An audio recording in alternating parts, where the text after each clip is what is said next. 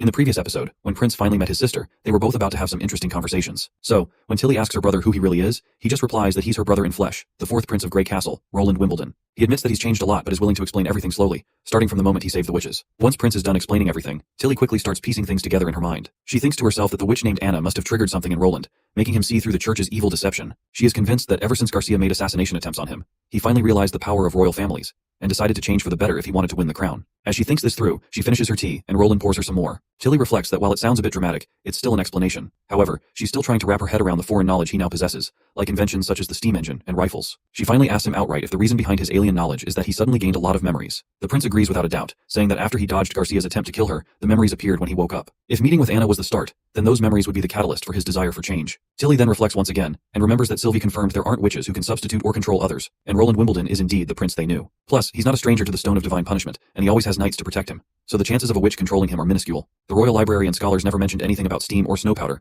so she believes that his strange knowledge seems closely related to his unusual experiences. She then questions him once again, asking him how can he prove that he is Roland Wimbledon and all this knowledge is just from awoken memories. The prince grows quiet for a moment, then explains that he still remembers everything, and his own memories shape his conscience. If a witch were disguising herself as someone else, she wouldn't have that person's memories. Even though he has these new memories, he has no idea where they came from. He adds that he still remembers how she cried when he pushed her onto broken glass, and that's his proof. He also remembers that he never apologized for it, and hopes it's not too late for that. Tilly is at a loss for words, and finds it all unbelievable. The prince then reveals that in this world, everything looks surprising when you see them or experience them for the first time. He points out how he never expected his sister would be able to hide her witch awakening from everyone in the castle. But then again, he reminds her that this winter is going to be a long one, so they have a lot of time to talk about everything. Tilly agrees and says that she'll be under his care for the next few months. After his sister's intense questions, the prince finally relaxes and reflects that he's glad all the Slumber Island witches returned to the castle after their tour to the town, which gave him reason to end that heavy conversation. It's really stressful to lie to someone's face when they're smart, especially while trying to maintain an honest expression. Just then, Nightingale pops up and asks if he feels strange witnessing his sister as a witch. The prince says he was just pressured with all of her questioning, and that's all. Nightingale mentions that she thought it would be a touching reunion since he met his sister after a long time.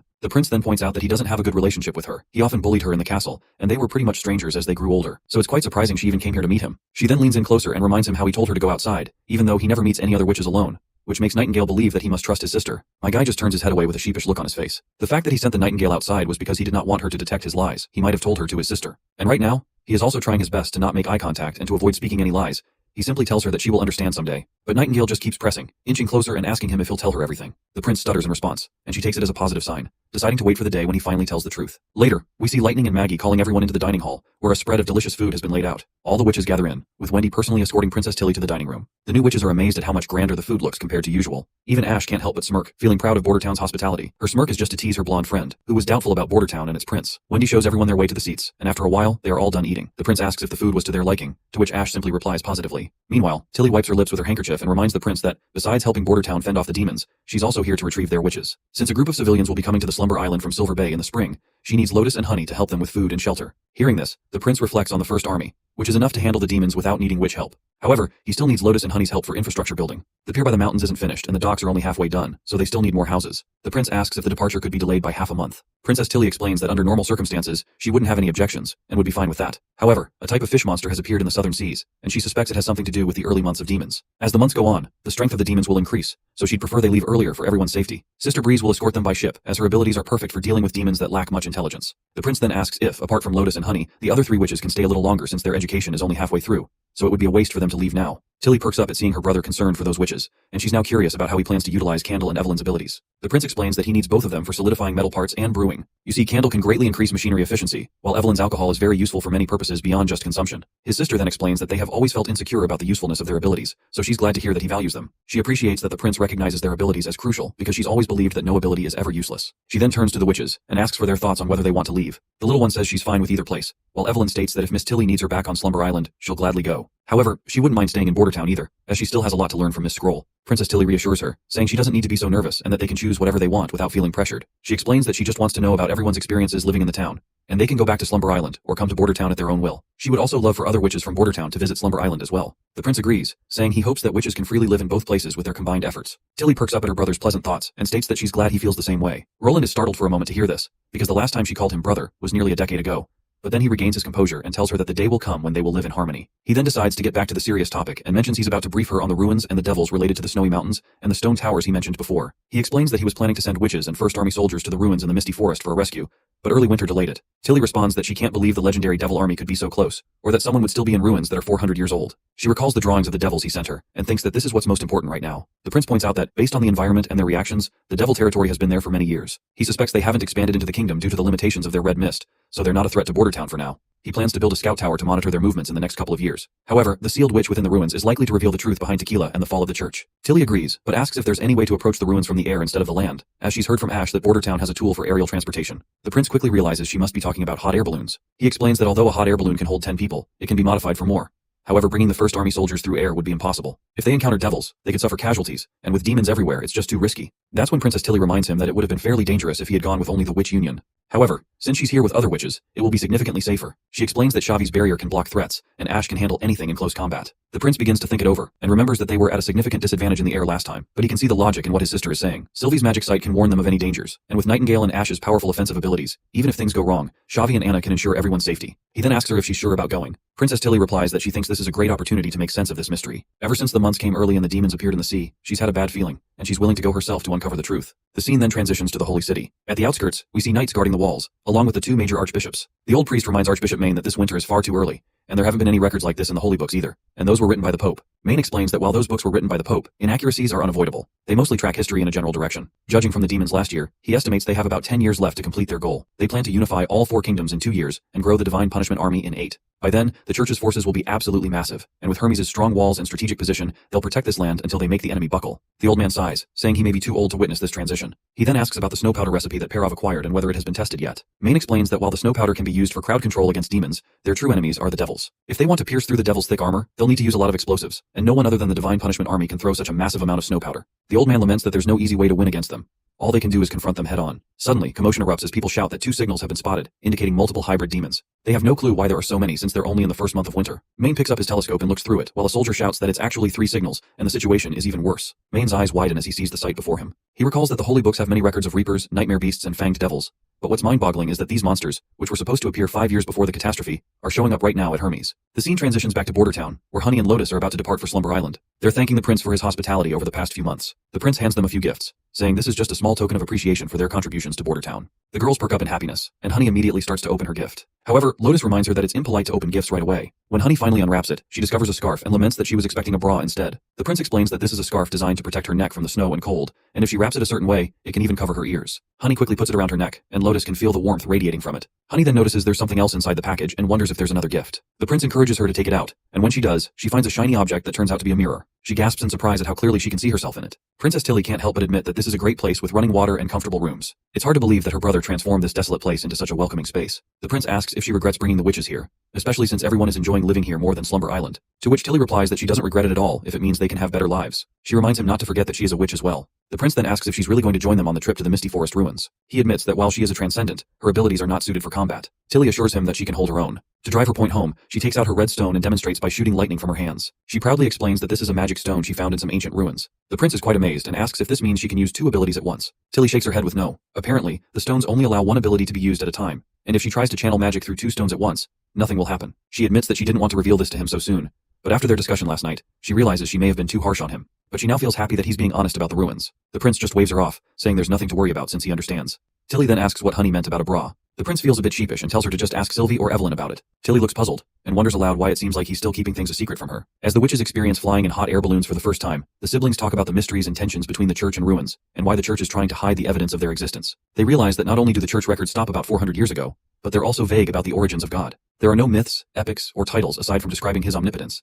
and there are way fewer details than there are about the 3 gods of the Bay. Tilly points out that it feels like the church just sprang up out of nowhere in the kingdom. Later, when the prince is alone in his office, his mind is still occupied with these thoughts. He compares the church to the religions of his old world, where it's pretty much a given that deities are tied to the creation of the universe. Every religion claims their god created the world, with things like Genesis, karma, or some full record of creation being a staple in every belief system. Suddenly, Kyle Sitchy bursts into the room, revealing that he's got a lead on manufacturing acid. The prince perks up, excited by the news, and eagerly asks about the process. The mad scientist grins and says it's all thanks to Charles. Charles then starts explaining, but since we're not here for a science lesson, I'll spare you the details, especially since these shitty translations aren't accurate. One thing's for sure though, the acid they're producing is super pure, and and it even gives off fumes like it was described in Chemistry 101. They go on about more of this technical stuff, but the prince lets us know that they're using one of the oldest manufacturing methods. The issue back then was that sulfuric acid couldn't be stored properly since there weren't containers that could handle the corrosion, so it got phased out. But that's no problem for the prince. In Bordertown, they're already producing sulfuric acid slowly using nitric acid. As for the corrosion issue, Soraya's paint can handle it without a hitch. The prince gives them props for a job well done, admitting he can't believe they stumbled upon this method. Kyle Sitchi grins and shares that he's always had great luck, even back when they were in Redwater. He mentions how he managed to pull this off at barely 20 years old, much to the envy of the older folks in their 30s and 40s.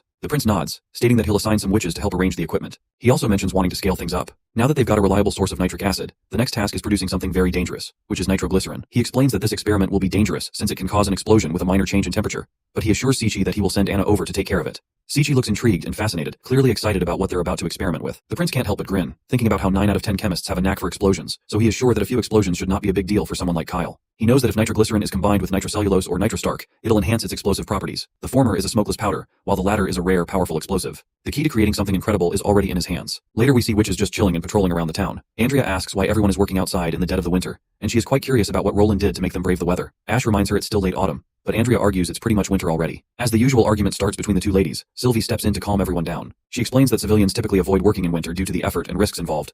But in Bordertown, food is cheap, firewood is abundant, and Miss Lily helps with illnesses, so they're willing to work for daily wages. Andrea gets it about the firewood but can't figure out why food is so cheap, pointing out that her family, in the food business, always saw prices spike during famines. Sylvie clarifies that in Bordertown, there's only one set price for food, and the prince ensures the buying price is higher than the selling price. Ash argues that it sounds like forced pricing, wondering why others can't set higher prices. Tilly steps in, explaining that processing and storage raise the cost of grains, making higher prices unavoidable. Sylvie agrees, adding that the prince uses extra funds to pay workers and expand production, but Ash sticks to her guns, arguing that it should be a free market. Sylvie says she's not so sure about that, but she's confident he's not setting crazy prices and that no one is starving. If the prices can stay stable, it'll benefit the people. Plus, it's not like farmers can just escape unfairness in a free market. They have to turn in most of their harvest, and if their shares price is too low, that could really hurt them. A locked price feels more fair, and more production means more income for everyone. Sylvie reminds them that farmers don't have to stay farmers forever. The prince promised that once their production hits a certain level, they can be promoted to citizenship. She explains that citizens only need to give up 20% of their harvest, and with the set prices, they'll be raking in a pretty good income. Now Tilly understands why the town is buzzing with life. She is fascinated how the legislation and the reward system were designed to encourage them. Suddenly an alarm blares and citizens start to panic. It's an alert for demons, and some of them decide to head to the wall to help the soldiers. Andrea feels fired up when she hears this. After all, they came here to show how witches really fight. When we reach the wall, we see Carter raising his eyebrow at how these demons never seem to get tired. They're always running wild every year, and even if they break through the town, it won't really do them any good. On the contrary, the other new soldiers are pumped up to flex their muscles. They think it'll be great practice, way cooler to shoot at demons than at a stationary dummy. Speaking of dummies, Carter has heard some interesting rumors about their artillery squadron. Other squads have mentioned that soldiers with consistent aim are being drafted into a precision team for a new mission. The soldiers shout at the mention of a precision team, and think that they just probably made this story up when they were getting bored. But Iron Axe reveals that the prince is planning to develop a new cannon for ships, which will let them attack other ships from a distance. Only the best marksmen will be commanding these cannons, and if anyone's interested in joining, they can put in a request through him. Alex, one of the leaders of this squadron, perks up at the news. He thinks to himself that this is clearly an opportunity to advance in the military. According to Iron Axe, warships might be named after soldiers who achieve significant accomplishments, and if a ship ever gets named after him, his life will have been worth it. He's also hoping these new kids get a chance to earn some valor as well, but right now, they're just too jumpy. They need to steady themselves. Besides, it would be ridiculous for a ship to be named Grapefruit or Broom. Suddenly, he shouts at his juniors to quit yapping and focus on the battlefield. As the monsters approach, he tells them to do their job and show the other squadrons that they're the best. The newcomers start shooting quickly, but their aim is so off that not a single bullet hits the monsters. Meanwhile, upon seeing the soldiers using those weapons, Andrea points out how these so-called firearms are supposed to be powerful, but they are useless if they can't hit their target. Ash explains that these soldiers used to be miners, farmers, and hunters, and they've only been using these weapons for about half a year. The princess excitedly asks Sylvie if she's familiar with firearms, to which the girl replies that she's observed them a few times. They seem like some sort of crossbow weapon, but the projectile is tiny and doesn't have a shaft or feathers. However, it doesn't seem to rely on the flexibility of a string to fire.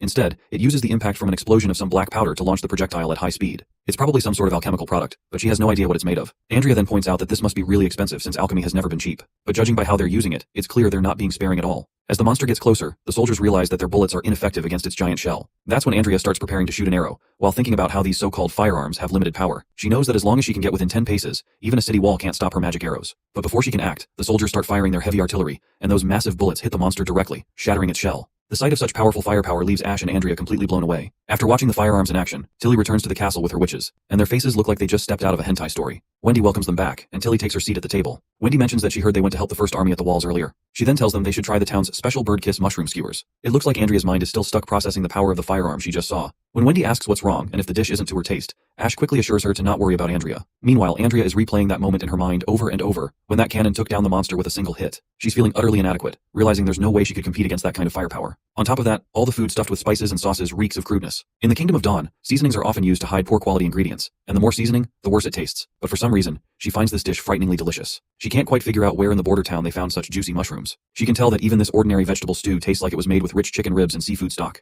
And then there's this thing called ice cream cake, which is just a heavenly experience, and she can't get over it and craves bite after bite. Ash laughs and tells her to eat as much as she wants since they've got a rescue operation tomorrow. It'll be time for their wonderful Miss Andrea to truly shine. The next day, when they set off, people in the border town are amazed to see the balloon flying in the sky. Lightning waves to the soldiers as they depart for their mission, and Princess Tilly can't help but notice how popular Lightning is with the soldiers. Lightning just smiles, saying the prince always asks her to command them. Tilly, on the other hand, thinks to herself that there's no doubt Lightning is his daughter. Her ability to fly is perfect for her, and only the sky can satisfy her restless heart. Tilly knows Thunder wishes for Lightning to live a humble life, but his daughter is actually destined to be an explorer, maybe even surpassing Thunder himself. All Tilly wants is to protect her. One of the Slumber Island witches, Shavi, points out that this is the first time she's seen the western region blanketed in snow. Wendy asks if she's from around here, and Shavi responds positively, saying she used to live at Dragon Cliffs in the south, where it doesn't snow much. When she heard that Miss Tilly was recruiting witches at Slumber Island, she snuck onto a ship to Clearwater to join the others. Wendy then laments how the prince is always complaining that Border Town never gets witches, even though they openly advertise it as a haven, but it looks like Tilly beat him to it already. Shavi finds it amazing that they've been gathering witches as well. Ash confirms that Prince is indeed recruiting witches and remembers how one of his agents, Theo, approached her, and he quickly reconfigured her as one of the witches. She snickers as she recalls how he wasn't anything special,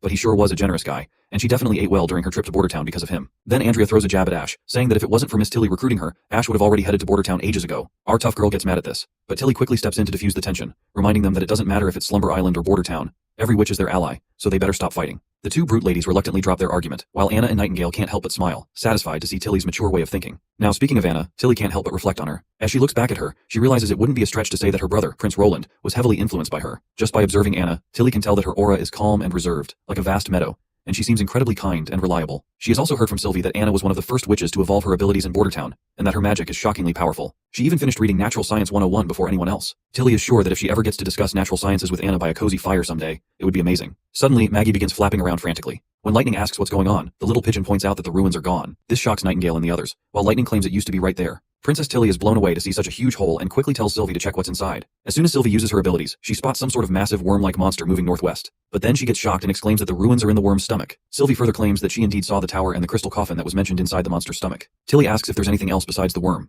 like devils. Sylvie responds that there were some, but they seem to be dead in its stomach. Princess Tilly then orders everyone to land immediately. She tells them to split into two teams. One will guard outside while the other will go with her down into the hole. She makes it clear that they're going to kill the giant worm monster and retrieve the crystal. Once they land, Andrea and Nightingale remain on the ground, while Tilly, Ash, and all the other witches, including Anna, begin their descent down the hole. As Tilly reflects on the situation, she reveals to us that entering the hole will require witches capable of flight, which means dragging that crystal out is out of the question. If they can't wake the person stuck inside either, they'll have to cut the crystal open, and they'll definitely need Shavi's shield for that. On the other hand, Sylvie's magic eye is essential as well. Without her, they would struggle to locate the ruins in the worm's stomach. Anna's healing and slicing abilities are just as crucial. Thankfully, since Sylvie and Anna are both quite light, Maggie is able to carry them. Lastly, Tilly herself can also carry Ash, who can handle any combat situation. Every witch here is important, so losing even one of them would make this mission very difficult. The two left behind, Nightingale and Andrea, will guard the entrance in case of any demon attacks from the Misty Forest. With those two standing watch, their backs are covered. We also learn that Tilly has a solid backup plan in case they need to escape and ditch the rescue effort, though she still feels uneasy about it. She hasn't figured out why the worm only targeted these ruins while leaving everything else unscathed. It's also surprising that it's tunneling northwest, which is where the devil nest is located. Once they finally reach the end of the hole, they find another massive tunnel going west, left by the worm. Tilly tells everyone to light their torches, and everyone follows her instructions promptly. Sylvie then adds that she can sense the monster ahead, so they start walking forward into the saliva-filled tunnel. After walking for a while inside the tunnel, they finally reach the worm. The rotten smell coming from this disgusting monster burns every witch's nostril hairs. Ash decides to slice open the monster's stomach and be done with it before the smell starts messing with her head. But as soon as she grabs her sword to draw it, Tilly tells her to wait, explaining that they'll need Anna to kill it. She points out that since they don't know what's inside the stomach, slicing it open could be dangerous, so using swords is out of the question. Anna quickly raises her hand and shoots a green fire bullet that pierces the worm's thick skin and makes its way inside. That green fire bullet starts spinning around, crisscrossing in every direction. In no time, the monster is sliced like a perfect cucumber from every side, and blood begins to gush out. Once they see how easily Anna cut through the monster, their faces go blank, and they stare in awe at the true power and magnificence of her abilities. Sylvie quickly explains that the monster is dead, since its heart has stopped beating. Ash is surprised that this monster even has a heart, to which Sylvie replies that it's near its head and about the size of their balloon's basket. It also got sliced up by Anna's flames, and magic is rippling throughout it. Seeing the magic, Lightning wonders if it's a hybrid demon. However, Tilly says they can't be sure, as historical records of the wastelands and demons are scarce. There's still so much they don't know, so she suggests grabbing the crystal and get going. As they enter the belly, Ash complains about the sticky mess, while Sylvie reports that all the rocks in here are crushed, making it impossible to tell what the tower used to look like. Lightning then mentions that there were so many glittering magic stones.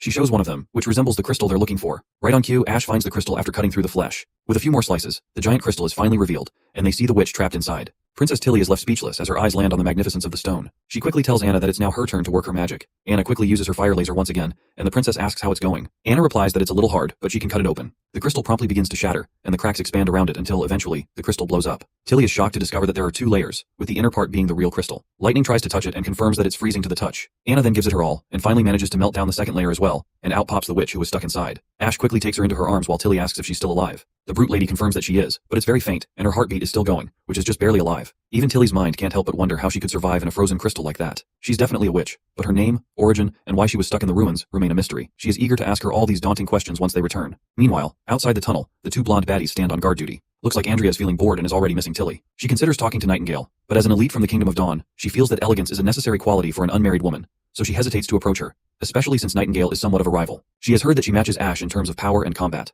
but still, she finally decides that talking to a fellow witch is just a natural thing to do. However, before she can say anything, Nightingale suddenly vanishes from the scene, leaving Andrea startled. Right at that moment she senses a heavy presence and turns around, but finds nothing. She wonders if it was Nightingale, but then she feels that there is more to that. She eventually summons her weapon, thinking there's an enemy nearby, and the enemy appears to be translucent. Just as she's about to make a move, a gunshot blares right by her left ear, and blood splatters in front of her. The creature that took the shot remains invisible. Once the monster is dead, it's finally visible now, which leaves Andrea shocked to see a praying mantis before her eyes. It was Nightingale who took it out, otherwise, she is pretty sure she would have been toast. Nightingale goes on to blast 2 more mantises, blowing their heads off. Wendy also comes rushing into the scene, and asks what in the world are these things. Nightingale mentions that the creatures look like devils, if not demons, but their blood seems even more demonic. Andrea asks her since when she first noticed them creeping around. Nightingale replies that she spotted them the moment they first appeared. She explains that in her mist, their magic shines as brightly as a star, so it was easy for her to see them. Right at that moment, Sister Lightning flashes out of the tunnel, and Wendy lights up, relieved to see that they've made it back safely. Afterwards, they ride their balloon, and everyone gathers around this rescued witch in the balloon basket. Wendy can't believe that this witch was all alone in a place like that for decades. This just fuels her curiosity, and she wants to know what really happened to her. Princess Tilly then explains that she had a bad feeling inside, which is why she wanted to leave in a hurry. She asks if anything happened outside while they were inside. Nightingale explains that there were some weird hybrid demons, but they were dispatched immediately. Suddenly Sylvie notices something below and exclaims in shock, and asks, what are those things crawling on the ground? Andrea peers down and wonders if they're demons, but Tilly says she can't see anything except for a bunch of praying mantis corpses. Sylvie urges them to look closely, and they realize the corpses are completely torn apart, like something is eating them. Nightingale then glances down as well, and sees tons of creatures moving in their translucent forms. They are apparently demon monsters, and they are around 100, all rushing toward the hole. She suspects they might be after the dead worm's flesh, but shrugs it off, thinking it's not their problem anymore. However, it looks like Tilly isn't so sure about that. The scene cuts to the military grounds, where we see the new force, known as the police force. Knight Carter explains to every soldier that the police unit will be a part of the public security system. They will be peacekeepers within Prince Roland's territory, responsible for catching criminals, detecting unlawful activity, and maintaining order. They will also make sure to enforce the laws set by the Prince and City Hall, as well as help citizens in need. After a week of training, he imagines everyone will have a solid understanding of their duties. With that settled, he decides to lead them to their first mission, and tells everyone to follow him. The group starts trailing Carter promptly, and among the soldiers, we spot a familiar face. Someone who can hardly believe he passed Prince Roland's test and became a police officer after just a week of training. If you don't remember this guy, he's the one who was a refugee and exposed a City Hall official for selling free food in black to other refugees. Let's call him Redhead until we find out his name. The written assessment for this test had been the toughest task for him. He was given a scenario where he had to react cleverly to get out of a bad situation, but he nailed it. Now he's glad to finally have a stable income, and while he'll be assigned to the inner district, at least he can send some money to his old friend Kriegsman as well. Once they arrive at the docks, they see a ship that just came in, packed with refugees from the south and north. Knight Carter informs them that the prince has invited these people to Bordertown to ensure their safety during this harsh winter. So the first task of the police unit is to organize the refugees into lines so they can pass through each station for virus testing and registration. Since the police unit is still a bit short-staffed, the First Army will also be there to support them.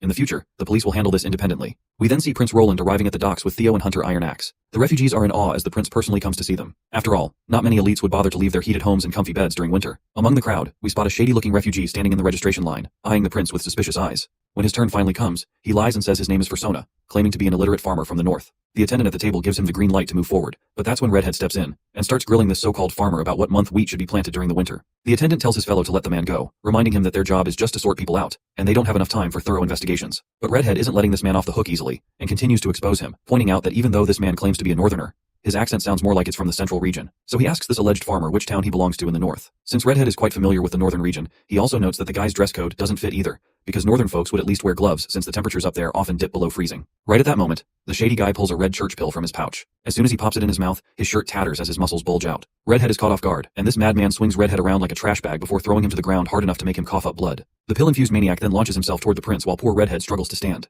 We then see that there are two other assassins also charging at the prince simultaneously. But before they can even touch him, a bullet tears through the head of the pill-infused man, and thanks to Prince's trusted allies, the three assassins are down for the count. Panic erupts among the refugees as they scatter in all directions. But Prince stands there resolutely, shouting for everyone to calm down. He declares himself the leader of the West, assuring them there's no reason to panic. He explains that the border town is offering shelter from the storm, along with food that will fill their stomachs and numerous job opportunities. He promises solid homes without a single crack and beds warmed by furnaces, as comfortable as sun-soaked meadows. He reassures them that by closing their windows, they won't feel the cold, even in thin clothes. He paints a vivid picture of their meals: porridge sprinkled with jerky, where each grain is visible in every spoonful, with one bowl enough to satisfy a person's hunger. Everyone is genuinely touched by his motivating pitch. They can't help but think how they had expected the prince to talk about citizenship and legalities, but instead, he's describing their benefits. The prince then adds that he longs for the day when every citizen won't have to worry about clothing, food, or shelter. However, their enemies crave the opposite, and these monsters were clearly sent by them.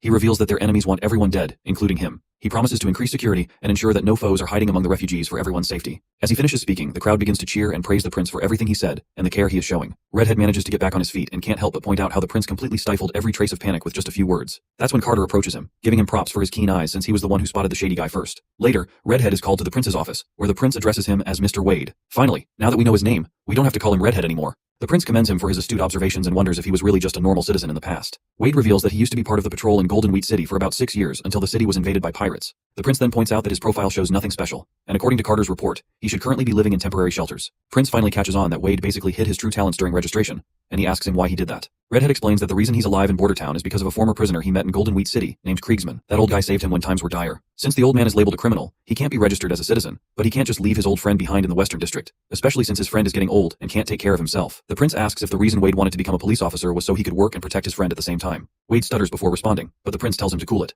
as there is no crime thinking about anything. He then asks if Wade has any family. Redhead lowers his gaze and explains that his family died in Golden Wheat City. Roland then asks about Kriegsman. Redhead explains that he's all alone because the rat scapegoated him, which led to his imprisonment. The prince reminds him that anyone with specialized skills can rent a place in the city and enjoy the benefits of citizenship, including their families. He asks him if he understands what this means. Of course, the redhead quickly catches on to what Prince is trying to imply, so he starts jumping for joy when he realizes he can bring Kriegsman along. The prince tells him to bring his old friend to registration, and they'll take care of everything. Wade is so happy to hear this news that he literally starts slamming his head on the ground, bowing up and down frantically. Then the prince gets serious, warning him not to let his happiness cloud his judgment. He emphasizes that he should remain cautious, just like he was today. If he doesn't pass the subsequent tests, he'll still have to live in temporary shelters. Of course, Wade quickly agrees. Speaking of tests, Wade then remembers that there were a lot of questions on the written test that he didn't know how to answer, so he just wrote whatever came to mind. So he curiously asks why he got elected for the police unit. The prince smirks and says there was no right or wrong answer. Every answer depended on the person taking the test. It wasn't about getting things right, but more of a literacy test. As long as Wade could understand the question and write a legitimate answer, he passed. A little later, Knight Carter steps forward to remind the prince that they've received intel on the assassins. The prince tells him to go ahead and speak, and Carter explains that Barov has an apprentice named Salon, who was in charge of gathering refugees in the north. Since they ran out of boats on the way back, Salon contacted some of his friends at the capital to see if any merchant ships heading to the western region were available for rent. That's how the operation got leaked. The refugees stayed in Silver City, which is only half a day's distance from the capital, making it easy for Timothy to make arrangements. He further explains that while Timothy might not be sending armies from the capital, that doesn't mean he isn't trying to get revenge. Prince then reflects on the situation and feels somewhat relieved that the assassins only had pills and not explosives. If those guys had exploded in the middle of the crowd, all of their new workers collected over the past 2 months would have died. He highlights that, considering Salon's mistake came from inexperience, they'll keep the punishment light and cut 2 months' worth of his salary. This is the only way to make him aware of his grave mistake. He also tells Carter to keep a close eye on screening the refugees, and to have Sylvie and Nightingale assist his team. They must ensure that no scouts or assassins escape and protect the lives of the refugees. Right at that moment, Lady Leaf bursts into the office, happily announcing that the balloon is back. Finally, the moment we've all been waiting for has arrived, and the balloon is here. We're about to hear all the juicy details about that mysterious witch. As soon as the balloon lands, Anna jumps out of the basket and immediately hugs the prince. He embraces her warmly, while the other 2 little girls also jump at the prince and surround him. His sister could not help but to notice how well his brother gets along with every single witch. The prince playfully asks if she wants a hug from her brother too. Tilly just smirks and says she'll pass, reminding him that the last time he tried to hug her, he threw her down on the ground. Finally, Ash steps out of the basket, holding the witch in her hand. As for the prince's first impression, he's just amazed, because the witch's outfit doesn't look cheap at all, and she looks like some rare character out of a gacha game. They fill him in that the witch is fine, but her magic is recovering at a very slow pace, so it'll take 3 or more days for her to get back to normal. The prince decides to call her the Slumberer for now. He announces that he'll open a room on the castle's 3rd floor for her, and the rest of them need to come to the lobby because he wants to hear all the details about what happened. Once they're in the office, Tilly explains everything in detail, and once she is done explaining everything, he admits to himself that he would be unsure of what to do in such a situation. He's impressed by Tilly's decisiveness in selecting the witches to form a perfect team. He then asks his sister if she believes that the massive worm might be related to devils. She responds that it's certainly not impossible since it had a completely different appearance, and it might have been another type of demon. This could mean they can compare devils to humans, while demons as hunting dogs. She believes some of these monsters follow the devil's commands and help them complete tasks. The prince kind of agrees with her assumption, but he's still not entirely sure. You see, if the devils are unable to dominate the continent because of the limits imposed by the Red Mist, then why don't they just harass the 4 kingdoms with demons year-round? Why do they always wait until winter? He also notes that the wolf-lion hybrids from last year were clearly more intelligent than the other demons. If intelligence can be gained through age, it will be just impossible for the devils to tame the other race. Tilly then adds that the enemies Nightingale encountered outside of the hole are more concerning because a demon that can conceal itself in daylight and move silently can breach any defenses. Their limited knowledge about demons makes this problematic, and they don't know how to deal with enemies like that at all. The prince agrees, and points out that if Nightingale hadn't witnessed it, he wouldn't be willing to believe in its existence. However, it seems these demons have never appeared in the western region before. Otherwise, a few of them would have reduced Longsong Fortress to ashes long ago. Tilly then mentions that the longer the months go on, the stronger the demons become, and this is a historically proven fact. She points out that it started snowing during autumn this year, which means their enemies will be extremely strong. The prince finds himself startled when he realizes that Tilly is actually considering his enemies as her own. This thought puts a smile on his face. He decides to assign Nightingale to watch the perimeter, and as long as Sylvie stays in the castle, she can keep an eye on the whole wall and alert the other witches as soon as she detects anything suspicious. Later, we see the prince and Lady Scroll walking down the corridor. Lady Scroll expresses concern about the new witch, and points out that until they confirm the identity of this new mysterious witch, they can't guarantee she isn't an enemy. The prince agrees, saying he knows, which is why he's temporarily placed a stone of divine judgment on her. Once they enter the room, they see Anna already inside. When the prince asks about the new witch, the girl explains that Nana and Lily both tried using their powers on her, but nothing worked. So all they can do now is wait. Even though she has been sealed for so long, there isn't a single scratch on her body, which is just incredible. She suspects it's probably similar to herself being impervious to fire, and this new witch's ability might be linked to ice. Roland then gives his most favorite girl a sweet pat on the head, commending her efforts for cutting open the coffin. Anna responds that it wasn't just her. She explains that this witch was very clever in how she encased herself, and must be quite powerful. She reveals that the witch first froze all her internal bodily cycles with extremely cold ice, then used normal ice to seal the cold ice inside her so it wouldn't melt easily. When she cut open the outer layer, the coffin broke instantly, which makes Anna believe that the new witch must have placed certain cracks there on purpose. She can tell that this lady had been waiting for this day, and she's sure that she will definitely wake up. The scene then transitions into the witch's memories, where we see a knight desperately trying to convince her that the wall has been breached, and the allied armies can't hold on for much longer, so they have to go. But the lady just tells him to let go of her, insisting that she can fight as well. That's when a giant monster appears, stomping on every human in sight. It's so huge that there are literally 3 devils riding its back, and other devils are wreaking havoc on the ground. Even with all the chaos around her, the icy witch remains stubborn. While the man continues trying to convince her to leave, the witch makes it clear that as a member of the Holy City's witches, her death will also be on the battlefield. But her expression drops when she spots something unexpected in the sky. It turns out to be another witch crashing down with her heavy sword, and she's apparently the divine warrior of the Alliance, the extraordinary Transcendent. This lady has fire in her soul, and as soon as she lands, she literally blows away a bunch of devils like they're just trash bags. Her landing is so badass that it obliterates the ground beneath her from the force. She then tells everyone to go, claiming that she will be fine and urges them to leave while they still have the chance. The soldiers argue that they have nothing left to fight for since this is the last holy city, and yet they haven't been able to stop the devils. The icy witch finally begins to tear up, realizing they've actually lost tens of thousands of people and soldiers. They've played every card up their sleeve, but they're still on the losing side. But this badass lady states they shouldn't give up. There's still hope. She raises her sword, trying to lift everyone's spirits, and orders them to cross the mountains and rivers to the wastelands. She tells them they can rebuild order, and their survival will lead to victory. All of the citizens begin to retreat, but the icy witch still has doubts about whether they can actually rebuild order. She feels hopeless, and the reason for her hopelessness is because even their most prosperous holy city, built on the most fertile lands, has fallen like a child's sandcastle in a flash, leaving panic and chaos enveloping everyone. She wonders if escaping is really enough to avoid the devils. But then Alice's words start to reverberate in her mind, and she begins to believe that as long as they survive, they will eventually reach victory one day. I think that lady with the giant sword must have been Alice. Regardless, she believes that the magic stones and documents she has stored in the Misty Ferret research facility will be crucial for their task. That's why she grits her teeth for now and presses forward, because passing this knowledge to the next generation is the only hope for humanity's survival. She also reveals that there's a popular belief in the holy city that witches are chosen by the gods, while mortals who can't wield magic are merely their stepping stones. However, the mortals, whose shields are filled with courage and tenacity, possess certain qualities that the witches lack. With the mortal soldiers sacrificing themselves, she is now even more determined not to die here. She knows she must ensure the safety of the data and findings. She crosses the mountains and rivers while the devils continue chasing her. When she finally reaches the Misty Forest Research Lab, she finds the same magic stone. She grabs it and decides to pass along the message. But just at that moment, the devils break into the room. One of them throws a spear with godly speed, but she quickly uses her icy powers to shield herself inside an ice barrier. Alone inside the ice, she isn't sure if she's dead or alive. Suddenly, a bright light begins to shimmer, and the veil of darkness lifts as she opens her eyes in the real world. Wendy and Anna perk up when they see this and shout to the Highness that the lady is awake. The icy witch hears this and wonders why they are using such an outdated ancient title to address someone.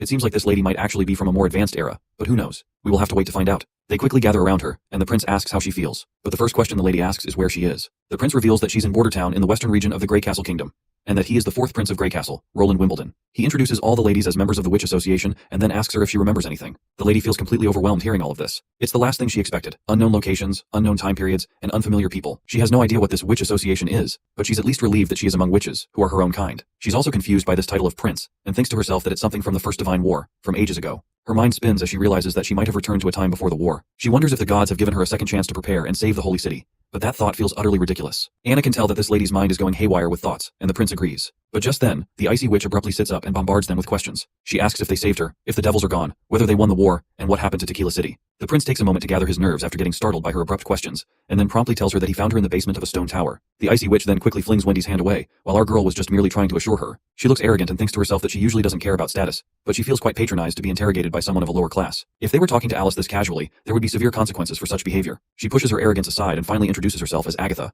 a witch from the Tequila Research Guild. She then points out that since it's been 450 years, could it be that humans have been fighting devils for that long? Prince explains that she has been asleep for a very long time, so things might be different from what she remembers. If she feels fine, they can explain everything to her slowly. Agatha says she's willing to listen. With that, Prince explains everything to her and reminds her once again that they are currently in Border Town, which is in the western region of Grey Castle, one of the 4 great kingdoms. The witch finds this absurd, and claims that the 4 kingdoms he speaks of are nothing but wasteland, and have no value for development. She adds that the concept of kings and elites is an archaic construct that disappeared with the First Divine War. She finds it ridiculous that witches are being hunted by mortals, and asks who would dare do such a thing. She then quickly tries to use her magic powers, but nothing happens. Pulling the sheets over, she notices a divine stone of judgment resting on her feet and starts freaking out to see this, calling everyone crazy here. She then calls out to the other witches, questioning why they are helping a mortal defend against a high-tier transcendent. She reminds them that using any of these stones is highly illegal according to the law of the Alliance. Prince facepalms himself because he already had expected it to happen, but Wendy reassures him that she'll handle it. She steps closer to the newcomer, introduces herself as Wendy, and tells her that things are not as she claims, and what Prince mentioned is actually true. Wendy admits that she doesn't know much about her life in Tequila City all those centuries ago, but she tells Agatha that today, Tequila doesn't exist anymore, and the alliance she mentioned is gone too. She explains that she and the other witches have been living in hiding until they met Prince Roland, who provided them with a stable shelter and encouraged them to use their powers to help make the world a better place. Wendy then narrates how this world is prejudiced against witches, with divine judgment stones everywhere. In this society, witches are treated like nothing more than mortals. Agatha then also tells her side of the story, revealing that the Alliance was a large organization created by the leaders of multiple witch kingdoms. It consisted of many high-tier witches and transcendent beings.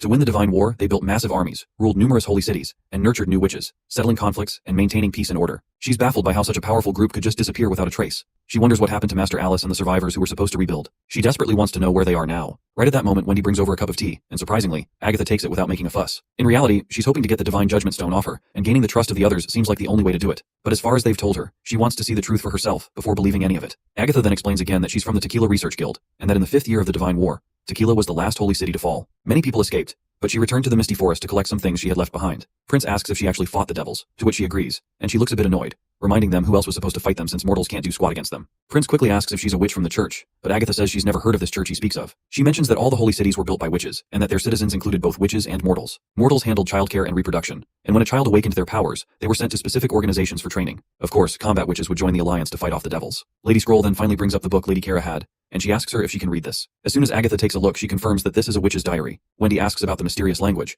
and Agatha explains that it was created to be separate from mortal language, so they couldn't participate in higher-level matters. She states that these writings require magic to read, so she can teach any witch how to read it. That's when Prince, with his endless wisdom, chimes in. He points out that writing is meant to be a tool for communication, and its usefulness lies in its accessibility. He says it's quite foolish to exclude mortals from her inner circle because, in reality, mortals can take on many different jobs and positions with the right education and training. They're not inferior, even if they don't have magic. Agatha reflects that while she doesn't mind working with mortals, she dislikes it when they act like they're in charge. Even her family's head servant was more polite than this prince. Then, Sister Scroll asks her if she's heard the name Alice. The mention of that name startles Agatha, and she asks where they heard it, and further asks if knowledge from 450 years ago is still around. Sister Scroll explains that they found this book in the Eastern Forest, and Alice's name was written on the last page in mortal language. Agatha then explains that Alice is the Queen of Comet City, one of the 3 leaders of the Alliance. She's an extraordinarily transcendent being, meaning she's even above the transcendent level, and she's the strongest witch in the Alliance. Agatha isn't surprised that no one here knows about these transcendent witches, especially since this knowledge has been lost over time. She explains that there's really no limit to a witch's powers. With enough time, practice, and experience, very few witches are lucky enough to evolve their abilities into something incredible. This is called a superior awakening, and there's no cap on it. The growth is not always concrete or predictable.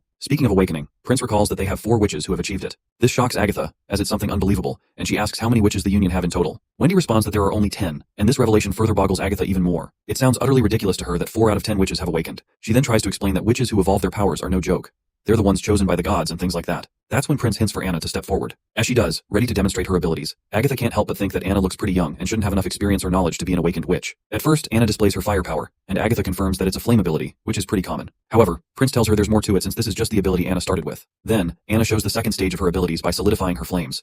As she forms a cube out of the fire, Agatha is officially blown away. Meanwhile, Prince casually asks her if this can count as a higher tier awakening. Agatha reflects on how the Holy City is gone and the Alliance is destroyed. Witch powers should be declining as a result of zero training and guidance, so a young witch's awakening twice isn't something that can be explained by luck. She also feels kind of jealous and awe, remembering that she ascended at 26 and was considered a prodigy. Hearing this guy say he has 3 others like Anna makes her feel out of the loop. She can't help but think about how lucky he is. It's like he's the gotcha god with so many SSR witches. It's just unbelievable. Eventually she gives in and agrees that Anna's abilities do count. She also recognizes Prince's status as Highness, and asks at what age Anna awakened. Prince is a bit startled for a moment that she's addressing him by his title, but then he starts patting his favorite girl, and says that Anna's first awakening happened when she used her magic to defend against demons, and the second was a result of her education. Of course, Agatha is bewildered and asks what kind of education he's talking about. Prince gets all chummy and excited, saying they'll talk about that later. But first, he asks her what Alice's divine punishment trials were. She then explains that Alice was extremely powerful. Once she wore a stone of divine punishment, no criminal could rival her abilities. However, the number of extraordinary transcendent beings was too small, so they lost out on a variety of witch powers. According to the Alliance data, there was always 1 combat-oriented witch after every 10 witches, and the same ratio applied to transcendent witches as well. Among those low numbers of combat witches, there wasn't any telling how many could ascend.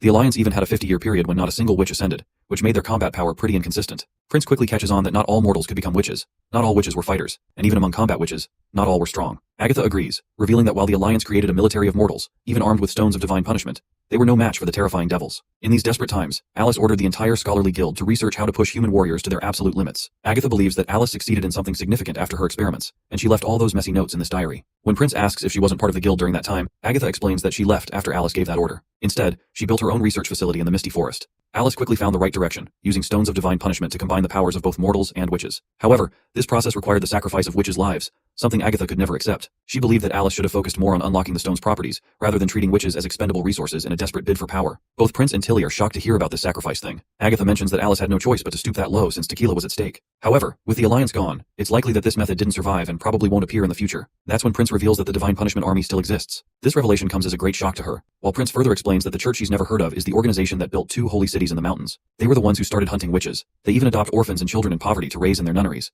Wendy escaped from one of those places. The church has its own army and territory, and most of their most powerful warriors are part of the Divine Punishment Army. These senseless monsters possess immense strength that rivals transcendent witches, and their numbers are always growing. It wouldn't be a stretch to think that the church also has a division of powerful witches. This is the only reason, he explains, that they had to put the Stone of Divine Judgment on her, because they can't be sure if she works for the church. He explains that if it were not for her clarification, they thought the church had built the city of Tequila in the wastelands, and that the ruins belonged to them too. Agatha, on the other hand, is shocked that some mortal faction stole Alice's secrets and is now hunting witches to create a divine punishment army for their own dominance. Wendy then tells her to stop worrying and suggests she take a good night's sleep. Hopefully they'll find the truth slowly. After that, they decide to leave. But before going, Prince tells Agatha she was wrong about one thing, which is that mortals can slay devils too.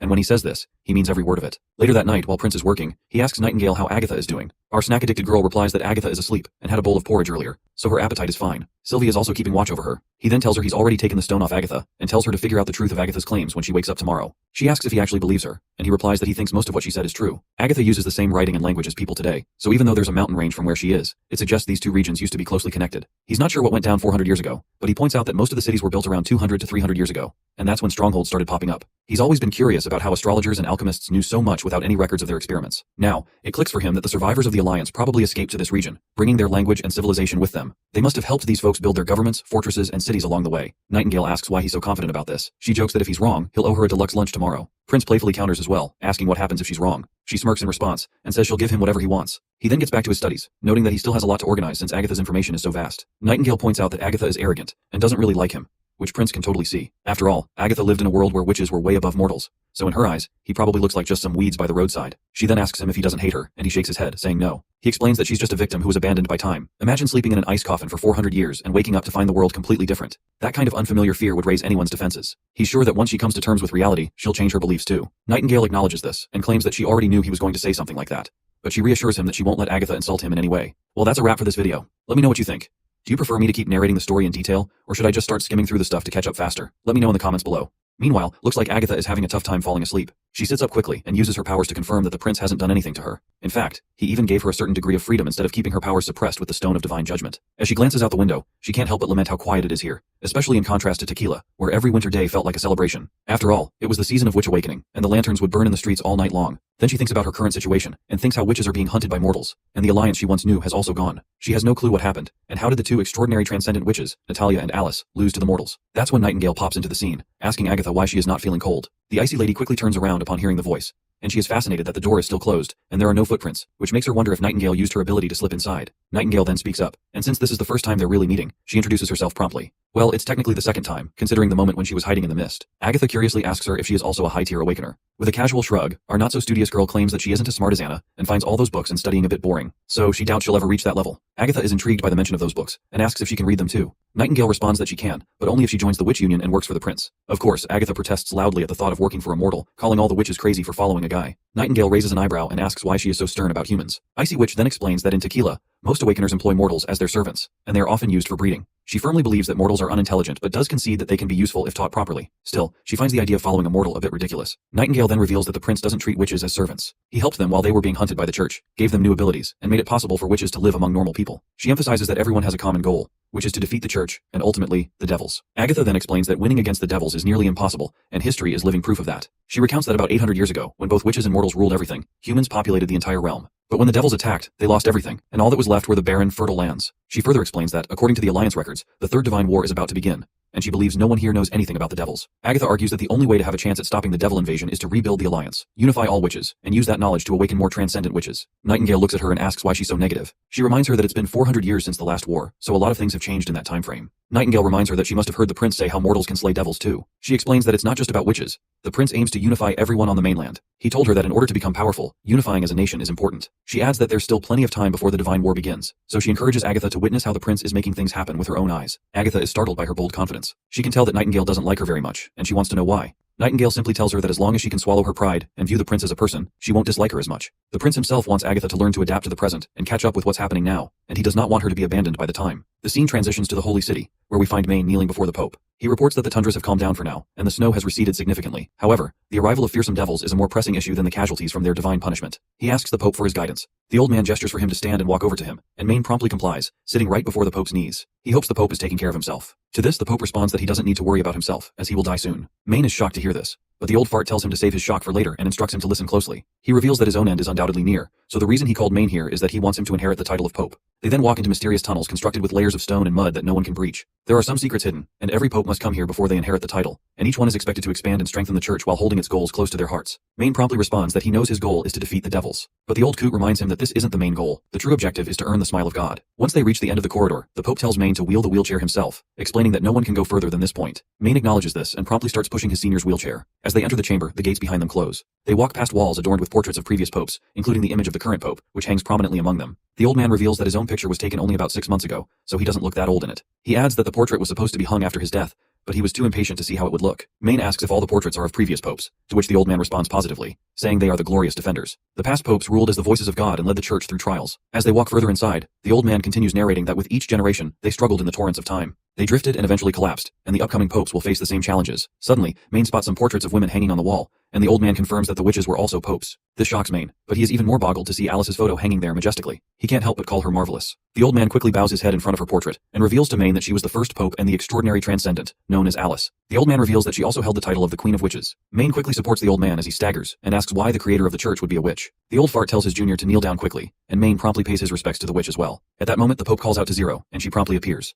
The pope orders her to bring Maine into her illusions. The lady agrees, and Maine is surprised to see that a pure witch would be in such a secretive place. Even though they were raised by the pope after awakening, they are still witches. Meanwhile, the witch on the other hand begins to weave some kind of magic, causing Alice's painting to move away, and a hidden door appears. The witch then asks for permission to take the necklace off the old man's neck, and he grants it. She walks through the newly opened gate, and the pope turns to Maine, telling him that the crystal she's holding will soon be in his possession. It has the power to open any fortified door, including the church's classified library and its research facilities. The witch gestures for Maine to follow her, and they both enter the gate, leaving the old man behind. As they walk through the empty space, Maine asks her how His Holiness allowed her to get inside. She casually replies that someone has to activate the Stone of Illusion, especially since it requires magic. Maine isn't really a fan of her nonchalance. He thinks to himself that once he inherits the title, he'll teach her a lesson about who's the boss. He annoyingly sits down and tells her to start the procedure. The girl promptly agrees but says she'll need a little more preparation since it's the first time she's activated this particular illusion. Maine is shocked to hear that this is her first time, and wonders if her claim of being alive for 200 years is just nonsense. This also means that she has never attended any previous inaugurations. Right at that moment, Maine is sent back in time, finding himself in an illusion where all the witches of the Witch Alliance are gathered in a heated discussion. One of the witches states that it's all thanks to Queen Alice's orders that they've gained an advantage against the Mad Devils and their underworld leader. In the heart of the conference, Maine spots the Queen of Witches, Alice, her presence commanding attention. One of the witches argues against the procedure that requires sacrificing their own, and the chances of producing a judgment night are low as well. But one points out that these issues can be fixed over time with further research.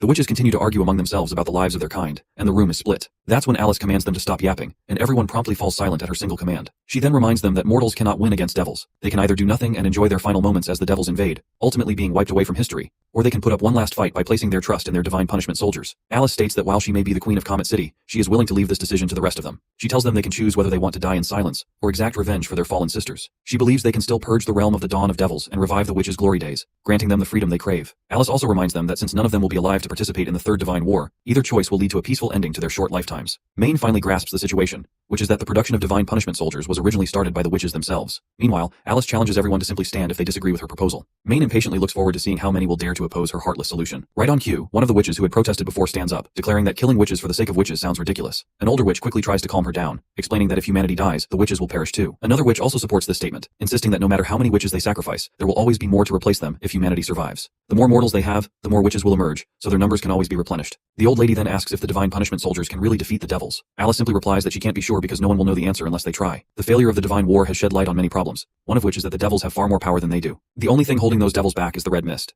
This means that even if they create huge armies of divine punishment soldiers, they might not achieve victory. Another witch quickly points out that even if there's just a shred of possibility, they'll still give it their best shot. She votes in favor of Alice's plan, and the other witches agree too, hoping that what Alice said will turn out to be true. With that, Alice rules out the final judgment, and says they'll discuss this decision with the rest of the Alliance. The old witch then points out that others might not listen to her, and if she doesn't want the divine punishment operation to have any obstacles, the witches can't exist as the highest ruling power. Alice quickly says that if that's the case, their alliance will have to dissolve, and they'll need to bury everything they've done so far. She claims she'll try to convince them, but if they can't accept it, Comet City will handle things alone and create a new order. Once the main guy finally learns the origin of this divine punishment army, he's at a loss for words. At just the right moment, Zero grabs him and yanks him out of the illusions. He gasps for breath, and she asks if he needs help on his way out. He tells her he can walk himself and asks her to just open the door. Once they're out, he tries to say something to the Pope, but all the lore he just absorbed is weighing heavily on his mind. He starts to feel dizzy and ends up plopping down at his feet. The old man gently pats Maine on the head. The Pope assures his child that the magic stone imprinted the memory into him, so feeling nauseous is natural. He says he felt the same way and will recover with some rest. Zero then asks why she's not feeling anything. The Pope reminds her that she's a witch, and her body is accustomed to magic, since witches are superior to mortals in both stamina and immunity. Maine asks if this is the origin of the church, to which the Pope agrees. He explains that Alice led 3 cities to victory, created brand new laws, and spread the word that witches were no longer chosen by God,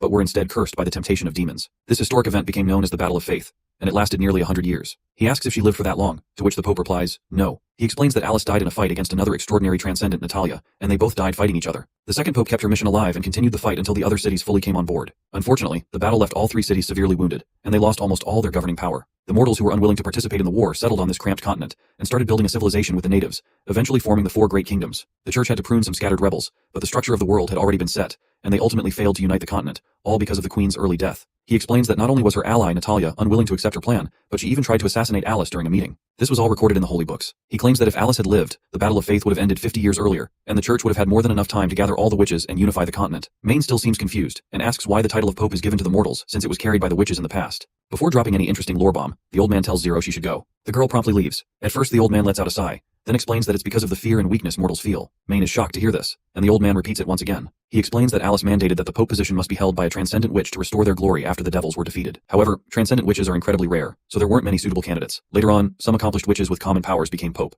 But fear and weakness are like venomous snakes. Once they sink their teeth into the heart and mind, there's no stopping them. He reveals that a mortal archbishop worried they would be tricked and oppressed by the witches, so he took the position, and all future popes ended up being mortals. He calls himself and all other mortals cowards who have stolen the fruits of the witches' sacrifice. He insists that no matter what happens, the church will always bury this secret, and the truth of the divine war is all recorded in the holy temple. Maine will be the one to carry all of this forward with him. The old man even tells Maine that if he wants to give up the position, that will be his decision to make. Maine asks then, who will carry this burden? But the old man doesn't respond. With that, he dies, leaving Maine shouting in despair. The scene then transitions to the border town, where we see Agatha paying a visit to the prince. He hopes she's enjoying her stay and asks if she likes the porridge and fried eggs of this era. Agatha looks a bit lost in her own thoughts. As a witch of the Alliance, she can usually determine a person's intelligence with just a glance, but she can't do that with him. His eyes are filled with a strange aura and confidence, as if he has lived for thousands of years and has the world in his palm. Anyhow, she responds to the prince, telling him she would have preferred if no witches entered her room without her permission. Prince promptly assures her that he'll have Nightingale knock before coming in. He then mentions that if she wants to go outside and visit the town, Nightingale can show her around. Miss Scroll can also provide any historical information because she has the ability to store every book in her mind. Agatha reminds him that since devils are such a huge threat, she's actually curious to know why he said mortals can win against them. If he can't defend against them, then there will be no one alive to remember history and culture.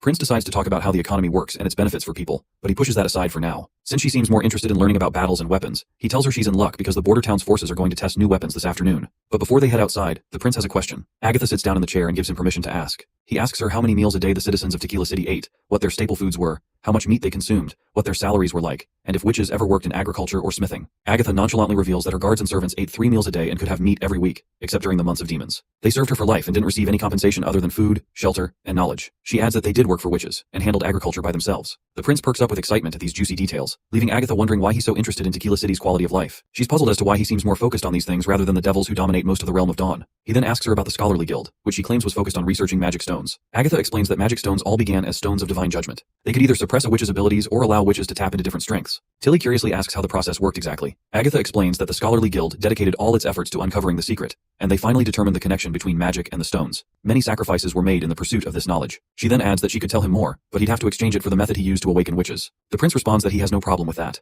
Princess Tilly then points out that the magic stone she found in the ruins allows her to fly, and there's no question it's incredibly useful in combat, for both offense and retreating. So, she's curious why someone like Agatha, a higher tier awakener, chose to retreat to the misty forest on foot, instead of using a magic stone like this. Agatha explains that while they understood the relationship between the stones and magic, they weren't able to create the stones themselves. When Tilly asks why, Agatha elaborates that the stones were created by the devils. If the witches had access to a stable source of these stones, support witches could have fought without relying on the divine punishment army. She explains that there's a unique devil they call the Chaos Beast, which looks like a giant flower, about the height of 3 or 4 people, and can use its vines to walk. If it swallows a stone of divine judgment, it can create many different stones. The speed at which it creates them varies depending on the type of stone. Agatha explains that they had ambushed a devil camp far from the battle and captured a chaos beast alive, bringing it back to Tequila for their own benefit. The monster had incredibly low intelligence and converted every stone they fed it, but they didn't know how it worked or how to keep the monster alive. After 6 months, the creature shriveled and rotted like a typical plant. Later, the Scholarly Guild sent many witches to investigate other camps, and all reports confirmed one fact: chaos beasts were the only method for acquiring magic stones. More powerful stones took longer to convert, and most devils used magic stones in combat. For example, mad devils could activate the stones within their arms for powerful ranged attacks. All the stones they had acquired were from enemies or their camps.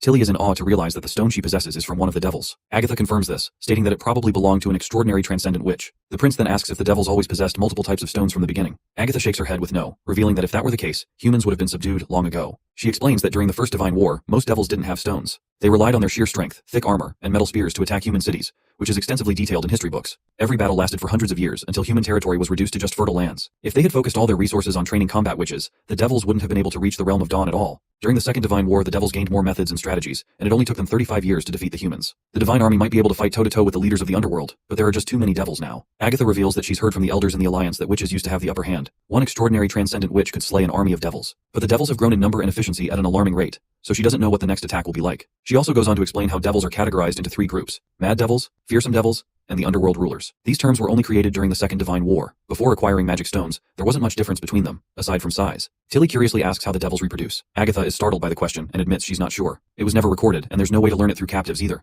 What she does know is that without the red mist, devils die quickly. The captured devils always died before witches can even understand their language, and the devils that don't rely on the red mist are low intelligence beasts, so communication was never an option. She further explains that there are many different types of devils, but they're roughly divided into 2 groups, those with magic and those without. The latter can live without the red mist, but they are essentially the same as animals in both appearance and intelligence. For example, devils use an 8-legged caterpillar to transport resources and terrifying flying beasts as mounts. The prince pulls out one of Sora's paintings and asks if this is what the flying monsters look like. Agatha looks at it and agrees, then asks where he encountered them before. The prince explains that they aren't far from here. At first he thought they were simply demons that the devils had tamed, but now it seems they aren't the same thing. Agatha confirms, saying that's definitely not the case. Demons are just food for devils, and even large abnormal demons are enemies of the devils. When the months of demons begin, the devils' attacks are reduced since they're busy fighting off the demons too. This always gave the witches some breathing room. She then asks where the nest of the devils is located. Tilly explains that it's to the west of the forest, behind a huge snowy mountain, and it's covered in mist. The prince adds that when they tried to get close, a massive devil in a watchtower spotted them, and it was a miracle they managed to escape. Agatha sinks into deep thought after hearing this, then abruptly stands up, declaring they should attempt an attack on that camp. She explains that those stone towers are used to maintain the red mist, and they regularly diffuse the liquid inside, meaning they have to resupply at times. That's why the devils were burrowing into the ground. They were trying to conserve their consumption.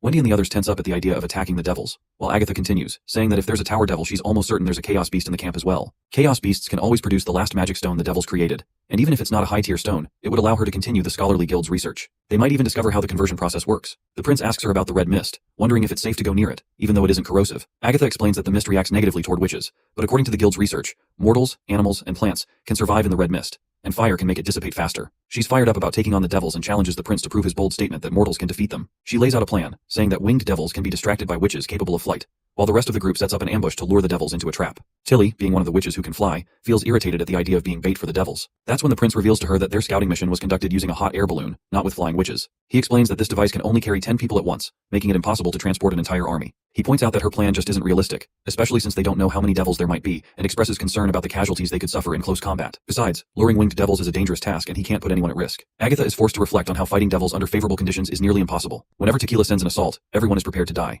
She starts to think of the prince as inexperienced, believing that casualties are typical when trying to achieve a goal. In her mind, he doesn't seem to understand the harsh realities of war if he cares so much about the troops' safety. She is seriously annoyed, and Wendy tries to cool her down, reminding her that maybe they'll think of a better plan once she sees the new weapons in the afternoon. But Agatha remains frustrated with the prince, and she is sure that no matter how powerful weapons this mortal has, he is still no match for devils. The prince then asks why they call it the Divine War, when all they've really been doing is defending themselves against invaders. Agatha replies that she doesn't have a conclusive answer since the books never mention why they fought those wars. However, she does agree that it's not wrong to call it a defense, especially since the devils did come to the realm of dawn through the underworld gate. She explains that according to history, the gate opens with every blood-red moon to swallow their world. It appears every few hundred years, and that's when the first devils came through, plundering the realm of dawn. The devils can only produce the red mist towers when the gate is active, and these black towers are even taller than mountains. Their range can cover almost the entire fertile lands, and once the devils settle, they attack from the edges of their red mist. Agatha is certain that this time, humanity might not have any chance against the devils at all. At that moment, Tilly offers them a chance to join the shelter on Slumber Island for safety, but Agatha just annoyingly snaps at her, asking how many people a small island can even harbor. And besides, seeking refuge there would only delay their demise, not prevent it. Finally, Prince claps his hands to disperse the tension,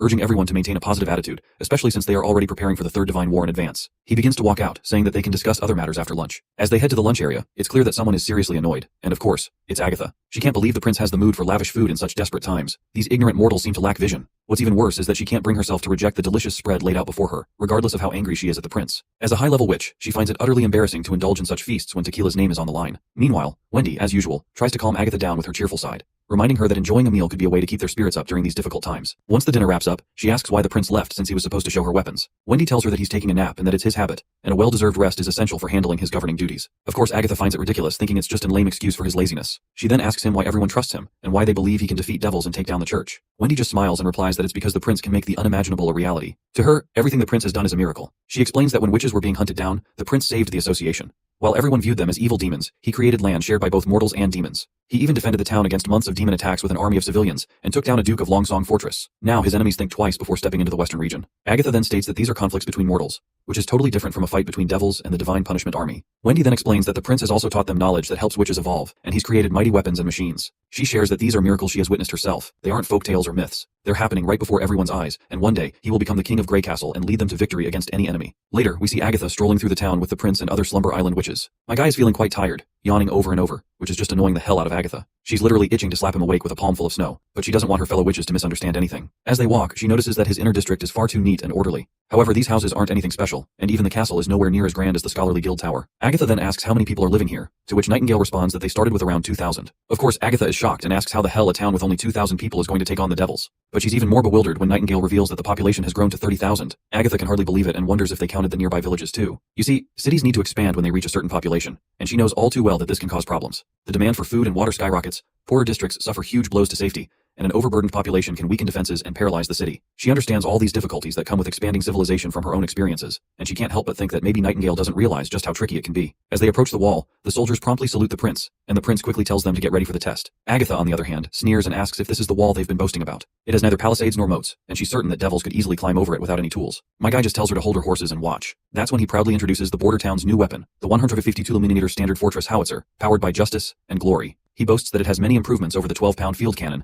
and possesses outstanding qualities that make it an age-defining weapon. Nightingale perks up at this speech, clapping in full excitement, while Agatha still looks unimpressed, unsure what's so exciting about it. The prince clears his throat and tells Iron Axe to start the test, while Agatha still looks dejected, thinking to herself that they're just wasting time. The last word he said about justice and glory didn't even make sense, and sounded completely made up. Once the preparations are complete, the prince tells everyone to cover their ears, leaving Agatha bewildered that they're ready so soon. Every witch in the area covers her ears tightly as they fire the giant shell with incredible speed, leaving nothing but flames behind. Agatha trembles in anxiety at the massive explosion, and once the fire subsides, Nightingale asks her if she's alright, and the icy witch replies that she's fine. She looks ahead and sees nothing, wondering why nothing happened, and if those flames were just for intimidation. Meanwhile, the prince is trying to see where the shell landed, and Sylvie points out that it hit a small hill. The red flag is the nearest marker, but there's still some distance to cover. Agatha asks for clarification about what's going on, and the prince explains to her that this weapon can shoot artillery shells. She can think of it as a ballista bolt aimed at enemies far away. They had planted red flags 5,000 meters away, but the shells only landed a little over 3 miles. Agatha finds it amazing that there are no ropes or anything, so how did they even launch a projectile that far? Even a siege beast powered by magic would have a range of around 2 miles at most. If this weapon is actually capable of such distances, then they can definitely fend off devils approaching the wall. However, she's worried that a weapon of this caliber will take time to reload and fire again. That's where she finds herself mistaken because the prince casually tells everyone that he's not done yet, and that they will now test 3 shells at rapid fire with a closer target. Once the weapon launches those shells, the area where they landed erupts in chaos and fire, leaving Agatha in awe.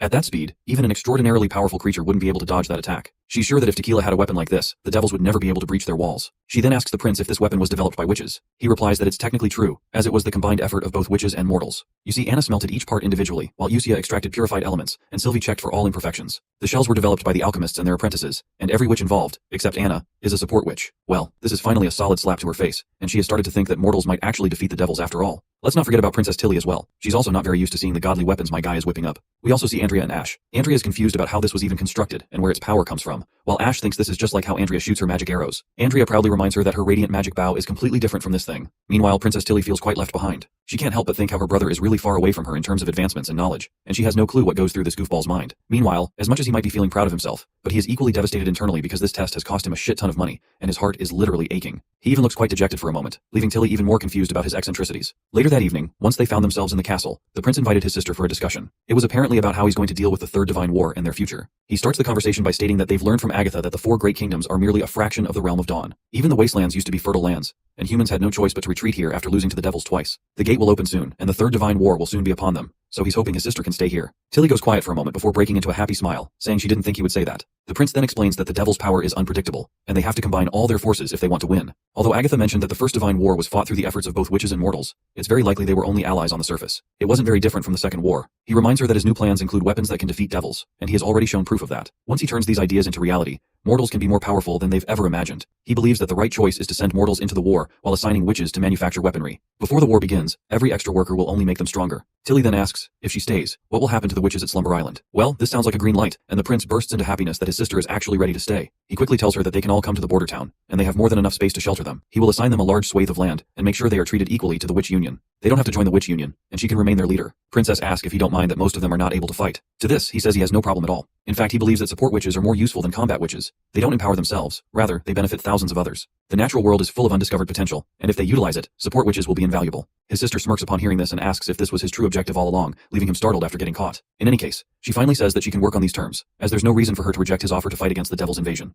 Personally, she also wishes to stay here and learn about his interesting newfound knowledge, though she can't agree to anything just yet. The prince asks why not, and she explains that since she is the elected leader of Slumber Island, their future cannot be influenced by her personal desires. If they move to the western region, they will lose their independence, and if anything happens, they will be helpless to resist. She reminds him that if a conflict arises between the two siblings, there is no surety that he won't kick out all of her witches from the border town. The prince startles and stumbles over his words while Tilly makes it clear that she cannot entrust their future on just one word alone. She asks him if he would entrust everything if the roles were switched. The prince tries to tell her that she is his sister, and he would never dare to hurt her. But Princess Tilly replies that she still finds it difficult to believe, so she can't accept his offer immediately. She decides to continue their relationship as allies for now. He will have her full support for the border town's expansions, and if he needs any witches, she will do her best to satisfy his request. And if the devils overwhelm him, he is welcome to Slumber Island to live the rest of his life in peace. With that, their discussion wraps up. Once she is gone, Roland sinks into despair. Nightingale pops up beside him and asks what he said to her that day when she arrived at the border town. He replies that he only told her half the truth, so he can understand if she doesn't believe him right away. He then gives an analogy to Nightingale, reminding her that if her brother came back completely different, what would be her honest reaction? She raises an eyebrow and asks if he's talking about the guy who literally stabbed her in the back. The prince feels out of place and quickly says he shouldn't have brought that up.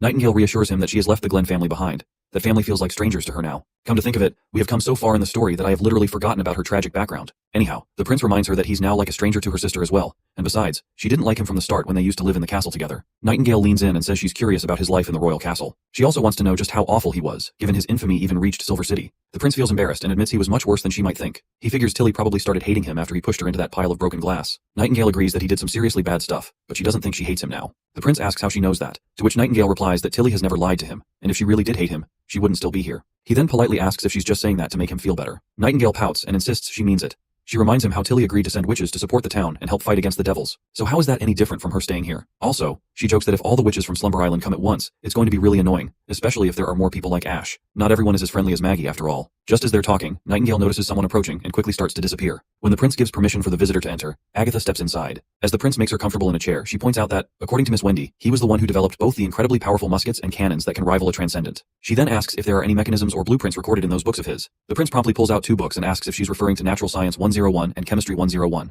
He explains that these books only highlight the fundamental principles, but they don't contain any blueprints. Agatha then reluctantly says that since only the Witch Union can have access to these books, then she requests to join it. The prince cheekily reminds her that the Witch Union is an organization within Border Town, and he asks if she's really willing to work for it, since its leader isn't a transcendent witch but just an ordinary guy. Agatha bows her head and replies that his knowledge to create weapons capable of destroying devils makes him far from typical. As long as he doesn't oppose alliances and ensures the survival of witches, she wouldn't mind working for the Witch Union. Though she looks a bit reluctant, even the prince is surprised by her acceptance, since he wasn't expecting her to agree so easily. He then asks why she didn't join Tilly on Slumber Island, since it's a city built by witches. Agatha responds that she has no interest in joining a refuge. To her, it's all pointless if they can't fight off the demons. The prince then reminds her that since he also wants to crush the church, she might be seen as an enemy by the Alliance survivors, as it's possible they simply changed their names and stayed hidden all these years. After putting in a lot of thought, he's come to the conclusion that even if the Alliance lost Tequila, they would still have extraordinary transcendent witches and divine warriors. Since they migrated to underdeveloped lands, it's unlikely they just disappeared. He even believes the church might have been founded by the Alliance, not mortals, and that mortals didn't steal the divine punishment method from witches. Instead, it was created by witches to hunt other witches and mass-produce divine punishment soldiers. We, of course, already know the truth, and the prince isn't far off, as the church was indeed founded by the Alliance. Agatha, however, is having a hard time believing that it was the Alliance that started the oppression and slaughter of witches. The prince says it's all just his hypothesis for now. He then pulls out a book and reveals that it's a historical record written by the church, which also includes a chronicle of the 4 great kingdoms. He tells Agatha she can study it if she wants, but no matter what, the church is now their enemy. One of his goals is to destroy them, so if she decides to stand with the witches and fight the devils with him, the Witch Union will welcome her. Well, we all know what her decision will be. The scene then transitions outside, where Agatha demonstrates her abilities. The prince and Nightingale watch closely, and Nightingale notes that Agatha's magic is shaped like pentagonal prisms, with her capacity being at an intermediate level. Sister Scroll categorizes Agatha as a summoning type witch who has already evolved once. She originally had the ability to create cool temperatures, but after her evolution, she can freeze the air into ice, which is a very convenient power. The prince then asks how she evolved, to which Agatha replies that it was through continuous practice and a sudden epiphany. She explains that she practiced every day to freeze water at a faster speed and lower the temperatures even more. One day she saw a witch melt lead with her flames, and as the lead started to bubble from the rising temperature, that is when she realized that everything has three forms: gas, liquid, and solid. Lead exists as a solid at room temperature, but with enough heat, it can become a gas. Similarly, water exists as a liquid at room temperature, but with enough cooling, it turns to ice. This revelation transformed her magic from within. After ascending to a higher tier witch, she recorded the principle into the Codex of Principles. The prince nonchalantly asks her what this Codex of Principles is. Agatha, a bit bewildered, responds that she's surprised the prince isn't more shocked about the concept of matter shifting from solid to liquid, and then to invisible gases. To which the prince asks her why he should be surprised, especially since it's a common observation that gases come in many different types, each with its own boiling and melting points. So there's nothing to be surprised about, and it's all covered in Natural Sciences 101. Of course, poor Agatha is annoyed that her important discovery has been dismissed, like it's just trivial knowledge. She then reluctantly says that the Codex of Principles is a record of every high-tier transcendent witch's awakening process. She further explains that since every witch has different abilities, it's tough to imitate someone else's experiences. The prince then asks her if there weren't any witches with similar abilities that transcendent witches had, since there are thousands in the Alliance. Agatha explains that the scholarly guild believes the shape of magic determines its abilities, and no witch has the exact same shape. But the prince pushes back, asking how she knew that Anna is a flame type. Agatha reveals that it's just a common designation. Any ability that glows or gives off heat can be categorized as a flame type. Agatha goes on to explain that as magic grows, matures, or even awakens, similar abilities can become incredibly different. A basic flame ability might eventually lead to better control of temperature, bigger size, more intensity, or even creating projectiles. The scholarly guild has much more formal categories, which are pretty similar to what they use. Sister Scroll then asks if they also have 3 types of witches, but Agatha explains there are actually 4. The main difference lies in summoning, and the guild splits it into 2 types. First, there's conjuring, and second, construction. The prince then points out that Anna is a conjuring witch because she constantly drains her magic, and the things she summons disappear when she stops. Soraya, on the other hand, would be a constructing witch because her paint can exist on its own. Agatha adds that she's not too familiar with Soraya's abilities, but that sounds about right. She also mentions that a summoning construction magic would hold its form, like her ice. The prince smirks and says that their test will end here for today. When Agatha doesn't have any tasks, she's free to practice her abilities on her own. However, he hints that someone might desperately need her help. Agatha curiously asks who, and the prince tells her that Kyle Sichi, the chief alchemist in Bordertown, could use her assistance. Apparently the guy's been acting like a maniac, pushing forward despite the risks, and poor Nana has been terrified, constantly healing him over and over. Later, back at the castle, the prince is deep in thought about how maintaining a stable temperature is crucial for safely extracting nitroglycerin. Agatha's ice coffin could easily keep things below freezing, which is perfect for cooling the reaction vessels under pressure. But he's also a bit worried about whether Agatha will get along with Kyle, given that Kyle is blunt and Agatha comes off as an arrogant royal. Just as he's lost in thought, Margaret tries to pull him out of his daydream. He quickly snaps back to reality, and she asks him what's wrong, wondering if he's upset because she charged too much to transport the refugees. He quickly denies it, saying that if it weren't for her ships, those refugees would have died in the freezing slums of other cities. Margaret then remarks that it's rare for him to ask for her help with such urgency, so she'll try her best. But many of her sailors aren't willing to travel in winter, so she's only managed to gather 13 ships. She also mentions that she probably won't be able to visit as often next year. The prince asks if she's talking about the saltpeter trade convention, and she responds positively. Apparently Timothy has banned the saltpeter business, and even the cities of Redwater and Silver aren't selling it anymore. Her only options now are to sell at a low price to the Alchemy Association or to elites in the capital. She's also heard from government officials that Timothy plans to lock down the entire western region. It won't just be saltpeter. Merchants will be trapped in Redwater, and Bordertown, Longsong Fortress, and Willowtown will all be affected as well. Many elites are opposing this, but Timothy probably won't retract his orders. If they can't trade saltpeter and other resources here, even the steam engine business might have to stop. The prince's expression turns serious as he listens, realizing that Timothy has become desperate ever since the witches dropped that nuke on his castle. Otherwise, he wouldn't be making such a risky move. You see, saltpeter is crucial for producing acid and other resources. If they lose access to that, their 152mm cannons will just be decorations, and their new rapid firearms will be useless too. Since Bordertown is still in its early stages of development, without income from the steam engines, he is worried the region's economy could easily collapse. The prince reassures her that what Timothy is doing won't last long and that she'll be visiting Bordertown again very soon. He adds that when she does, it will be a brand new city. He goes on to share his plans to open a commercial sea route contracted with the bay that won't pass through Seabreeze Town or Clearwater Port. Instead, it will go directly from the western region to the Bay Islands. He asks if she's interested, but she admits she's not sure if there are any harbors that reach the ocean. The prince replies that not right now, but he's going to build one. He reveals that there's a shallow beach south of Bordertown with ideal water depth and size, making it perfect for a seaport. With some modifications and clearing the mountains along the coast, they could export goods from the western region. She would manage the ship transportation and sales, while the western region would provide merchant goods. He then calls out to his butler, Sean, telling him to show Margaret the newest goods. Sean promptly brings over a bunch of bottles, and the prince encourages Margaret to open one and smell it. Once she does, she's shocked to realize it's perfume. She can hardly believe he started making perfume. The prince just asks if it compares to what the Alchemy Association makes. Margaret admits that this stuff actually seems more potent, and she can only think of one word: amazing. She wonders if it was made by Bordertown's alchemists. The prince tells her she can have those for free. She happily accepts the gift and asks how many bottles he can produce in a year, explaining that the bay merchants are very particular about fishy odors, and the capital's Alchemy Association can never keep up with demand. The prince keeps his tone low-key and says that if they have enough ingredients, he can produce up to 10 times the Alchemy Association's output. But deep down, he knows it could be even more now that Leaf and Evelyn are collaborating. He's confident their sales will skyrocket, but he can't just sell it like cabbages. The prince is hoping that Margaret will help him spread these goods, and she smiles, saying this is quite a rare opportunity for her, so she will try her best to make the most out of it. A little later, Agatha finally finishes reading the books. She finds it hard to believe that a mortal wrote something like this. The more she reads, the more she understands the world as a chaotic place, with hidden laws that everyone must follow. If this person were in Tequila, the Alliance would definitely accept him, and he would be treated just like a high-tier witch. She wonders where he gained this knowledge because she used to think mortals were limited when it came to technology. Tilly responds that she doesn't have a clue either. She explains that back then, her brother was arrogant, cowardly, and talentless. He was illiterate, and his personality was pretty terrible too. She further says that he was just a waste of oxygen, not a prince, to which Agatha replies that this sounds like a typical mortal. Tilly insists he wasn't even great by mortal standards. She explains that he always keeps things to himself while expecting others to believe in him, which is just impossible. Abruptly, Tilly goes quiet when she realizes she said too much. Anna reassures her that it's the first time she's heard her talk about these things, but Tilly still feels terrible because she's supposed to be the Witch Union ally, and that was pretty rude of her. That's when Anna assures her it's fine, saying the prince wouldn't care about something like that. She believes he has his own issues to deal with. Tilly then mentions that in the beginning, he was just like everyone else, except maybe a bit more outspoken. However, once she heard rumors that he wanted to marry witches, his older brother Timothy and Gerald started bullying him in the name of justice, and his personality began to get worse. Agatha finds it odd that he was teased for wanting to marry a witch because in Tequila, that would have been a respectable dream. There aren't many mortals who marry witches, and most witches don't want to spend the rest of their lives stuck with a man. Tilly adds that everything is different now. If he marries a witch, it would mean he wouldn't have any heirs, but she figures that since it's been over 10 years, he's probably forgotten about the idea of marrying witches. That's when Anna tells them that the prince still wants to marry a witch, which shocks Tilly, and Anna further claims he said it himself. The scene then transitions to Longsong, and we finally see Ambassador Petrov after a long time. As he gets out of bed, his lover asks if he's not going to sleep a little longer since it's too early for him to be up. He replies that the prince wants to meet him, so he is going to visit the border town. She questions why he's going out in this harsh weather. Petrov explains that it must be something important, so he needs to get ready. He'll be gone by the afternoon, and he tells her to head home. He'll come back for her when he returns. The girl asks why he can't just ignore him. She points out that even though the prince has captured Longsong Fortress, Petrov is still its ruler, and she's sure that even a king's orders wouldn't require such urgency. Petrov gently pats her head, saying that the western region is out of the king's control, but Prince Roland governs it. Roland isn't just the leader of the border town, he oversees the entire western region. With that, Petrov begins his journey, accompanied by a few of his men. As they walk, he reflects on how, ever since the months of demons began,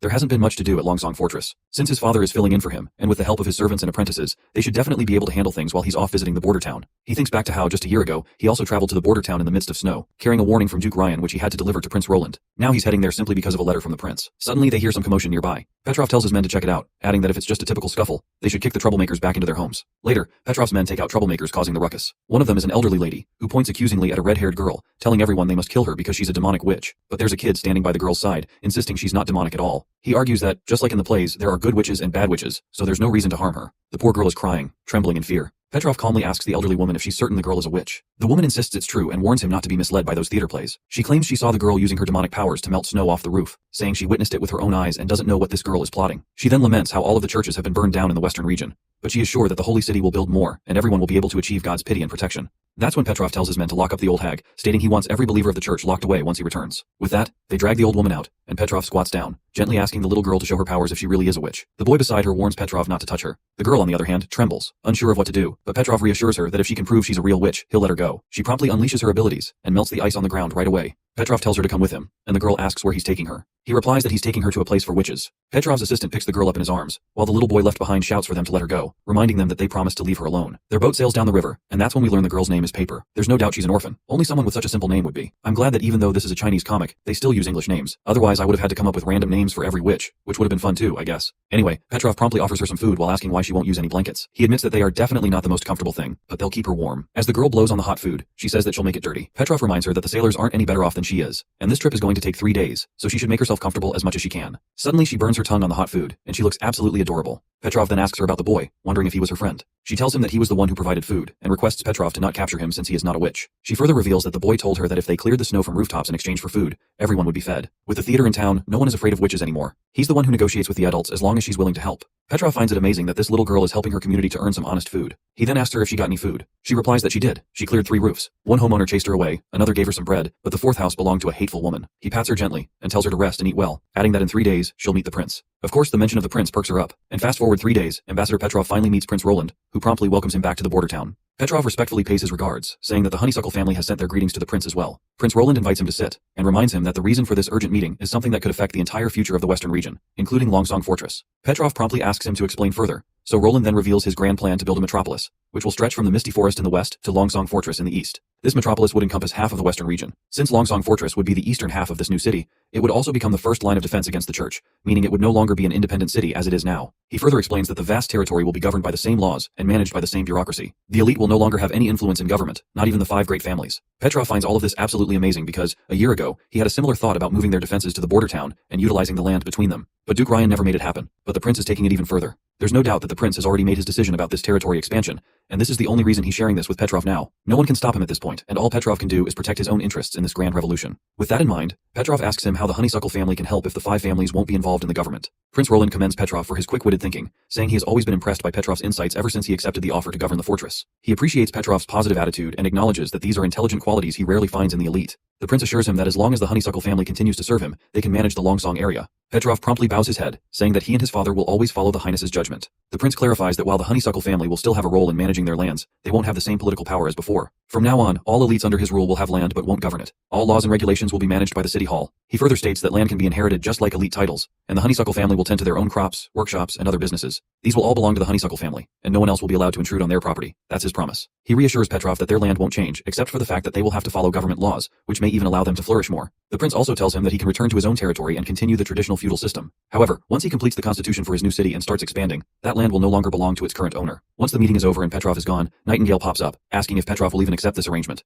The prince replies that he doesn't know. Petrov's agreement alone won't be enough. He'll also need to convince Duke Holmes, and if Holmes wants to remain a feudal elite, there's not much anyone can do about it. Nightingale asks if Petrov convinces Duke Holmes, then Petrov will be the one governing the capital. The prince starts discussing all the political implications and the changes that will come after he unifies Grey Castle. Everything goes over Nightingale's head. She cuts him off, saying there's no need to explain since she can't understand this stuff anyway. Instead, she mentions that a new witch is coming soon, and she's heading out for investigations. The prince asks if she's going alone, and she replies that she'll have Wendy with her since she's better at this kind of stuff than she is. The prince smiles and says he'll leave it up to them then. Apparently, Nightingale needs to verify every new witch who arrives at the border town. Since the new witches have to remove the Stone of Divine Judgment for Nightingale's mist to determine their truthfulness, the prince can't be present in case anything goes wrong. Scroll came up with 10 different identity questions for Nightingale to ask. Since Nightingale can only tell if someone believes what they're saying, the questions have to be straightforward without any loopholes. Even if a witch manages to lie once or twice, they wouldn't be able to deceive her with all the questions. Suddenly, the old man Barov bursts into the scene, frantically asking the prince if it's true that he's recruiting witches at the rate of 1 golden royal per month. The prince agrees right away, explaining that witches are being paid the highest, making it literally the best paying job in this age. The old man suggests that if the prince wants witches, he should ask the people to find them, just like when he asked them to expose spies. He argues that the people have the sharpest eyes, and they can be rewarded for their efforts. The prince reminds him that this approach isn't much different from what the church is doing. He hopes the witches will come willingly, and that they can continue to use their own power. You see, issuing rewards for witches might create a frenzy around them, and people could start treating it like a business. That's when Wendy appears and says they've verified the new witch's identity, and she exactly matches Ambassador Petrov's description. The prince reminds how he knew too much caution was unnecessary, but Wendy responds that it's necessary because his personal safety is their top priority. The prince then tells her to bring the girl in, and they quickly usher the little timid girl into the room. Wendy reassures her not to be afraid and introduces her to Prince Roland. As soon as the prince sees her, he can tell she must be panicking inside, since she is in a completely unfamiliar place, so adapting to a new life might take her a long time. After all, she's just a little girl who doesn't have Agatha's intellect or Anna's tenacity. Even Moon and Lily had each other as sisters for support. He then tells Wendy that there's no need to test the girl's abilities just yet. He suggests she should get used to this new, unfamiliar place first. Wendy decides to give the little lady a well-deserved bath, and she'll be staying at the Witch Branch for now. Later we find ourselves in a steamy bath scene, where Wendy is gently giving a warm shower to this timid girl. Wendy reflects on how taking care of new witches has practically become part of her job, something the prince specifically assigned to her, especially since she's good at comforting others. She had felt a bit sad not having any witches to take care of for a while, but now she's happy she can be a big sister to someone again. She then notices how skinny this child is, but she is relieved that she is a witch, and with some proper nutrition, she'll bounce back to normal soon enough. Wendy checks the water temperature to see if it's not as hot anymore. She helps the little girl step into the bath, and as soon as she does, the kid feels a shiver run down her spine. But pretty quickly, she starts to chill out as she gets used to the warm water. Wendy begins to rub the girl's back and asks Paper when she awakened as a witch. The girl replies that it was 2 years ago, back in winter. Wendy smiles and says that's pretty common since most witches wake up during the months when demons are out and about, and it's said that magic is at its strongest then. The little girl asks if that means they have devil powers. Wendy, being the big sister, corrects her and tells her that this is absolutely not true. Being a witch is totally normal. The only real difference between witches and mortals is that we have amazing powers. She adds that a few hundred years ago, witches were considered the children of God. She further assures her that having magic is as natural as breathing. The girl asks if her powers will grow. Wendy agrees and says they'll definitely get stronger as she gets older, but she'll need to work hard to control the energy. Otherwise, she might go through antiphases, and the church uses this to spread lies about witches being possessed. The girl looks pretty down about it. Wendy realizes that since it's her second year of awakening, she probably felt some of that awakening pain last year. To cheer her up, Wendy reassures her that now that she's in the border town, everything will be all right. She explains that if she hurries and starts practicing, this year's awakening day will be a piece of cake, and everyone will be there to support her. Suddenly, Lily bursts into the bathing room, super excited to see the new witch. She says Moon wants to see her too, but Moon claims Lily is the one who wanted to check her out. The girl panics when she sees them and sinks deeper into the bathwater. Wendy quickly reassures her that they're just fellow witches, so there's nothing to be worried about. Lily asks the girl about her powers, and she replies that she can melt snow. Lily follows up, asking if she can also turn water into ice. The girl shakes her head, saying she can only make hot water cold. When Wendy hears this, she perks up, realizing that while melting snow means raising the temperature, cooling hot water lowers it. But since she can't change normal water's temperature, it doesn't sound quite right. Lily places a steaming tub of hot water in front of her and tells her to give it a try. As soon as the girl uses her ability, the water starts to cool down, and the steam disappears right away. The bubbles in the water also vanish, and the movement of the water slows, creating a clear surface. All the witches are left wondering what kind of power this is. Before we can learn anything about this magical ability, The scene transitions to the prince's office, where Petrov is preparing to leave for Longsong Fortress. Before heading out, he pays his respects to the prince and promises that the honeysuckle family is ready to serve him. Petrov also assures the prince that he'll convince his father, and he will definitely listen since he is different than the rest of the elites. The prince is pleased to hear this, while Petrov continues, saying he's witnessed the incredible progress in Border Town. If the new city the prince is aiming to build is as advanced as it seems, the honeysuckle family wouldn't mind joining in, especially if it means they could flourish under the prince's vision. The prince then tells him that his goal is to make every part of Grey Castle a comfortable place for its citizens to live. Petrov bows his head in respect, saying he'll hurry back to the fortress and report this news to his father. The prince reminds Petrov not to forget about the other 4 families and the entire elite class. He promises that any family willing to accept their conditions will be wholeheartedly integrated into the new city. He then instructs Petrov to hold a conference at Longsong Fortress to announce this news to everyone. Petrov is startled by this, but the prince reminds him that he'll be the one delivering this message, as he will take on the role of ambassador. The prince also commends him for doing well in his assignment of recruiting witches, and informs him that the operation will no longer be covert. However, he warns that there are still some people who hold hope for the church, and tasks Petrov with clearing those individuals from the western region. He leaves it in Petrov's hands to figure out how to make it happen. Once Petrov leaves, the prince finally lets out a relaxed yawn and stretches, deciding to take a walk in the garden now that he's done with his office duties. As he steps into the garden, he's immediately startled by the sight of large trees surrounding the area. Trees that weren't there before. It feels as if he's standing inside a living organism, with the garden itself almost seeming to breathe. As he walks further in, he spots a cozy bonfire, where Wendy gestures for him to come closer. When he steps inside, he notices other witches gathered there as well. He sits down beside his sister, and asks what's going on. Tilly reveals that Sister Leaf's ability has evolved, allowing her to create this entire section of the garden. She has fused with the plants, and everything they see is a part of Sister Leaf herself. The prince is shocked and asks if she is still able to return to her human form. That's when Lady Leaf herself speaks up, and she uses the movement of the leaves to create her voice, saying she can return to normal if she deactivates her ability. The prince is amazed by this and asks how she's able to speak using only the leaves. He then wonders if she can hear them talking. Lady Leaf explains that not only can she hear them, but she can also see, smell, and touch anyone within the garden. She can detect every tiny change, the birds building nests, insects crawling on the bark. And the sensation is something she finds incredibly hard to put into words. Using the flow of air within the garden, she gently hands the prince a flower. Nearby, Andrea is cooking some delicious corn, produced by Sister Leaf's power. The prince curiously asks how she achieved such a remarkable ability. Lady Leaf responds that she's not entirely sure. She continued talking with the animals and plants while practicing her abilities, and then one day, they responded to her summons. And perhaps this is what she's always been searching for, a way to combine the forest life forms together. The prince asks what would happen if she tried this in the misty forest. He wonders if it would become a part of her as well. She replies that she's not sure, and even if she could, it would require a long time. She explains that maintaining this form doesn't require much magic, and the forest can even replenish it. However, every time she expands, her consciousness slows down. She struggles to find the right words, but is certain that if she tries to extend her influence over something as vast as the misty forest, she would surely lose her mind. When she first fused with the garden, she felt that her mind wasn't enough, and that struggle made it hard for her to return to normal. However, she doesn't feel that way when she fuses with plants she's controlled before. She just needs to jog her memory, and it works seamlessly. The prince is fascinated by Sister Leaf's ability. While Lily's evolution was on a microscopic scale, Sister Leaf's breakthrough is on a much grander level. If she could eventually control the entire misty forest, no enemy would be able to hide from her. Wendy congratulates Sister Leaf, expressing how glad she is that the Witch Union now has another evolved witch. This means that half of the association's witches have awakened. The prince points out that Agatha would be absolutely shocked if she were here. He then asks about Paper, and we see the timid young witch trying to hide behind Wendy. Wendy reveals to the prince that Paper's abilities need attention too, as there's something odd about them that they need to figure out. Wendy then snaps her fingers, and 2 cabbages fall from the tree. She picks one up and reveals to the prince that she's teaching Paper how to cycle her magic so she can use it consistently, just like he taught her in the beginning. She explains that Paper's control isn't exactly precise yet, but she's making progress. Wendy opens a hole in the thick woods that are blocking the cold and makes the cabbage she's holding freezing cold. Afterwards, she instructs the little girl to use her abilities on it. As Paper focuses her magic, the snow on the cabbage begins to melt. One of the witches wonders if she's speeding up time, but the prince observes that time is just a concept humans created for measurement. It doesn't actually exist, so he's not sure how Paper is creating that effect. Wendy then ties a rock to a rope and lets it hang from a branch. When Paper uses her ability on it, the rock starts to vibrate frantically. This observation makes Wendy think that if Paper's abilities were related to time, the rock would be swinging slow instead. That's when the prince's mind clicks with the realization that she's not actually affecting time. Instead, she's influencing the movement of atoms, and her magic can either slow them down or speed them up, which results in water freezing or melting. Of course, Paper doesn't really understand the science behind her magic, but she uses it based on her feelings. She thinks her magic doesn't affect other things much other than water, because some changes take time, like when things rust. The prince believes her magic is like a natural helper that speeds up reactions. When he gets back in his office, he thinks that once Paper gets better at controlling her magic, they can make their chemical work even better. They're already making a lot of important acids, and they need to improve their explosives. If they can produce more ammunition, Border Town will easily be able to get new repeating rifles. Suddenly the prince nearly chokes on his tea when he hears a loud bang outside. Nightingale rushes to go outside, insisting there must be a demon, but the prince warns her to be careful. She reassures him that there's nothing to worry about since they can't touch her once she's in the mist. The prince understands why Nightingale is so eager to go outside. The witches have been feeling cooped up all day because of the winter, especially the battle witches Tilly brought. They've been waiting all day for hybrid demons to fight. He can tell that Andrea, Ash, and Nightingale all want to show off their strength to each other. However, he thinks it would be great if they were this enthusiastic about studying instead. Still, he's glad they have their own kind of fun, especially since support witches don't have that luxury. This is why he's planning to work on a new project to create some fun activities for everyone. Soraya enters the scene, and it looks like she has been called by the prince.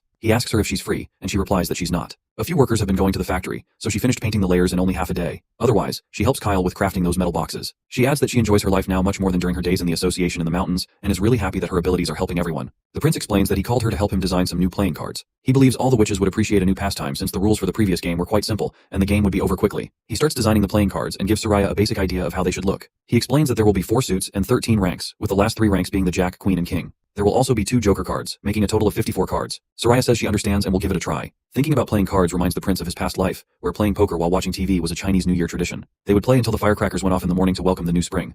Unlike traditional mahjong, playing cards are portable and easy to set up, so anyone can play as long as there's a flat surface. There are plenty of ways to play, making it one of the most popular games in the world. He explains that there are lots of games they can play with these cards, but they can start with something simple. He says he'll call Anna over, and she can teach them how to play do-dizu. The scene transitions to the bustling market of Bordertown, where Eileen is torn about whether or not to buy some meat. Her husband Ferlin explains that every piece of meat is priced by weight, so they can't really get a better deal. He asks if this is because she prefers lean meat, but he reminds her that it won't taste as good if there's not enough fat. Eileen replies that the best cut has a decent balance of both lean and fat, making it suitable for frying in a pan. She knows she has to pay attention to pick the best one. As she's selecting the meat, Ferlin decides to grab a bag of flour. As he walks around, someone calls out his name, and we see that Ferlin is quite popular at the market. I guess this isn't surprising since he was the first knight of the Western region after all. Once it's Ferlin's turn to grab the flour, a little girl greets him over the counter, excitedly telling him that she's an official apprentice and currently working in the agriculture department. Ferlin congratulates her and wishes her good luck, then asks for the bag of flour. A guy quickly brings it over and hands it to Ferlin. The little girl flashes a smile and tells him to visit again later. As Ferlin walks away, he notices Agatha. He's surprised to see her because the clothes she's wearing look familiar, which resemble his family's paintings from the past. He is totally flabbergasted as he thinks if she might be an ancestor of his,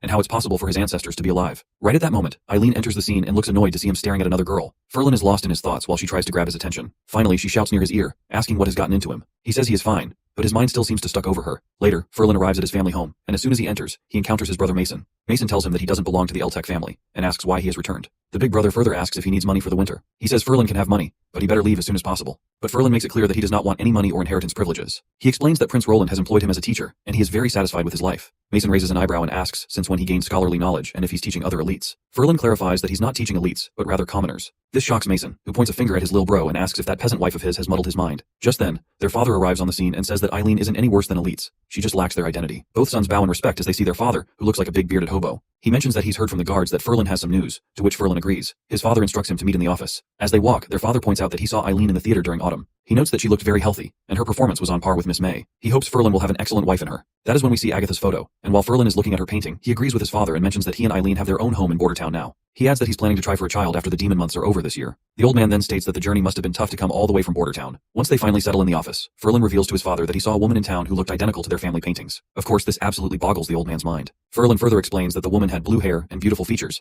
He swears he saw her with his own eyes and wonders if she could be their descendant. The old man dismisses this as impossible. Ferlin then suggests that he must have misunderstood someone. His father agrees, saying it's impossible for her to be a descendant, but she might be the woman in the painting herself. This idea strikes Ferlin as even more ridiculous because how could she possibly be alive after hundreds of years? They then head down to the basement, where his father reminds him that he used to love coming down there when he was young. He would always punish Ferlin for coming here not because he wanted to be harsh, but because the space contains valuable treasures from their ancestors. Ferlin looks at the stones and asks if they are all stones of divine punishment. As he surveys the basement, he notices boxes scattered everywhere and stones of divine punishment all around, which leads him to wonder if the Eltec family has always been this wealthy. Now he's pretty sure that the treasure map he gave to the prince also came from the basement. That's when the old man opens one of the boxes, revealing a ton of magical stones. He explains that every time he sees these stones, he remembers the grim stories passed down by their ancestors. He tells Ferlin that these are valuable stones that only witches can use. According to family lore, their family was founded under the protection of a witch. The first Eltec didn't come from the western region. Rather, they came over the mountains from the wastelands, where witches had built a vast kingdom. But they were attacked by devils from the underworld, and the surviving witches and people fled wherever they could. The founder of their family is a witch named Agatha. She led a group to the stone tower in the misty forest to collect her research, while the rest followed the masses to Grey Castle. He explains that their ancestors were among them, and he was Miss Agatha's butler, who should have gone to the forest with her but faltered and suggested looking after their supplies instead. The witch agreed to his request, but all butlers live and die with their masters, so his actions were no different from betrayal. As a result, he carried his regrets with him when he arrived in the western region. He says the witch never returned, and he severed all ties with the Alliance. Later, he took a few servants and settled in this area, away from the survivors. Ferlin asks if this means his father knew the church was evil from the beginning. The father agrees, saying he was powerless to do anything about it. If any witches appeared in their territory, he would hide them, but he couldn't do anything about the witches in the fortress. His beliefs are different from Duke Rayan's, who hated witches even more than the church did. He mentions that from the last pages of their ancestors' record, they did the same thing, which was hiding witches. Ferlin then asks what makes his father think Agatha might be alive. The father explains that it's only a possibility since witches have many different abilities, but they're unable to have children. That's why it's just an educated guess. He adds that the ancestor wished his descendants would explore the Misty Forest Tower. He notes that his writing is smudged from the passage of time, but his remorse can still be felt with every stroke. Ferlin then asks him if he doesn't want to see Agatha, to which the father replies that there's no need to contact her for now. He states that ancestors don't visit their descendants. Rather, the descendants should seek out their ancestors. He gives Ferlin permission to bring all of the stones with him, saying that if Agatha is indeed who they think she is, then their ancestors' wish will be fulfilled. The scene then transitions to Bordertown, where Prince Roland seems to be working on something new. He announces that anyone who guesses correctly will get an extra serving of ice cream bread. The girls perk up at the mention and start drooling right away. Ash then nonchalantly asks if this provides running water for the room, to which Andrea laughs inwardly, thinking how ridiculous her assumption is. Nightingale also chimes in, stating that this is a crude assumption since typical plumbing doesn't require such a huge pipe, and that Prince isn't inefficient. Andrea perks up to see that Nightingale is thinking along similar lines. Not only that, but Nightingale is also good at combat and has an elite background, and even their hair colors are similar. She has the most elite attitude in the entire Witch Union, and more importantly, she hates Ash. Andrea has no clue why that is the case, but she's sure that the enemy of her enemy is her best friend, which makes Nightingale interesting to her. Ash then asks Nightingale how she can be so sure about her claim, to which Nightingale slips out that she watched Prince draw the blueprints in his office, and saw everything he did. The other witches protest, claiming that this is unfair, so Prince declares that Nightingale is out of the game. He then decides to drop a hint, and states that these pipes are only a part of a whole system. He then tells them to visit other rooms, as it will make it easier to understand the whole system. Lightning and Maggie decide to explore the other rooms, while Andrea leans closer to Nightingale, asking about what Prince is actually making. She promises to share half of her bread if she wins, but Nightingale responds that she doesn't understand most of it, as the technical stuff sounds like gibberish to her. She adds that Anna is probably the only one who can understand Prince's blueprints just by looking at them, and if she asks her, she will definitely have the answer. It seems that Andrea is hesitant to talk to Anna, and decides to just figure things out by herself. She examines the copper pipes installed and notices that they're insulated with metal sheets, likely to prevent direct contact with them. She wonders why they need insulation, considering only a barbarian like Ash would be able to damage these pipes. Then, she looks outside at the large hot water facility where all the pipes are leading. But this just makes her even more confused as she has no clue why the pipes are only transferring hot water. Prince finally announces that from this point onward, the castle's heating system is officially ready to be used. This revelation surprises Ash, while Prince explains that after hot water boils in the stove, steam will travel through the pipes into their rooms with diffusers. As long as the doors and windows are closed, the rooms will quickly heat up. Now they can enjoy springtime warmth while they sleep. And once he perfects the system, he plans to start building them in private residences too. Little Nana feels so warm and cozy that she doesn't even want to go home. Prince then reveals that besides Anna, Soraya, Hummingbird, there is another person who will receive the extra ice cream bread for guessing. And as you can imagine, Tilly will be the lucky winner to have some ice bread who guessed correctly. The next scene transitions to a science seminar hosted by Prince, where he plans to give a lesson on nitrogen extraction. Without diving into the technical details, what's clear is that this process is only possible thanks to Agatha's freezing abilities and Kyle Sichi's efforts. Prince is surprised to see how well Sichi and Agatha are getting along. He initially had thought their blunt personalities would clash and cause chaos in the laboratory. Agatha starts using her magic to cool down the canister, and nitrogen begins to emerge from the nozzle. Anna stands by, melting any ice that forms to keep the process smooth. Kyle Sichi brings out a glass jar that contains the nitrogen, but Lily mentions that she can't see anything. This prompts Prince to ask his first question, which is how can they prove that this gas is different from oxygen? 3 students immediately step up with answers. The first one is Princess Tilly, then Agatha, and lastly, it's Anna. After giving their thorough answers, the 3 women smirk at each other, acknowledging each other's intellect while also showing a subtle competitive tension, as if they are quietly competing to outshine one another. Prince couldn't help but feel proud of the top students. Meanwhile, the less academically inclined ones were clearly struggling to grasp the concepts. Even Barov had no idea what kind of sorcery is this. He turned to Iron Axe, asking if he understood anything, to which Iron Axe replies that he has no clue what is going on, but he sure knows that this all sounds cool to hear. With nitrogen now secured, Prince is thinking ahead to producing nitric oxide, key for making nitric acid, and he knows Anna's skills will be critical in this process. The scene shifts to the town wall, where soldiers are dutifully keeping watch. One of them points out that the witches have arrived, and as they look, they can't help but marvel at how beautiful the witches are. It's a far cry from what the church had led them to believe, and they fed everyone that witches were ugly and terrifying monsters. Right at that moment, they notice some commotion, and as we get a closer look, we spot this giant hybrid monster along with other demon monsters too. The soldiers start to panic, wondering if it's an underworld devil, and they're sure their rifles are just as good as water pistols against this behemoth. Only an artillery team could stop it. With the speak of the devil, the artillery shows up and quickly fires a shell, but it misses its mark, and the monsters keep marching toward the wall. The soldiers decide to shoot the demons within their range, while Ash and Andrea step forward to take the monster head on. The soldiers glance at the witches, wondering if their magic can even take down those monsters. But before anyone can do anything else, everyone's shocked as a booming voice rings out, and a shell pierces through the big monster's chest, killing the big sucker with just one hit. Some soldiers are absolutely thrilled, while others are left in awe. But pretty soon, they all start hugging each other, celebrating the fact that they literally just took down a devil from the underworld. They all praise the prince while the witches smile, seeing how effortlessly the victory was achieved, all thanks to the prince. Agatha, on the other hand, is losing her bananas as well. She can barely believe that this weapon took down an underworld terror beast with just one hit. The prince then asks if that's the name of this hybrid demon, and further asks her if she has seen these in the Fertile Lands as well. Agatha confirms she has definitely seen them before, because they used to spawn in packs. They're incredibly tough for witches to defeat, and even devils struggle against these monstrosities. Many cities and towns were raided by these beasts, but they only appear during the months of demons. She goes on to explain that the arrival of the red moon is when magic is at its peak, and many witches are born during that time. Devils and demons also grow especially powerful then. Agatha adds that she closely studied the history books he gave her, and she calculated that humans should have at least 20 to 50 years until the next red moon, so it's impossible for this monster to appear now. But the prince points out that the monster did appear, asking what that means. Agatha grimly responds that it only means we don't have much time left. She reveals they only have 5 years at best. The prince snickers at this, and Agatha asks if he really thinks that's enough time to prepare. She explains that this pattern held true during the First and Second Divine Wars,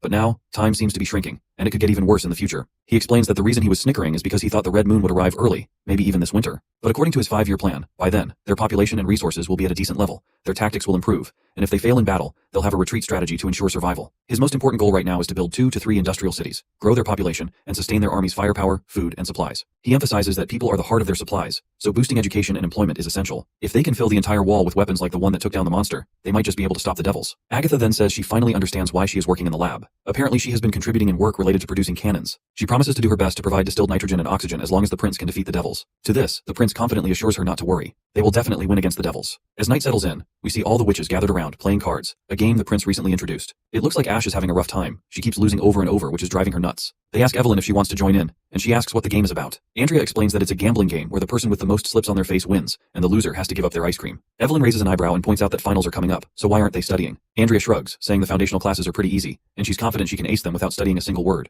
This doesn't surprise Evelyn, considering Andrea is one of the elites, so she has way more knowledge than the average person. Evelyn starts feeling inadequate, thinking about how even Ash and Shavi already know how to read and write while she feels like she herself is at the bottom of the barrel. Evelyn tells them she can't play cards because she needs to study, so they should go ahead and have fun without her. The 3 ladies are confused about what's gotten into her but agree and let her be. Andrea quickly dives back into the game, and they spend the night having fun. The next day arrives, and the first thing we see is Andrea in the examination hall, feeling quite relaxed. She's excited that after today's exam, the first section of their studies will be over, and everyone will get ice cream bread as a celebration. Andrea is especially looking forward to taking Ash's and Shavi's share since they lost to her multiple times in the card game. She can't help but smirk, imagining them handing over their cakes to her. Lady Scroll distributes the exam papers to everyone, and as soon as the test starts, Andrea starts breezing through it, while Ash is startled that the test has started already. As Evelyn struggles with the exam questions, Andrea confidently finishes the first sheet. But when she flips the paper over, she's immediately hit by unexpected questions she never anticipated. All of these dots and lines do not make sense to her at all. She then suddenly remembers that Nightingale is also an elite witch, so she must know the answers. Andrea sneaks a glance at Nightingale, only to be met with a clueless expression. Now even more nervous, Andrea looks over at Evelyn, who is also trying her best to solve these problems. Maggie also seems to know what she's doing. Then she looks over at Ash, and, not surprisingly, Ash is struggling just as much as she is with these baffling questions. Looks like Andrea is totally screwed with this exam.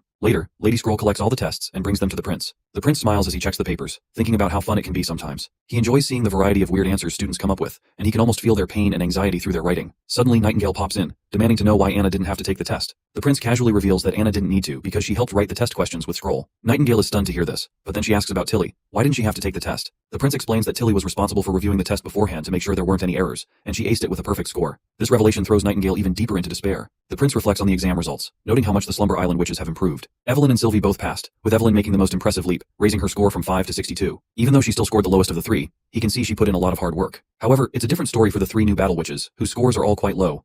None of them managed to pass the 50-point mark. He figures it's because they didn't attend most of the classes, and their language skills were particularly lacking compared to other subjects. But Nightingale fares even worse among them. Despite studying with everyone else, her scores are even lower than last time. The prince muses that maybe she's just not cut out for academics. I can't help but think about how Nightingale has one of the most badass abilities among all the witches. I sometimes wonder what her powers might look like if she evolves. Anyway, Prince laments how she barely got anything right on the math and science parts.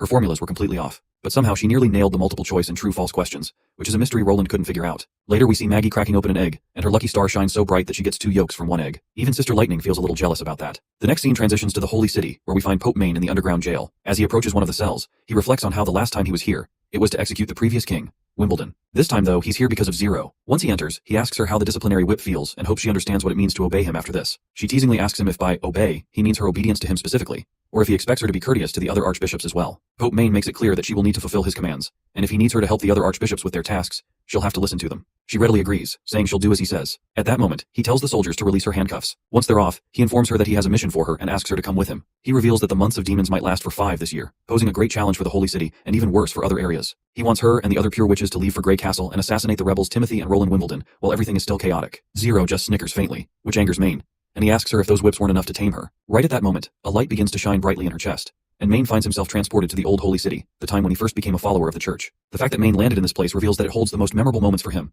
which Zero finds quite fascinating. He asks her why she's crossing the line by using her powers on him, to which Zero simply shrugs and says she's well aware of what she's doing. But she reminds him that since they are in the world of mind, they have more time than they could ever use, and there is something she wants to explain to him slowly. Of course, Main already knows that this place is a battlefield of souls, where victims fight their invaders within their consciousness. The winner takes all, and the loser takes the fall. It's a rare type of summoning, almost unavoidable without the stone's protection. But even though he's wearing the stone, Main is frustrated to see that her powers still work on him. Zero snickers and asks him if he's thinking about his stone, explaining that its effectiveness has been erased. She finds it amusing how mortals can't tell the difference between whether the stone they're wearing is still effective or not. Main grits his teeth when he realizes this must be Isabella's doing. He knew from the start that these two were unreliable, and he's frustrated with himself for not using them to produce divine punishment soldiers when he became pope. Anyway, he asks her when she removed the stone's effectiveness. Zero reminds her that he had locked her behind the bars, so how would she knows? Maine tries to keep his cool and asks her if what she's doing is revenge for him punching her. He reminds her that even if she kills him, the entire Hermes base is surrounded by stones, leaving her nowhere to run. Once he returns to reality, she'll be detected by the divine punishment soldiers and captured. When they interrogate her, she'll realize that the punishment she's gone through is just child's play. Zero snickers and lets him know that she isn't planning to escape. Instead, she wants to take his place and become the pope. Maine calls her way of thinking ridiculous and reminds her that he is the one who is trusted by their followers and the masses. It's funny how she thinks they would recognize her position if she killed him. She then reveals to him that she doesn't have to show herself. She can just be the pope's messenger. O'Brien always stayed in the temple and wore a mask when he went out, so no one would ever notice there was a different pope. But Maine reminds her that she won't be able to hide it. Once the divine punishment soldiers see him missing, she'll be captured right away. He's sure it's not too late to release him, and she will let her off the hook. The girl approaches him and reminds him that once the battle of souls begins, there's no stopping it. Maine gets more annoyed with each ticking second. When he asks her what she exactly wants, she tells him that even giving up would be a wise choice. These words strike Maine hard, because they're exactly what the previous pope had told him. It seems like the former pope already knew this was going to happen. To clear up any lingering doubts, Zero also claims that the previous pope had arranged this battlefield for them. Once it ends, the one who is still alive will become the real ruler of the church. She then tells him not to look too sad because the church was built by the Alliance, and O'Brien did this to give witches a chance at redemption. If he wins, he would acquire her memories and experiences, which is a treasure worth 200 years. Maine asks her what she plans to do with the church if she wins. She laments that it will either be victory or destruction. She then exposes him for the secret orders he had made, but she already knows everything about it. In the midst of battle, Maine sent a shipment of supplies to the ports of Everwinter and ensured the ship's maintenance and wages for the crew, which makes her believe he truly leaves no stone unturned. He literally prepared for his own backup plan while taking the throne in front of so many followers. She states that he lost the belief in victory before God even showed himself, so she asks if he really deserves the smile of God. Maine calls this notion of a smile a complete joke, because if God really cared about them, why would he let humanity lose again and again? Not to mention, the battle against the devils still relies on the divine punishment soldiers in the end. Time is of the essence, so he asks her what she can really change by becoming a pope, reminding her how her brethren lost everything 400 years ago. She quickly raises her sword and declares that witches are just a small group within humanity, and this war will determine their survival as a whole. It requires everyone's participation, whether men, women, old, or young. They will all be glorious warriors on the battlefield, ready to defeat the devils or face extinction. Of course, it doesn't take Maine long to realize that she plans to feed everyone berserk pills, and this wicked woman confirms it with a sinister smile. She explains that if one berserk isn't the same as a divine punishment warrior, then 10 should be enough to take down at least one devil. Since there are plenty of demon beasts roaming about right now, they have a stable supply of pills, and their research might even develop new formulas. In 5 years, she believes the church will have 3 or 4 million pills in stock, and the divine punishment army won't be alone. They will be fighting alongside an entire nation of berserkers. Maine calls her crazy for her twisted way of thinking. A pure witch raised by the church would never say something like this, and he's sure her mind has been corrupted by the infidels. But the girl claims that accepting new knowledge is just part of becoming better, and blending ideas brings progress. With that, she decides they should finally determine who will be the real leader of the church. He quickly shoots an arrow, and she dodges it right away. She calls him foolish for believing that demon-breaking arrows would work against him. She comes crashing down with her sword, leaving Maine disoriented, and makes it clear that this world is hers, and he can't possibly win. But that's when the red mist those devils breathe begins to surround the area, and the lady starts to burn and suffer from it. Pope Maine reveals to her that this mist is a hidden mechanism and is only harmful to magical witches. Once it spreads throughout the entire plaza, she will die over and over, no matter what. The girl snickers at the tactic the Pope has, but she quickly begins to heal herself. She admits that he indeed has some tricks up his sleeve after all. She then tells him that if he had gone to the Holy Library beforehand, perhaps this battle would be even harder for her. But that's just how the Battle of Souls is so much fun. She quickly starts to use wind magic, repelling all of the red mist. This pushes Maine to desperate measures, forcing him to take the berserk pills himself. As soon as he gulps the pills down, Zero also summons a giant shining sword. And once she takes her stance, she almost looks like the former queen of the witches, Alice. That's when she reveals that absorption isn't her only talent. She also values observation and learning. With that, she throws the swords crashing down, and that's how Maine finally meets his end. The knights quickly grab the Pope's robe and put it over her right away, addressing her with the title of Pope. The scene then transitions to the border town castle, where we see Ferlin and his father, Duke Eltec, present. Both father and son are sweating in front of him due to the heat. The prince tells them that they can take off their coats if it's too hot because the castle now has a heating system, making it much warmer inside than outside. He wouldn't want either of them to feel uncomfortable. The both of them take off their warm jackets, and Ferlin inquires more about this heating solution, to which the prince reveals that it's a new way to provide warmth, and it's much more efficient than a fireplace. He then gets back to business and asks both of them if they came looking for Agatha. He tells them that they better take off their stones of divine judgment for the sake of respect if they want to meet her. Once the stones are out of the way, we see that Agatha also arrives in the dining hall right at that moment and asks the prince why he called her. With her usual arrogance, she reminds him that the divine war is about to begin, and that she needs to hurry and focus on weapon production. If it's not urgent, she wants him to just send a message next time. To which the prince tells her that this is quite important, and promptly asks if she remembers when Takia fell 400 years ago. There was a servant group that broke off and followed other survivors to the south of the mountains. Agatha thinks for a moment and agrees that there was, but she asks him why it matters since it's been a long time. That's when Duke Eltec dashes toward her, and both father and son kneel before her. The man reveals that he is a descendant of Cage and asks if she remembers that name, to which she replies that she remembers it because she was the one who named him. She bought 2 servants. One of them was Kraft, who was the leader of the family's patrol guard, and the other was Cage, who was the butler. She throws them a look of disdain as she asks if they're claiming to be descendants of the butler who secretly escaped with the magic stones and research records. The bearded man quickly refutes such intentions, but Agatha doesn't even bother to listen to what they're trying to say.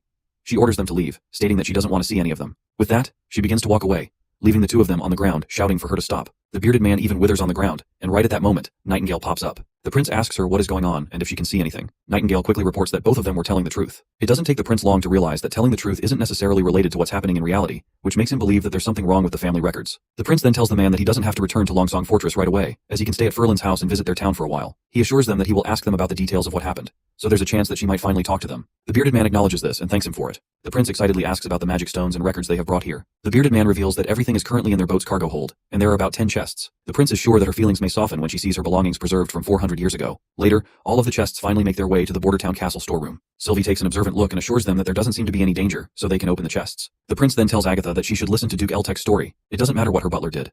At least he wanted to return these to their owner. Perhaps it was an effort to repay her for the mistakes they had made. Agatha states that her butler seems to have deceived his descendants and himself. She believes that these people don't owe her anything since witches have lost their power in this era.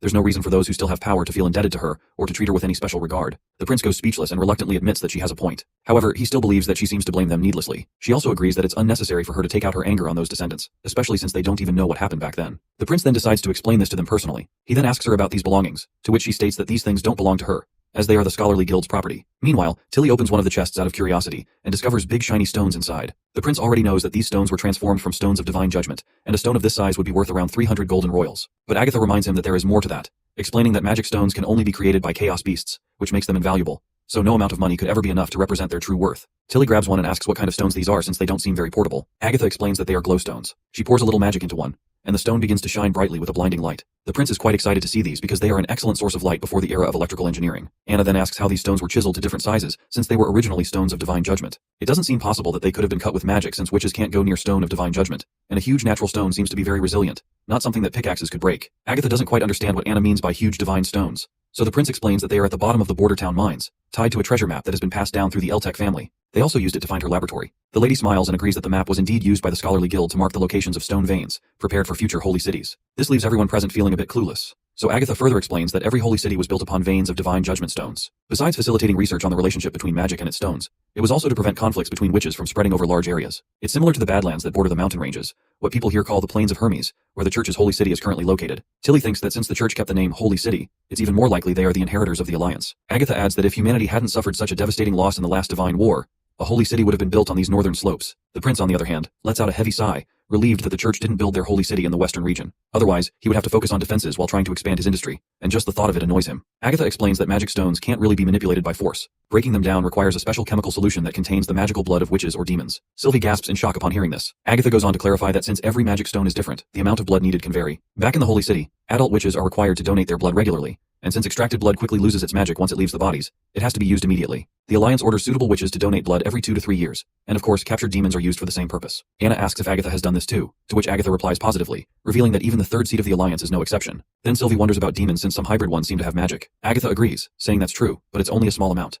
They're useful for dealing with fragments, but not the actual veins themselves. Once the stones are cut away, their strength decreases significantly based on their size, and their effective range is reduced too. For example, the stones that mortals carry around can be easily broken with an iron hammer. The prince asks if the Scholarly Guild has ever found ways to create magic stones other than from chaos beasts. Agatha acknowledges this, saying that there have been witches in the guild who managed to transform stones of divine judgment into regular stones, but that was just removing their magic. They were never able to create even the simplest glowstone, and since Sylvie can detect magic, she can actually see what the stones look like on the inside. Sylvie agrees that she can see, saying it looks like a weak cloud of mist. Agatha explains that the Scholarly Guild once collected statistics from thousands of witches and stones, and found that before Ascension, most magic took the form of mist, swirling powder, or flame. While these details might look similar, they determine countless variations of magic, which is why they believed there were no identical abilities. Then Tilly notices that the light from the stone is getting dimmer. Agatha explains that it's because she infused only a tiny amount of magic into it. Tilly then mentions that she's seen magic stones still glowing in some underwater ruins at the bay. If those ruins were built by her people, that means the stones have been lit for at least hundreds of years, which doesn't make any sense. Tilly wonders if maybe some members of the Alliance visited that place, but Agatha points out that it's quite possible to keep a stone lit for a long time. It just requires the collaboration of 10 or more witches. They can do this through the transfer of magic. Some witches can provide magic for others or swap gathered magic between two people, which means the person who enchanted it wasn't alone. Tilly puts a bit of her magic into the stone, and it starts shining brightly again, leaving her over the moon. The prince mentions that this is still really useful for the castle. Just think about it. The castle can be lit up even at night. Agatha agrees as well, adding that it'll be even better in the laboratory. After all, a candle's open flame is too dangerous. This leaves the prince a bit bewildered, thinking about how an 8-hour workday isn't enough for her, and now she wants to work overtime at night. Anyhow, the prince starts looking through the chests, wondering if the books inside are records of experiments. Agatha pretends to clear her throat to cover up the truth and explains that some of them are the Codex of Principles. Of course, the prince quickly picks up on her tone and asks if there's some secret she's trying to hide. Sylvie then notices something strange about the chests. There seems to be a false bottom that she hadn't seen earlier because she thought it was just a normal gap. Anna eagerly tries to unveil what's hidden beneath the false bottom, and they pull out a box that leaves everyone curious. The prince gets a bit excited, thinking there might be some cool treasure that the scholarly guild left for them. He's not too far off with his guess, as Agatha goes absolutely bananas when she spots something called a divine sigil. She frantically looks inside the other chests, wondering if her butler Cage might have stolen it from the scholarly guild. The prince gives an awkward smile, thinking maybe a caravan was attacked, and someone entrusted Cage with it. After all, it's been 400 years, so it doesn't really matter where it came from. But he wants to know what this divine sigil actually is. Agatha explains that some magic stones have additional effects when their magic is combined. They can change the nature of magic or provide a boost. This was one of the scholarly guild's main research topics. Combined magic stones are called sigils, and divine sigils are the most powerful kind. She also adds that these magic stones all come from high-tier devils, and the entire region of Tequila only had about 3 or 4 of them. Curiously, the prince asks how powerful these things are, to which Agatha replies that she could reduce his castle to pieces in an instant. Of course, that doesn't sit well with the prince, leaving him feeling absolutely anxious. Agatha reassures him that he doesn't need to worry, as it takes an immense amount of magic to activate. The more stones a sigil contains, the harder it is to use.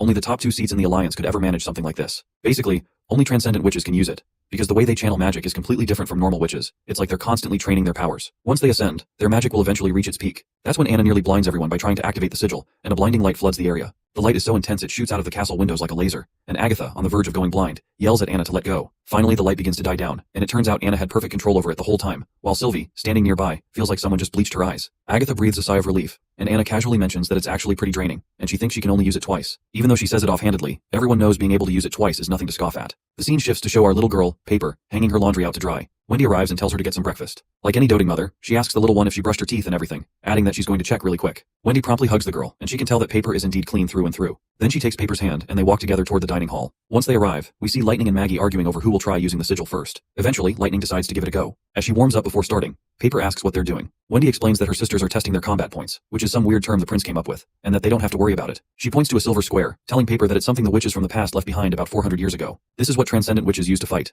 so the prince gave it to her sisters to measure their magic levels. Lightning tries her hardest, but after all that effort, she barely manages to make the sigil shine a little, with only 2 gems lighting up. Maggie feels proud, boasting that she can easily get 2.5 gems to glow. The 2 girls start bickering and playfully arguing in the background, while Wendy asks Paper if she wants to try as well. Wendy quickly adds, though, that it might be too early for her since she hasn't learned how to infuse magic into stones yet, so she probably wouldn't be able to activate the sigil. But it's part of the mandatory curriculum, so they'll be getting glowstones to practice with soon. Suddenly, Paper doubles over, clutching her belly in pain, and says that it feels like her magic is trembling, as if it wants to burst out. Wendy quickly asks if she remembers when she first became a witch. Paper answers that it happened during winter, but she doesn't remember exactly when. Wendy realizes that it's already the end of fall, which means winter is approaching. The closer a witch is to their awakening day, the stronger their magic becomes, which is a sign of the antiphase. She pulls Paper into a comforting hug, reassuring her that antiphase is no longer a life or death matter for the witches of Bordertown. The next day, Wendy arrives in the office along with Paper to meet the prince. It looks like Paper has signed all the contract papers, and the prince is glad to see this, and reminds her that from this point onward, she's officially a member of the Witch Union. Wendy mentions how amazing Paper was last night, fighting through the pain and staying conscious without giving up. She adds that they had a special team to cheer her on, but it might have been a bit too much for Paper. Paper starts to tear up, saying that's not true.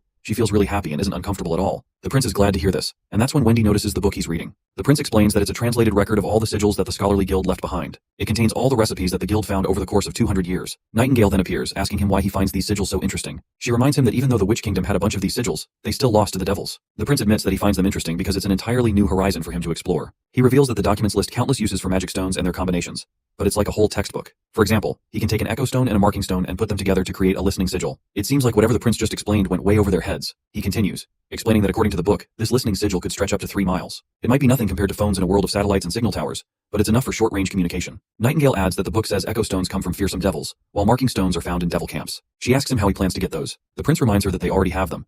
The red stone that Lightning found in the stone tower was an echo stone, and the marking stone is used for tracking sigils. Tilly brought a bunch of them, so they just need to break one down. He then reveals his plan to build a high tower next to the witch building to research and craft Agatha's sigils. Witches and mage towers, he thinks it's all going to be amazing. Later, when he discusses the idea of a mage tower, Agatha finds it ridiculous and calls it unnecessary. She insists that all she needs is a chemistry lab like Kyle's, maybe just a bit more spacious. Besides, she thinks building a tower like that would be troublesome, pointing out that Tequila had towers due to its small size, but they have plenty of land here. The prince sheds a tear of disappointment, muttering that it would have been more thematic. He sighs and reminds her not to worry about the construction. Then he asks if she'd need any other rooms besides a bedroom, office, and apprentice dorms. Agatha replies that if he really wants a tower, then no. Nightingale snickers to see the prince get defeated by Agatha like this. Agatha then explains that they can only build one listening sigil with what they have right now, but if they were to fight devils, they could acquire more. Now that she's mentioned it, the prince reveals there's something written on the last page. Nightingale curiously asks about his findings, but he startles her by asking about her combat points for activating the sigil. Nightingale just shrugs it off nonchalantly, saying it's a secret she can't reveal. The prince notices that she might be embarrassed about Anna's score, which is probably why she doesn't want to share. Anyway, he reveals to them that in this book, the recipe for the stones is unknown, and he's not sure if the scholarly guild didn't write it down for secrecy. But then Agatha chimes in, stating that those stones all come from high-tier devils, and even if it was written, they wouldn't really be able to get them. She can't believe he would think something so precious would just be left sitting around in the lobby. Agatha further explains that sigils might be the connection between different magic stones, but the ingredients required in the process are incredibly complicated. Most importantly, it requires the blood of devils. The prince is absolutely shocked to hear this. Agatha, on the other hand, doubles down on her statement, confirming that it's precisely true and that it requires fresh devil blood. The scholarly guild conducted thousands of experiments while researching the nature of magic, and ultimately concluded that witches, devils, and demons have inherently different magical properties in their flesh and blood. The prince is left in shock after hearing all about flesh and blood. She further drops some truth bombs that the magical properties in witches' blood are used to create divine punishment soldiers. Prince then asks if dead witches can be used, to which Agatha sadly replies that it has to be fresh. This leaves the prince speechless and Nightingale horrified. Agatha continues, explaining that this was the most securely guarded secret of the scholarly guild, and she left the Holy City Tower precisely because of it. She explains that all she knew was that they were mixing the blood of old witches with stones of divine judgment and injecting it into mortals to change their bodies. And as we know, that experiment was likely a success. The prince then asks how much blood it requires, to which Agatha replies that it needs at least half of a witch's blood. This revelation leaves the prince sweating bullets. Agatha further explains that the blood has to come from one person. Otherwise, the magic in the blood will repel each other and inhibit its efficiency. So every experiment resulted in one witch dying. Not only that, but it was also difficult for mortals to withstand the blood. In the beginning, no human survived, and there were plenty of members who argued that there was no way for mortals to achieve magic at all. But if it weren't for Alice's insistence, this method of divine soldier production would never have succeeded. The prince then adds that now the church has vast armies of divine punishment soldiers, and according to Tilly's report, they have anywhere between 500 to 1,000. Agatha mentions that even if the success rate increased tenfold, it still means a lot of witches were sacrificed. She's sure that the number of old witches would never be enough to mass produce this many soldiers. It doesn't take long for the prince to realize that the church captured and raised witches to use their fresh blood and create warriors. What annoys him the most is that there were hundreds of witches with unique abilities who were murdered at Hermes, and the church vilified them as satanic beings. Before his head can explode out of sheer frustration, Nightingale places a reassuring hand on his shoulder, helping him calm down. At this point, the prince is convinced that a dangerously foolish organization like this must be destroyed. It does not matter if they are fighting devils or not. He vows to destroy them at all costs. Later that night, we see Wendy stepping out after a refreshing bath. She tells Nightingale to go for a bath as well. However, Wendy finds herself shocked when she sees Nightingale actually studying Natural Sciences 101. It surprises her so much that she loses her grip on her towel and it falls to the floor. Wendy asks her if something happened between her and the prince that led her to study out of the blue. Nightingale then decides to share everything, and the scene transitions to a bit earlier when the prince looks at her dejected face. He asks if she plans to go against the church alone, but Nightingale states that she isn't that foolish. If the church could be toppled by just a single witch, someone would have done it already. The prince explains that the church created divine punishment soldiers to increase its own strength, which means they wouldn't waste powerful witches for blood. Even the mist can't guarantee her safety against those soldiers. The prince wants to handle the church strategically, believing that the best approach will be to launch a steady offense with the First Army once the war officially begins. He assures Nightingale that he's determined to build a new world where witches will be treated as equals to mortals, and their lives will be valued just as any other. Nightingale moves closer with a smile on her face and expresses her confidence that he will make it happen. Back in the present, Nightingale explains that this vision is her motivation for studying. She wants to become stronger so she can be more useful in the fight against the church. Wendy meanwhile is shocked as she realizes that all those nunneries built by the church were really just harvesting centers for fresh blood. She reflects on how if Ash hadn't saved her, she would have shared the same fate as other witches who died at the hands of the church. This revelation fuels Wendy's determination to improve, and she also wants to catch up to her sisters, who are working hard. So she agrees with Nightingale that it's finally time to get stronger. From now on, she will follow the example of her sisters and spend an hour each night learning the prince's knowledge before sleeping. She tells Nightingale they should do their best together. However, it seems that Nightingale has already reached her limit, as she has dozed off already. Well, what can you expect of her? A few days later, we see the prince proudly introducing his new ship to the citizens, claiming it to be one of the best he has created so far. As the ship rolls into the water and lands in the river from the dock, everyone is absolutely amazed to see it floating. This ship was constructed from stone and was completed in just half a month. Word is spreading that even the Plaza billboard is recruiting a captain and crew for it. At that moment, Nightingale appears, asking the prince why he would announce this to the civilians. The prince responds with a confident grin, explaining that it's to showcase their power and boost the morale of the townspeople. He believes this introduction will serve as evidence of their town's massive improvements. In the past, people would have found it hard to believe that a ship made of concrete could float. By exceeding their expectations, the citizens will begin to recognize the progress of their town, which will elevate their attitudes and possibly lead them to believe that anything is possible. He tells Nightingale to think of it as an advertising strategy. A territory's growth will change its citizens' outlook. We then see the redhead with his old friend. The friend comments that even a sailboat would require at least a month to refine its frame, as the wood needs to dry completely before being bent with steam. It's an incredibly difficult process that could never be accomplished in just half a month. The redhead asks his friend how he knows so much about boat construction, to which the old man replies that he used to be a captain. When he was younger, he shipped large amounts of cargo between Seabreeze Town and Clearwater Port. He even traveled to the Bay and the Kingdom of Dawn, but due to unforeseen circumstances, he ended up where he is today.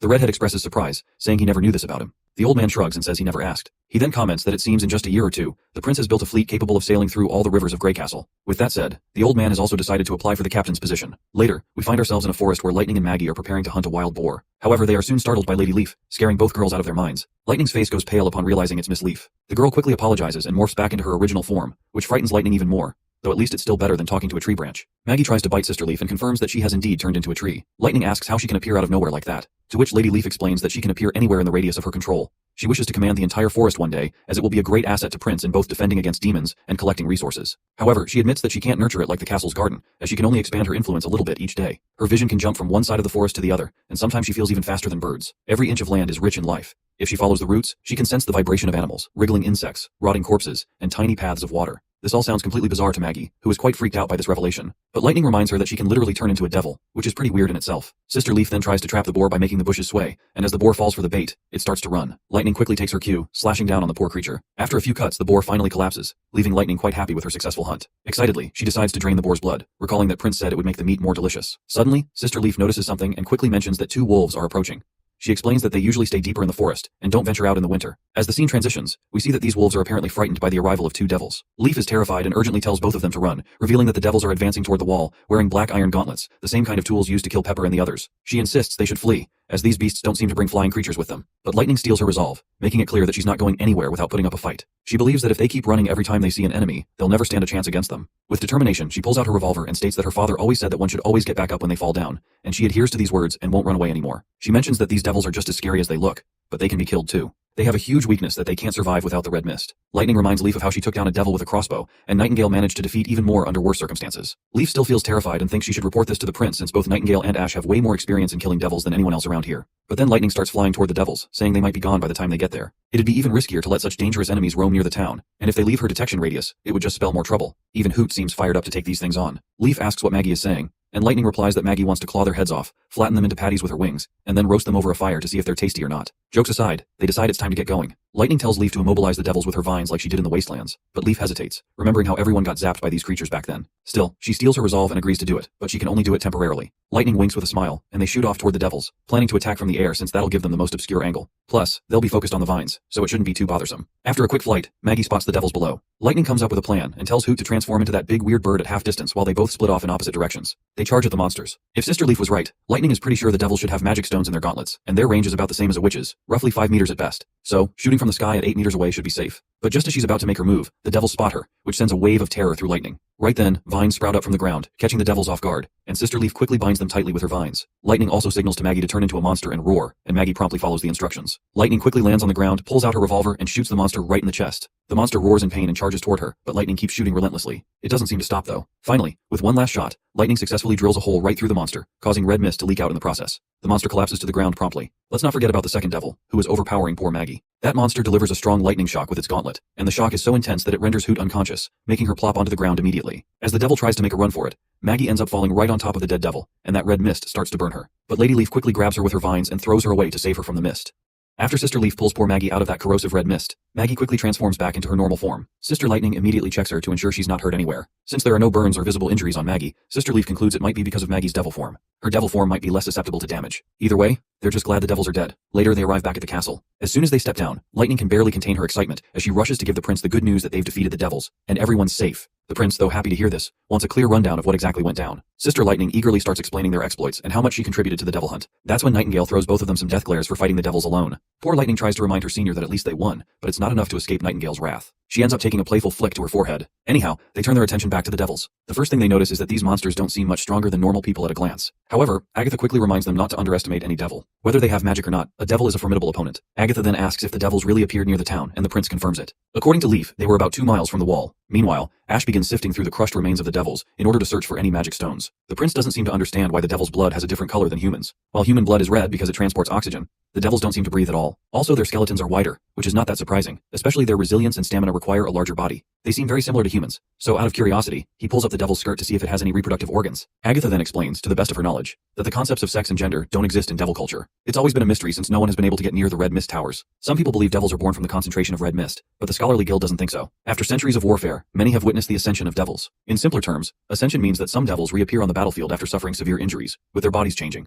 But from their scars, it's obvious they're the same devil. This might mean that high-tier devils aren't born. Their power evolves after battles, and even their bodies may change. The prince reflects on how their magic stones were already a significant concern, but now that the enemy has the ability to evolve, it's even more worrying. It makes sense why humans haven't been able to defeat these monsters. Fortunately, the monsters don't have equipment that's more advanced than the current age. In fact, their gear is even cruder. They wear animal skins and rough cloth as clothing, and their fighting masks are just skulls of hybrid demons. The craftsmanship is very coarse. While inspecting one of the monsters, the prince finds a stone tablet and asks Agatha about it. Agatha explains that it's their method of recording information. The writings on it are created with magic, but humans wouldn't be able to decipher it. Princess Tilly then points out that perhaps the devil's minds are structured differently from humans. The prince acknowledges this but remains curious about the stone itself. Agatha then reveals that sensory stones, pathfinding stones, and marking stones are all commonly used by scouting devils. The mention of scouting devils leaves the prince a little concerned. From what he can tell, the devils have already noticed this place and are beginning to scout it out, which likely means they've also taken note of the border town. However, Agatha claims that this scenario is unlikely. According to records from the Second Divine War, the Devils wouldn't be so careless if they were investigating a human civilization. Devil Scouts are typically organized in teams of 2 or 3 to ensure they can return with intel. Most teams had demon dragons with them and would never operate too far apart from one another. To eliminate these scout teams, the Alliance would send flying witches to block them from behind, while divine warriors attacked and captured them from the front.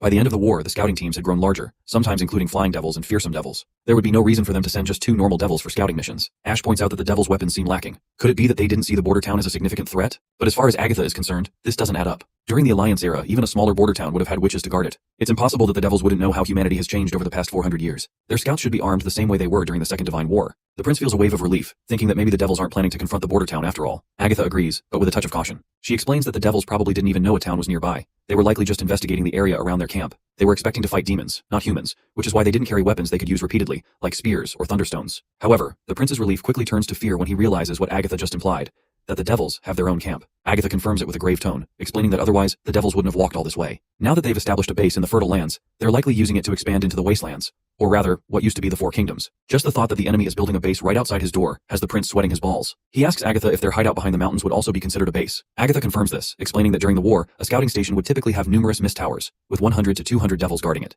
But since the Red Moon hasn't arrived yet, it's unlikely they would build a new base with towers. Also, it's very inconvenient for them to transport mist, so the base wouldn't be very big. His sister then asks what he is planning next. Roland quickly rolls out that he'll find the camp, and if it exists, then he'll eliminate it. Ash supports this idea, and vouches to help, promising her support. The prince immediately assigns Lightning and Maggie to scouting duty, and the 2 ladies are more than happy to oblige. He tells them that they won't be fighting the devils this time. They're to return as soon as they find the camp, as the devils might have dragons with them, and their safety is the most important thing. To motivate them, he promises that if they find the camp, he'll treat them to a week of desserts and ice cream bread. A while later, Sister Lightning is roaming around the desolate area, searching for the monster's hideout. That's when they stumble across a giant hole in the ground. Afterward, when they report back to the prince, it turns out that Lightning had brought Soraya along, and Soraya helped sketch the pit they found. The prince looks at the drawing and can tell it looks familiar. Lightning further explains that the location had only broken stones, a destroyed fence, and of course, the huge hole. It's similar to the stone tower they found with Agatha inside, and it was completely empty. No devils were found at all. For a moment, the prince wonders if this might have been caused by a giant worm, just like before. If the worm swallowed the ruins last time, then perhaps another one swallowed this camp. Soraya then adds that the location was right in front of the path the association was following last time, which is about 5 miles from where they first encountered the devils. Sylvie chimes in, noting that the tunnel beneath the hole seems to be heading toward the snowy mountains. It's in the same direction as the misty forest, and it all seems to be leading the same way. The scene then transitions to Timothy's royal palace, where he sits on his throne.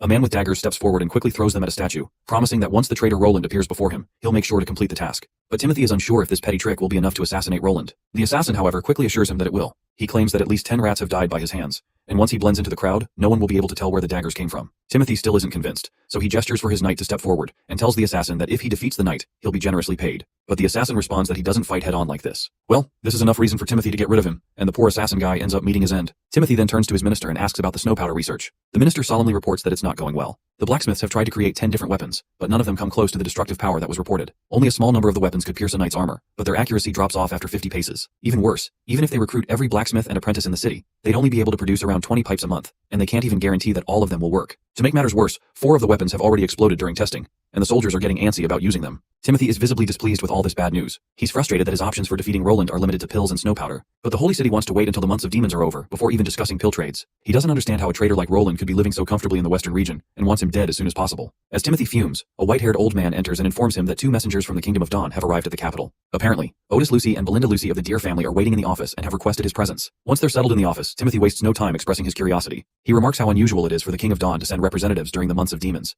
which makes him eager to know the king's exact intentions. Timothy also makes it clear that if they've come seeking food, cotton, or cloth, he can only provide a small amount, and even that is offered out of sheer curiosity. Timothy reminds Otis that the succession decree has caused massive turmoil in the kingdom. Many supply chains are paralyzed, and they barely have enough resources to care for their own refugees. Diverting more is incredibly difficult. Both guests bow their heads to apologize. However, they point out that their king has sent them because of a much bigger threat looming on the horizon. Apparently the church's armies have already sacked Eternal Winter and Wolfheart, and a flood of refugees is pouring into Dawn. The King of Dawn believes Wolfheart won't be the church's last target. It seems the church is planning to completely wipe out the upper class and take control of all territories for themselves. This puts both Dawn and Grey Castle at great risk. In the coming years, the church may very well start a new war to raze them both to the ground. The King of Dawn wishes to form an alliance against the church. Otis promptly presents a series of tactics along with a written agreement. He urges Timothy to sign it if he's willing to fight back. If they focus their firepower on Grey Castle's Blizzard Mountain or Dawn's northern slopes, the church may retreat. Avoiding this war would be beneficial for both kingdoms. For Timothy, this meant he wouldn't be able to buy pills from the church, and without those pills, he isn't sure how he'll be able to defeat Roland. However, the church is just as dangerous, and the best move for him might be to unify his castle first and deal with the church later. Timothy acknowledged that this is an extremely important matter.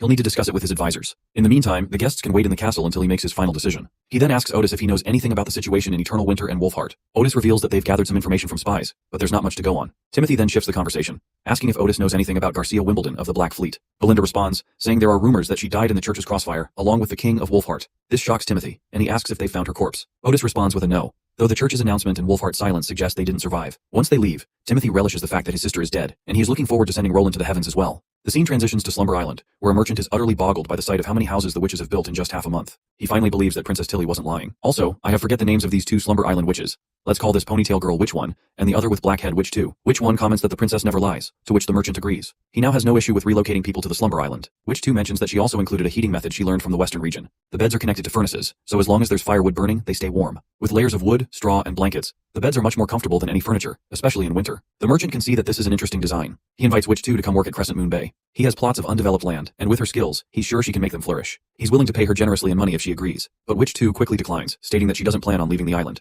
The merchant persists, trying to allure her by promising better living conditions. He tells her she could live in the same courtyard as him, enjoy fine wines, and taste delicacies from all four kingdoms. Not only that, she would have servants by her side wherever she goes. This is the lifestyle people crave, and if she works for him, she can also enjoy it. But Witch 1 quickly interjects, reminding this fat ass that they can't just agree to this. There are certain things witches aren't allowed to do. The merchant, clearly annoyed by their refusal, is about to protest further when suddenly, Thunder appears. He interrupts, telling the merchant that the Slumberspell Merchant Guild is unique both in the bay and across all four kingdoms. It will do just fine without his business. The merchant is stunned to see Thunder, the big cheese himself, standing behind him. Thunder continues to humble this fat bastard, reminding him that he drafted the rules for the Slumberspell Guild. The contractor has the privilege of assessing the task's danger, and they can't just throw themselves into danger recklessly. He asks the merchant if he still has any objections. The merchant of course quickly responds with the no. With that, the merchant decides to leave, and everyone waves him goodbye in exchange. The two witches are happy to see Thunder and are glad that he helped them. Thunder reveals that he was passing by Slumber Island after an expedition. During his trip, he saw waves rising higher than he'd ever seen before. The boat was almost flying, sailing on the waves' sheer cliffs. By some miracle, they didn't fall and sink. He claims that if he hadn't seen it with his own eyes, he would never have believed such a thing. Witch 1 quickly responds that since seawater isn't made of rocks, why would it flow downward?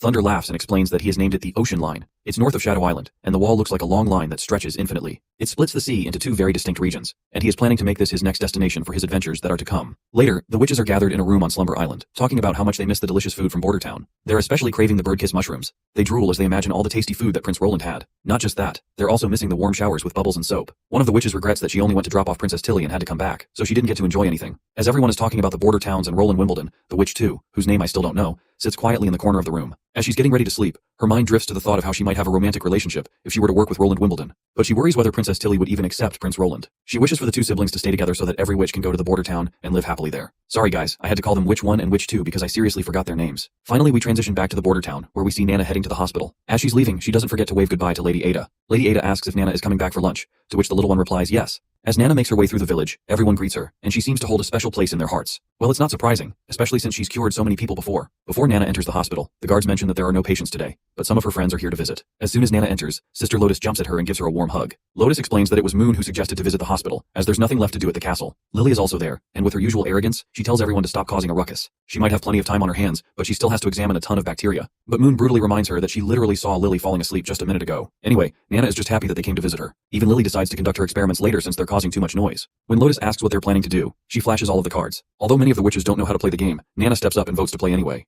They spend the rest of the day playing until night arrives. Even after taking a refreshing bath, Moon does not seem to be feeling good at all. She expresses how envious she feels of Nana. Moon envies her because Nana is always getting attention from everyone in the town. They treat her so well, constantly offering her greetings and kindness. Moon wishes she could have a life like that. But Lily pushes her aside, reminding her that both Nana and Lily herself are the foundation of the town's medical resources. Everyone's health is kept safe by one treating the outside and the other treating the inside. Moon is frustrated that she has not contributed or helped anyone at all. Because of this, she ends up seeking out Prince Roland the very next day. Roland has no clue why she's visiting him, so he guesses that she might have been bullied and is here to complain. But that's not the case. She flat out reminds him how he always mentions that she has a lot of potential, yet she hasn't evolved. She's pretty sure the reason her ability hasn't evolved is because she can't understand Natural Science 101. Now that Moon has mentioned it, Prince Roland claims that he's been thinking about it lately as well. According to Agatha, he explains that the Witches' Alliance achieved ascension without fully understanding natural processes 400 years ago. They did it through continuous practice of their abilities and occasional epiphanies. These moments of realization could happen either by observing events in real life or through sudden insights. However, ascension through that method is not as thorough as systematic education. Agatha's magic is evidence of that. She's the weakest of all the ascended witches, and even some regular witches like Sylvie and Andrea are stronger than her. All of this goes over Moon's head, and she simply points out that she just wants to evolve, so simply asks if he has any solutions to her problem. Prince Roland states that it might not work, but he can try. He begins by asking her about her perspective on magnetism. Moon explains that it's a physical phenomenon produced by the motion of electric charges, resulting in attractive and repulsive forces between objects. Prince Roland reminds her that she just quoted from a textbook, and while she has it memorized nicely, he doesn't think she truly understands what it means. He then draws a diagram of the inner workings of a motor, and explains that she can't use closed circuits to quickly cut lines of magnetic force, but she can change her own magnetic fields. As a result, she can personally influence the transformation from magnetism to electricity. Electromagnetism essentially results from changes in magnetic flux within a closed loop. If she wants to change the magnetic flux within a constant magnetic field, the only way to do so is by changing the area within the loop. In other words, she needs to cut and shorten the wire. But what if the area is consistent? In that case, she must change the field, which will then change the magnetic flux. He points out that she needs to quickly release and withdraw her magnetism, instead of continuously using her power. It's okay if she doesn't understand it right away. But he tells her to try changing the direction of her magnetism, like switching from her left hand to her right. She needs to practice this first. Once she gets the hang of it, he'll prepare a little toy for her, and when she understands it, she'll know what it all means. The thought of having a toy really perks her up. Later we meet Moon once again. Following Prince Roland's instructions, he had told her to hold the frame with both hands and practice using her ability. But before doing so, he had told her to close the curtains and put her glowstone away. Afterwards, she grabs the frame with both of its rods, and as soon as she begins to use her magic, she notices the glass connected to both rods starting to glow. The glow intensifies further, and suddenly, the entire tube glows brightly, leaving Moon absolutely bewildered. The next day, she visits Prince Roland again and questions him about why the glass started glowing. Hearing this, Prince is quite fascinated that she managed to do it so quickly, as he had expected it would take her at least 2 days to make any progress. He then asks if she realizes that the glass illuminated like an electric light bulb. When she confirms it, he's happy to hear that she used the power of lightning. This revelation leaves Moon completely confused. As Prince dissects the light bulb, he reminds her that the light was orange and kept shining only for a moment. The lightning ignited the filament inside, causing it to burn and emit light. But it's okay if she doesn't fully understand it. He promises to show her what real electricity looks like soon. Later, Moon comes back to her room, where Lily asks her why she is up so early, and she further orders Moon to bring her breakfast. But Moon doesn't like Lily's attitude. She proceeds to close the curtains and sit in the chair, as she needs to practice her powers in the dark, with the glowstone put away. Reluctantly, Lily shuts her book and decides to leave. However, the thought of Lily leaving scares Moon a little, since she doesn't like the dark. After some teasing, Lily decides to stay. Once Moon settles into the chair to begin her session, Lily asks if she plans to magnetize the object with her hands. Moon responds with a no, explaining that she's going to cycle magnetism through her hands. Prince said she might be able to see lightning if she does. Of course, Lily is baffled and isn't ready to believe it right away. But Moon sits down and begins her practice. As she concentrates, she remembers Kara, the former leader of the Witch Association. Moon is sure that if Kara were here, she would be yelling at her by now, as she always considered Moon useless. But Moon is glad that Prince isn't like that. In fact, he even made special equipment for her to practice with, and he swapped the metal wire inside for a copper one. Determined to prove her worth, she begins her practice. Light soon starts to radiate, and before long, she is able to illuminate almost the entire room. This leaves Lily completely baffled. As Moon takes notes, she realizes that electricity becomes magnetism, and magnetism becomes electricity. In other words, they are the same. The next day, Moon demonstrates her abilities to Prince, who is left completely speechless. He can hardly believe his eyes as she produces an electrical system without any power source. He has no doubt that her ability is of the enchanting type, and that she's introduced a brand new attribute to the metal frame, using magic to provide power. Moon happily points out that, just as he had said, electricity and magnetism are related, they can't exist without each other. The fact that her ability can magnetize objects, she realized, might also be able to create electricity with it, since electricity requires magnetism. She tried applying magnetism to the bronze rods, and then this happened. Prince is quite pleased with Moon's epiphany. He now feels certain that electrical currents result in magnetism. However, magnetic fields don't create electrical currents without reason. The currents must travel in a closed circuit, with magnetism changing alongside them. Changing both the strength and area of magnetism typically requires an external energy source, but Moon's new ability replaces that requirement, causing magnetism to change on its own. Prince is now certain that witch abilities shouldn't be measured strictly by logic. Moon's magnetic magic might not adhere to the rules of real magnetism, just as black fire isn't actual fire. He addresses Moon curiously and asks if she has ever noticed any changes in the magnetism of objects she has enchanted. Moon recalls trying something like that back at the Witch Association. She had wanted to lower the magnetism of an object when she wasn't using it, so it would be less troublesome for her sisters. However, no matter what she tried, the magnetism maintained its strength, and she assumed it was impossible to adjust. Prince then turns to Nightingale and asks her to describe the form of Moon's magic. Nightingale promptly responds, saying it looks solidified, like a shifting pool of water. This revelation means one thing: Moon has evolved. Prince pats her on the head, appreciating her hard work and consistency, as her evolution wouldn't have been possible without her dedication. He declares her the 6th evolved witch in the Witch Union. This lights up Moon, who is thrilled to know she can now be of even greater use to Prince. Prince continues, expressing that there's so much potential in Moon that he can't even count it all. As he said before, her potential is limitless. He tells her to get some sleep first, noting that her eye bags are almost the size of a fist. He promises to properly test her abilities later that afternoon.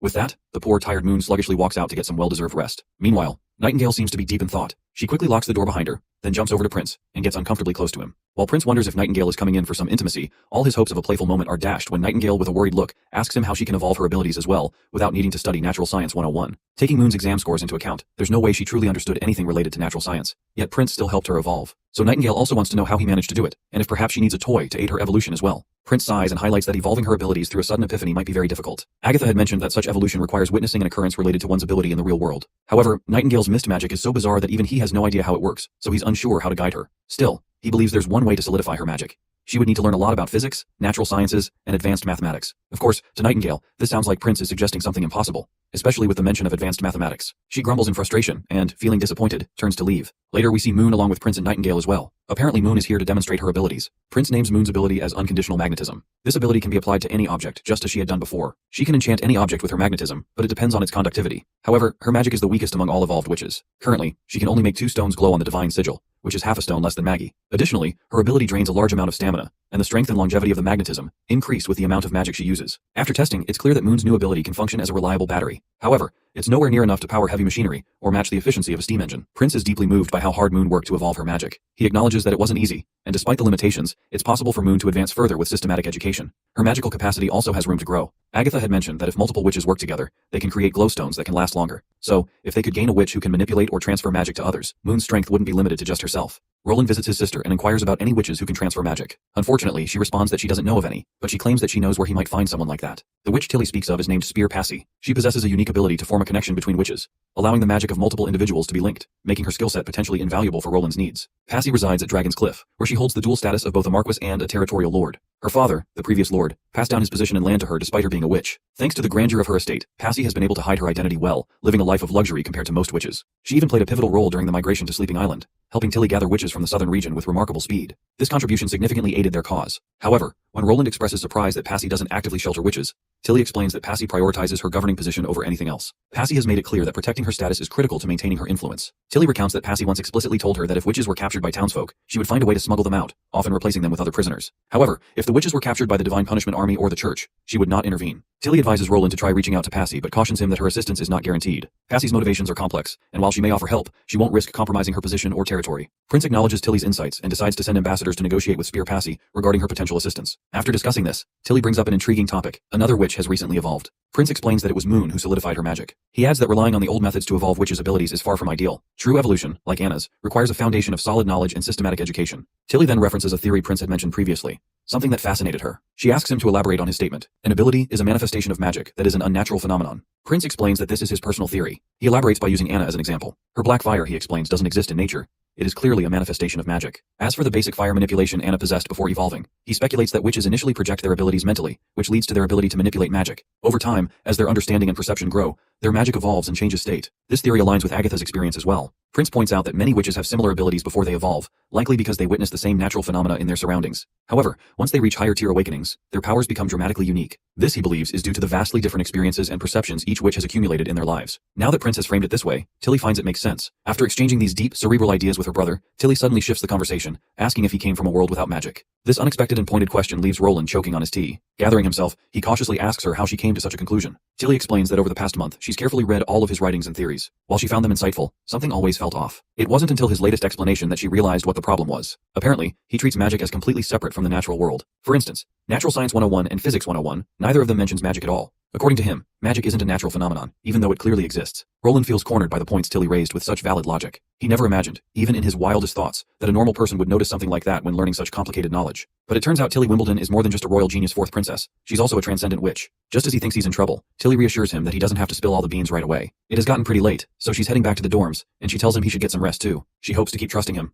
With that, she leaves, and Nightingale steps out from her hiding place. Even Nightingale looks disappointed because Princess Tilly was so close to uncovering Roland's true origins. If only she had pried a little more. Roland sighs in disappointment and points out that she didn't pry because she doesn't want to risk losing their relationship. If prying meant breaking their alliance, it wouldn't benefit Slumber Island, especially with the same looming threat still hanging over them. Her status as an ally is more important than the truth of his identity. Roland believes this is the only reason Tilly's giving him some time, but that doesn't mean she doesn't want to know the truth. If she keeps stalling, she might lose her trust once their enemies are defeated. Tilly's played her hand, and now she's waiting for his, but Roland still hasn't figured out what she thinks of the fourth prince. Regardless, he has to bury that worry deep for now. He turns to Nightingale and asks for her opinion about the trip to Dragon's Cliff with Maggie and Lightning. Nightingale agrees to go, but Roland reminds her that it won't be a simple conversation, and he's actually worried about it. Of course, Nightingale assures him that if talking doesn't work, she'll just kidnap her. But that's exactly what Roland is worried about. He doesn't want to kidnap anyone. Spear Passy would probably rip their hearts out if she did that. He begs her not to mess this up. She should gather some intel about the situation before meeting with Spear Passy. If she rejects the offer, that's fine, but there's no need to threaten her at all. He also tells her to keep a record of Dragon Cliff's environment, defenses, and patrol schedules. Lastly, he reminds her to return as soon as possible and most importantly, to stay safe. The very next day, Maggie, Lightning, and Nightingale set off on their journey, and Sister Scroll waves them goodbye through the window. Meanwhile, Roland is busy making notes. He looks totally worn out because he's just strained half of his brain cells writing this book. As he thinks this, Scroll remembers that tomorrow is Miss Anna's awakening day. In the middle of the night, Prince Roland visits Anna. After taking in the surroundings of her room, he reflects on how everything in here gives a strange sense of modernism, with the indoor heating and glowing stones. As he stares at Anna, she responds,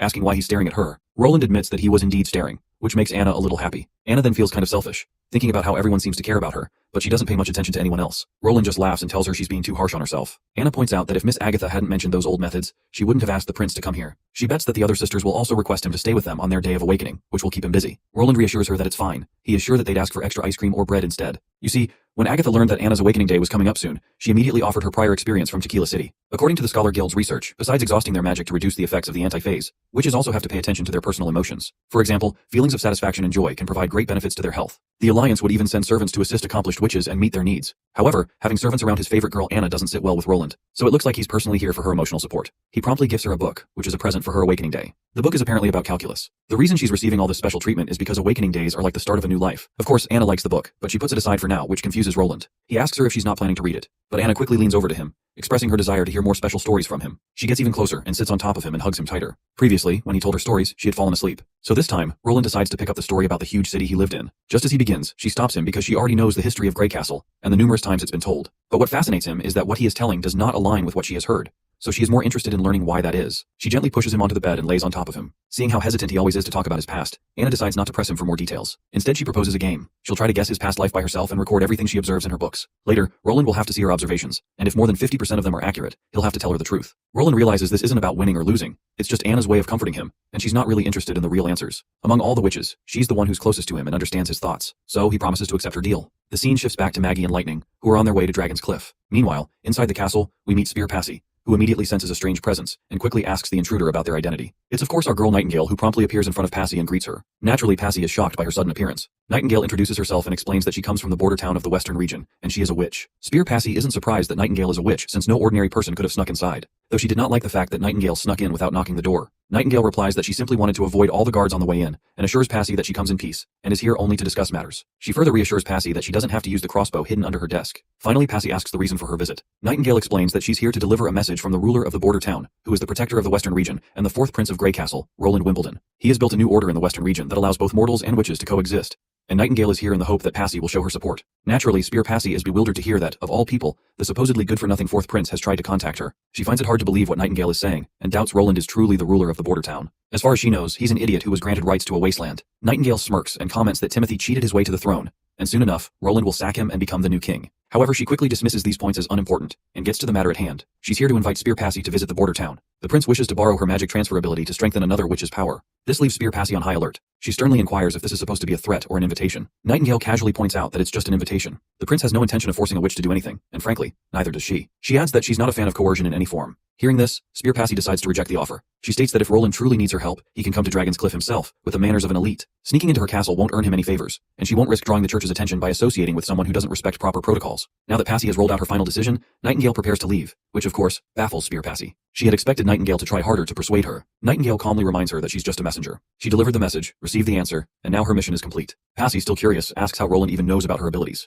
As far as she can tell, it must have been the witches at the Bay who told him. Nightingale responds positively, and explains that the leader of the Bay Witches, Tilly Wimbledon, is currently staying at the border town. She's actively fighting against the monstrous demons alongside her brother, Prince Roland. Furthermore, Tilly herself was invited by Roland, just as Passy has been. Even so, Spear Passy finds it hard to believe that Roland has truly built a place where mortals and witches can coexist freely. Nightingale then reveals that Roland has cleared the church entirely out of his territory. Bordertown now shelters more than 10 witches, and the townsfolk are familiar with their presence. The witches are not just accepted, they are thriving in his domain. Nightingale promises that everything she's saying is true and offers to explain everything she knows about Prince Roland and Bordertown. She takes her time and summarizes the story of 250 chapters in just a few minutes. As Nightingale finishes her explanation, Maggie suddenly appears at the window, visibly alarmed. She warns them that danger is approaching, specifically a squad of divine punishment soldiers, and there are at least 20 of them headed toward the castle. Nightingale immediately wonders if Spear Passy had arranged a meeting with the church, but Passy quickly denies it, explaining that she hasn't scheduled any meetings with anyone from the church. This revelation leads her to suspect that the divine punishment soldiers might have followed Nightingale. Nightingale dismisses the idea, stating it's impossible unless the church somehow has the ability to surveil every bird in the sky. At that moment, Lightning arrives, promptly reporting that soldiers are indeed making their way directly to the castle. Nightingale has no idea what's going on, but urges Spear Passy to come with her. But before they can act, commotion erupts outside the door, and it does not take the divine soldiers long to break their way inside the office. Nightingale quickly vanishes into the shadows before she can be seen.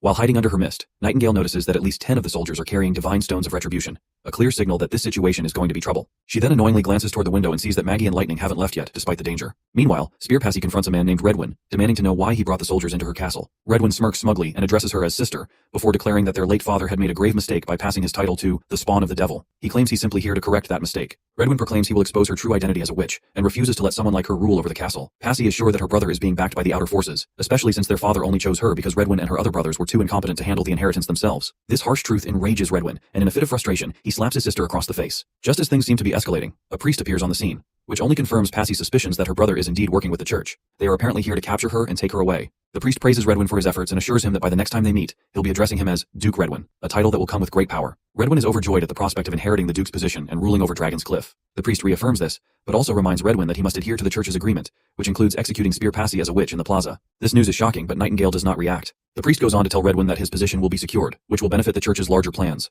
To further ensure his success, the church will even provide him with a cleric skilled in governance. Once they leave, Nightingale reappears, and Lightning and Maggie are ready for action. They're fired up and determined to defeat the church and save Passy. Nightingale pulls Lightning and Maggie back to reality, because they do not have enough power to take down the entire church, although they could kill and bury the group of soldiers and the priest who just arrived, allowing Spear Passy to regain her position in the Dragon Cliff once again. But Nightingale has another plan. She wants to take advantage of this opportunity to rescue Spear Passy without leaving a trace. Once she's freed, Passy might have nowhere else to go and could agree to come with them to Border Town. Later that night, she sneaks through the town to reach the underground dungeons, convinced that Passy is being held there. There's only one way inside, but it's heavily guarded by divine stones, so Nightingale knows she must tread carefully. When Nightingale finally enters the bishop's room, she encounters a mysterious priestess under a hood, who is intrigued to learn that Spear Passy turned out to be a witch. This only strengthens their plan's chances of success. The priest then inquires whether it would be easier to convince the masses of Passy's witch identity. The priestess responds that things have changed. Under the Pope's orders, new witches are to be processed by the church. Instead of burning her at the stake in front of the public, they plan to smuggle her to the Holy City. They can just simply take any prisoner with similar height and body stature as Passy and burn it in front of the public. This will make the execution even more impactful in the eyes of the public. The priestess orders the priest to follow the orders, while she is about to head for Redwater City. As Nightingale prepares to leave, the priestess suddenly senses her presence and cracks her whip, demanding to know who's there. Nightingale narrowly avoids the whip, and the attack confirms for her that this priestess is not a weak sauce. The priest, on the other hand, has no clue what is going on, and asks the priestess about it. She reveals that someone has snuck in, but assures him that she'll handle it, and orders him to leave the place at once. She then blindfolds herself and prepares to confront Nightingale. After observing the magic around the priestess, Nightingale realizes that she's a high-ranking witch who is aligned with the church. She likely ranks even higher than most, and if she enjoys hunting witches, she wouldn't hesitate to kill her fellow witch. This witch is not someone who would think of Nightingale as a sister. Meanwhile, the priestess begins her interrogation. She points out that Priest Rosade wasn't able to see Nightingale, suggesting that she knows how to hide herself well. Furthermore, the fact that Nightingale dodged her attack makes the priestess believe that she's trained or experienced in combat. She can tell, without a doubt, that Nightingale is rare among wild witches. This isn't just any ordinary witch. Nightingale is something different, and that makes her an even more dangerous target in the priestess's eyes. Nightingale isn't interested in responding to any of the questions this piece of shit is asking, but that whitehead continues to speak, revealing that a new pope has taken the seat in the church. According to her, this pope is benevolent and believes that there's still hope for wild witches like Nightingale. She offers a chance for Nightingale to be baptized and accepted as a pure witch, promising her redemption if she agrees. She believes this is an opportunity Nightingale shouldn't pass up. But Nightingale isn't about to listen to some piece of shit witch who has zero regard for her fellow witches. She fires her bullet at her, but the white-haired witch quickly deflects it with her whip. This leaves Nightingale absolutely losing it. She can't believe this witch literally blocked her bullets. At the same time, the white-haired witch is equally surprised to see her opponent using such a ridiculously eccentric weapon. That only fuels her determination to kill Nightingale right here and now, and she's made up her mind about it. The white-haired witch spreads her magic across the entire area, but Nightingale dodges left and right. As they go back and forth, the white-haired witch punches the ground so hard that it literally demolishes it. Nightingale quickly throws a barrage of bullets to distract her, and vanishes into thin air the next moment. The white-haired witch can no longer feel her magic, which means Nightingale has left the room. She commands Priest Rosade to lock the church down and send more guards. She tells him to do as she says. The intruder is wounded, so she knows she can't make it far. The white-haired witch is frustrated that her opponent got away. What infuriates her the most is that Nightingale was using such a strong weapon. Her battle skills are considered the perfect balance of offense and defense. Her whip can block anything, and she even considers herself one of the strongest pure witches. She's consciously kept her magic active for 10 years, and her magical capacity is immense. She's never depleted her stamina from blocking a projectile, but she was brought to her knees because of the weapon Nightingale used. Her eyes are bleeding, probably due to the side effect of exerting herself. The scene cuts to Spear Passy, who, while sitting behind bars, thinks about the witches she wasn't able to save. They were probably imprisoned here, tortured, humiliated, and eventually killed. That's when she notices Nightingale coming to her rescue. Before the guards standing outside can notice anything, Nightingale silently slits their throats. Nightingale reveals to her that the guards didn't know Spear Passy was a witch, so they didn't realize who she really was before they captured her. This is all a plot by the bishop. They're just after the governor's position, and her brother is nothing more than a puppet of the church. Nightingale doesn't have time to explain everything, so they decide to get out of there first. But Nightingale can't let Passy inside her mist just yet, because she has a divine stone of judgment shackle, which can only be opened by a special key. So their first task is to get rid of it. As they walk through the corridor, soldiers swarm their way, but Nightingale just vanishes into her mist. Then, she pops up right in front of them and kills them with each bullet fired. In a matter of seconds, she takes down a bunch of soldiers single-handedly. Finally, they find the device they can use to remove the shackle from around Passy's neck. Once it's off, they make their way out of the chamber and notice more soldiers. But before those soldiers can launch their barrage of arrows, Nightingale and Passy hide behind a wall because the arrows have stones of divine judgment, which cancel out Nightingale's mist magic. Another barrage of arrows comes in, and in an attempt to save Passy, Nightingale ends up taking all of the arrows right over her back. But thankfully, Nightingale successfully executes her mist magic this time, and they drift into her mist, popping up at the very top of the castle's tower. Before they can catch their breath, they're found again, but that's when Maggie shows up. She smashes her giant tail into the building, and the rocks that break off begin to fall onto the soldiers below. While the soldiers are disoriented from the rocks, Maggie and Nightingale return to rescue Passy. After safely leaving the area, they set up camp somewhere in the forest. There, Passy tells Nightingale to strip down so she can tend to her injuries. Although Nightingale is embarrassed, she eventually agrees and does as told. Nightingale is swollen from the previous fight, but thankfully, it isn't as brutal as it could have been. She's patched up with medicine applied to her wounds, and after disinfecting them and wrapping the bandages, she's back in action, ready to continue. Nightingale then tries to convince Passy to visit Border Town.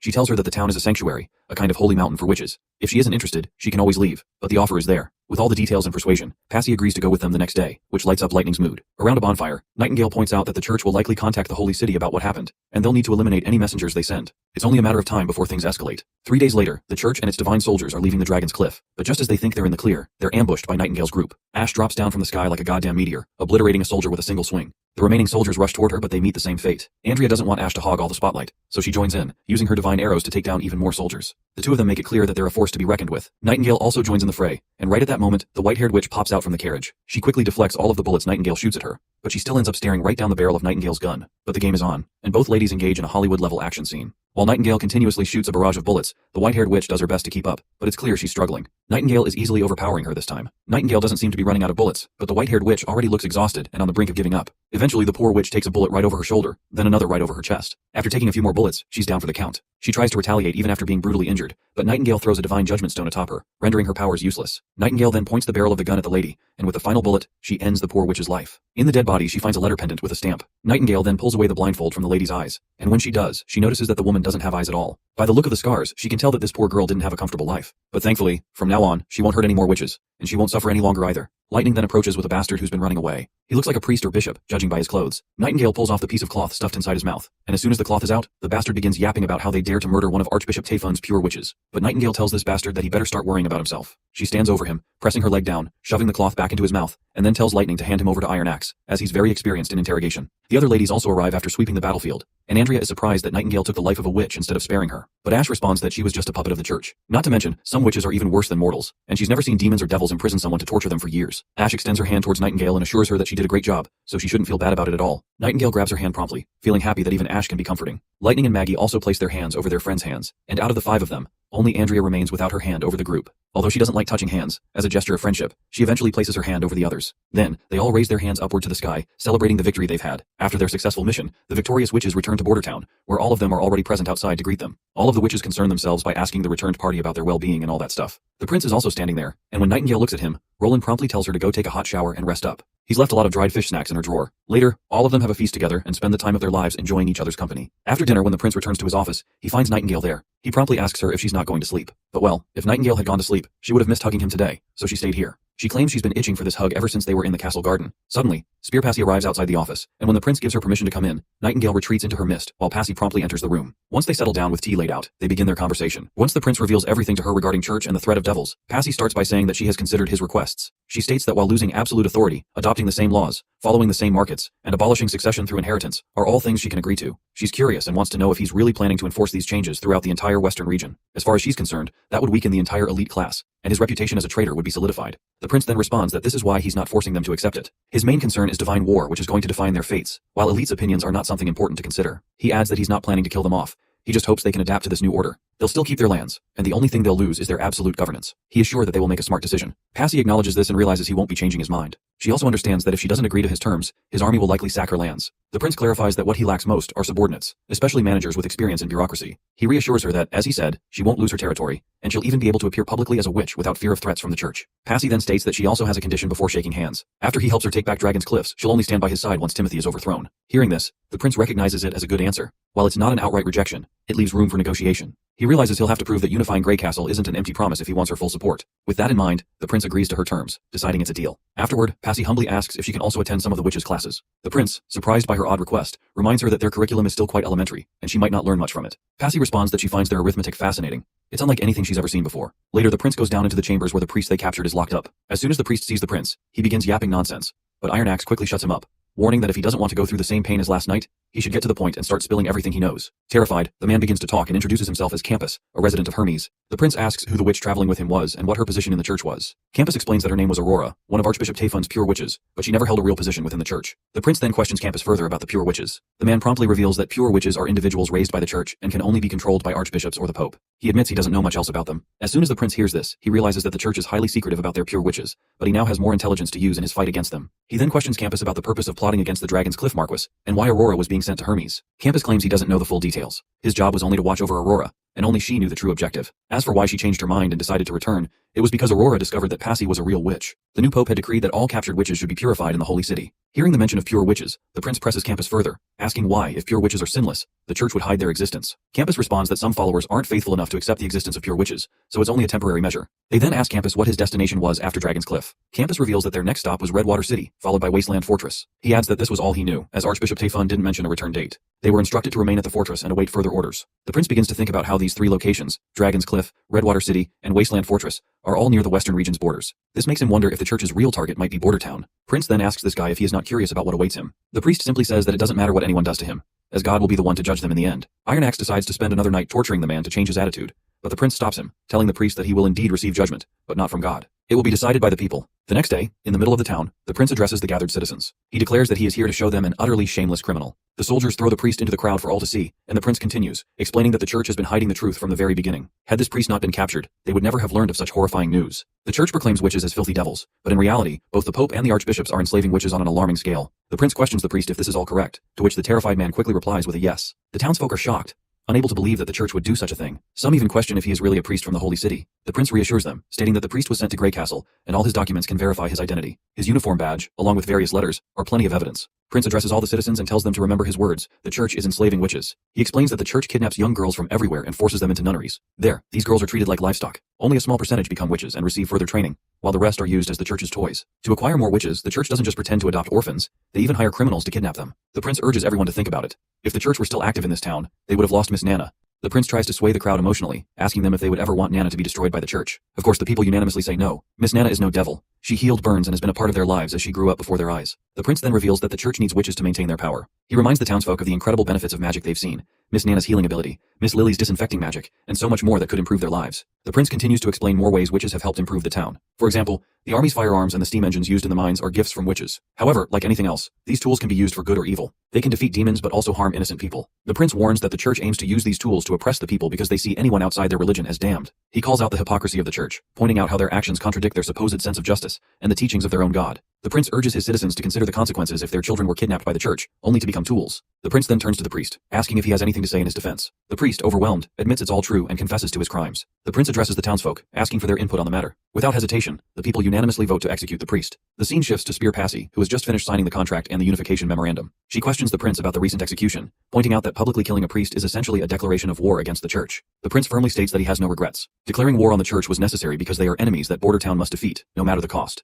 He just revealed the truth about the church's crimes, and he thinks he could have done better. Anyhow, now that Passy has signed the contract, the prince takes a moment to indulge in a conversation with Spear Passy about her abilities. She quickly explains that her magic involves control over other witches' powers. Specifically, she can extract magic from one witch and transfer it to others for their use. She can also extract her own magic and reclaim it. This ability is not an effect that can be seen from the outside, so she could use it any time when she was in the castle without getting suspected as a witch. The prince asks when she discovered her abilities. Spear Passy reveals that she's always known about them since awakening, though she's uncertain how much other witches understand their own powers. For her, it feels as though she gained an extra organ or a sixth sense, something innate that allows her to feel the presence of magic. The prince then asks if she remembers the proposal that Nightingale had delivered to her. Spear Passy admits she does, and she's happy to contribute her abilities to their cause. Later, the prince introduces Anna and Moon to Passy. He explains that Moon's magic is on the lower end in the witch union, but her rate of consumption is incredibly high. As he's mentioned before, Anna is the strongest witch in the union, and he wants Passy to borrow Anna's magic and transfer it to Moon. Passy acknowledges that Anna may be the strongest witch, but she suggests that they should use more witches for the transfer, as a witch's magic capacity is often linked to age. She believes that even if their strength varies, everything else should be the same. However, the prince tells her that they're just conducting a test, and that they can contact others later if needed. Passy agrees and gets to work. As soon as she begins the process, she starts connecting to both of the girls. But when Passy taps into Anna's vast reservoir of magic, she is immediately overwhelmed. The sheer amount of magic is staggering, and Passy is further astonished to see the shape of the magic itself. The magic within Anna is unlike anything she's encountered before. Passy quickly begins extracting magic from Anna, but she's unsure if she can handle the immense power. Anna's magic seems resistant, like a solid piece of metal, and it doesn't look like it's going to budge at all. Just as Passy starts to feel overwhelmed, she's jolted out of the process. Nightingale offers her a hand to help her stand, and Passy, still disoriented, admits that she's never transferred magic like that before. It's too dense, and it doesn't seem like it can be cycled. She explains that once they're connected, the magic should be absorbed into the glowing ball. Anna decides to try something different. She suggests pushing her magic into the ball, similar to what she did with the Divine Sigil. The prince gives her permission, but warns her not to go overboard. At the mention of the Divine Sigil, Passy is astonished, since she has never heard of it before. Nonetheless, Anna begins to release her mana toward Passy's ball. However, the mana Anna is throwing at her is so heavy that Passy can hardly control it. It flows differently from any magic she has transferred before, and her magical tunnel starts bottlenecking with the overwhelming amount of power. Passy realizes that if she keeps this up, she'll exhaust herself before she can even transfer Anna's magic. But she continues, giving Moon all the power she can. Meanwhile, the prince instructs Moon to hold onto a giant magnet. As soon as she grabs it, Moon begins channeling all of the collected magic into the magnet to magnetize it. Passy is blown away by how relaxed Moon looks throughout the entire process. As far as she knows, Moon should be under much more pressure than herself since she is just transferring magic. But even with all the intensity, Moon remains calm and focused. No matter how many times the magic in the pivot is depleted, the magic pouring out of Anna's body refills it instantly. Passy feels as though she's facing an overwhelming tsunami, not just a girl. She believes the channel could be torn apart at any moment by the surging magic. The only word that comes to mind as she watches them work is monsters. They are so powerful that it's almost beyond comprehension. Nightingale makes sure to support Passy, helping her stay steady as the process continues. Finally, after some time, Moon is finished. She quickly rushes to the prince to hand him the magnet, but he doesn't take it directly. Instead, he avoids direct contact and holds it with a stick. Passy asks why, and the prince explains that it's a strong magnet with an ever-changing magnetic force. He's unsure if it will form a circuit with the ground and discharge all its energy through someone, so it's safer for him not to touch it directly. Of course, this explanation goes over Passy's head. Meanwhile, Anna quickly reveals the electric motor they've created. They decide to name it Dawn Number 1. Moon is excited, while Passy still looks clueless. The prince then places the magnet into this box. As soon as Moon flips the switch on the motor wheel begins rotating. The spinning wheel of the motor leaves everyone in awe. Moon excitedly asks if this means the test is a success, but the prince cautiously replies that it's too early to tell. They need to see how long it can run. Meanwhile, Passy, who doesn't understand the applications of a motor, finds it amusing that the prince is so thrilled by this ugly piece of metal, treating it like it's some kind of jewel. As the prince dives into a technical conversation with Anna, Nightingale quietly decides to leave. The nerdy talk is way over her head, and she'd rather not stick around for it. Several days pass after the motor's initial trial. Anna happily reports to the prince that the Dawn 1 motor has been running non-stop at the northern mines. It ran day and night until it finally stopped this afternoon. The prince is delighted to hear this, as it means they've discovered a new potential source of energy. While he acknowledges that its current production capacity is limited and won't be enough to spark a total revolution, it's still a promising backup to steam engines and stoves. The possibilities for the future are endless. There's a significant drawback to the motors. They drain the magic of those powering them. After charging the Dawn 1 motor, Anna, Moon, and Passy were completely exhausted. Even if all three of them charged a motor every day, they could only keep 5 motors running at most. The prince then turns to Wendy and asks if she can calculate the daily magic consumption of all members of the Witch Union and send the results to Moon. He explains that he's talking about the leftover magic after practice, missions, and emergency reserves. This data will help optimize the production of Dawn 1 motors, allowing for efficient use of the witch's power, while also providing a strengthening exercise. He believes it could be particularly beneficial as they approach each year's awakening day. Wendy notes that Hummingbird and Lady Echo will likely be thrilled about this development, as they'll feel just as useful as Anna in contributing to the town's progress. However, Wendy also reminds the prince that today is Lucia's awakening day, and suggests that everyone should take time to celebrate and stay by her side tonight. The prince apologizes sincerely, admitting that he had almost forgotten about Lucia's awakening day if Wendy hadn't reminded him. Wendy reassures him, mentioning that she has carefully recorded the history of every witch in a book, so that no one will ever be overlooked. Prince then decides to prepare a feast tonight, where not only the entire Witch Union will be present, but he will personally join in the celebration as well. Later that day, as Lucia rests on her bed, the room is filled with warmth and chatter. All the witches are present, along with the prince. While sipping tea, the conversation drifts to how much easier surviving Awakening Day has become compared to the past, when it was a truly harrowing ordeal. Sister Scroll mentions hearing that Anna even slept through her Awakening Day. Not only did Anna handle it effortlessly, but she also achieved a high-tier ascension. Agatha marvels that if this had happened during the Tequila era 400 years ago, people would have gone absolutely mad with excitement. The prince then turns to Agatha, questioning her about the work she's been handling. Agatha, with her usual nonchalance, reveals that the looming war is almost upon them, and the current workload is nothing compared to the pressure they're about to face. She adds that if they fail again, it won't matter whether she's well rested or not. But the prince shows optimism, promising that they won't fail. But Agatha is still not sure if being confident is enough to win against demons. Wendy then quickly cuts in to remind everyone that it's not the time to be talking about gloomy things. She then turns to Lucia and asks about her wish since it's her awakening day, and she's allowed to make one wish. Lucia is fascinated by the idea of her wish being granted. Just then, her younger sister, excited and full of energy, hugs her tightly and suggests she ask for some ice cream bread. However, Lucia gives her sister a playful wink over her head. She's not planning to waste her wish on something like that, and decides to save it for something more meaningful later. The prince agrees to let her postpone the wish, but he reminds her that wishes won't accumulate over time. Right at that moment, Nightingale notices that Lucia's awakening has begun. Suddenly, Lucia winces in pain, and the other witches quickly scramble to find ways to distract her and ease the discomfort. Despite their efforts, Lucia continues to feel the sharp pain, and her vision begins to distort. Even Nightingale begins to sense something unusual happening with Lucia. Before things escalate, Passy quickly steps in. Using her power, she extracts magic from Lucia to lessen the burden of the awakening and passes the extra power to Anna, hoping that it will help stabilize the situation. Anna starts channeling all the power she's receiving into the divine sigil. A while later, we see that Lucia has finally made it through the awakening. She hugs her sister, while the other witches are shivering from the cold. The extra power Anna was getting had to be released, so she ended up obliterating part of the wall in the process. Anna also looks a bit exhausted after releasing all that magic through the sigil. She had to drill a hole into the wall to safely release the spare energy away from everyone. But the prince looks deeply concerned when he sees the huge hole in the wall. It's not that the wall is broken, it's that he's not sure how to explain that blinding beam of light that probably caught the attention of everyone in the village. That's when Nightingale gets shocked, noticing that Lucia's magic has solidified too. The next day, just as the prince feared, the first person to come to him about the light is the money manager, old Koot Baroff. But the prince reassures him that no one was hurt, so there's nothing to worry about.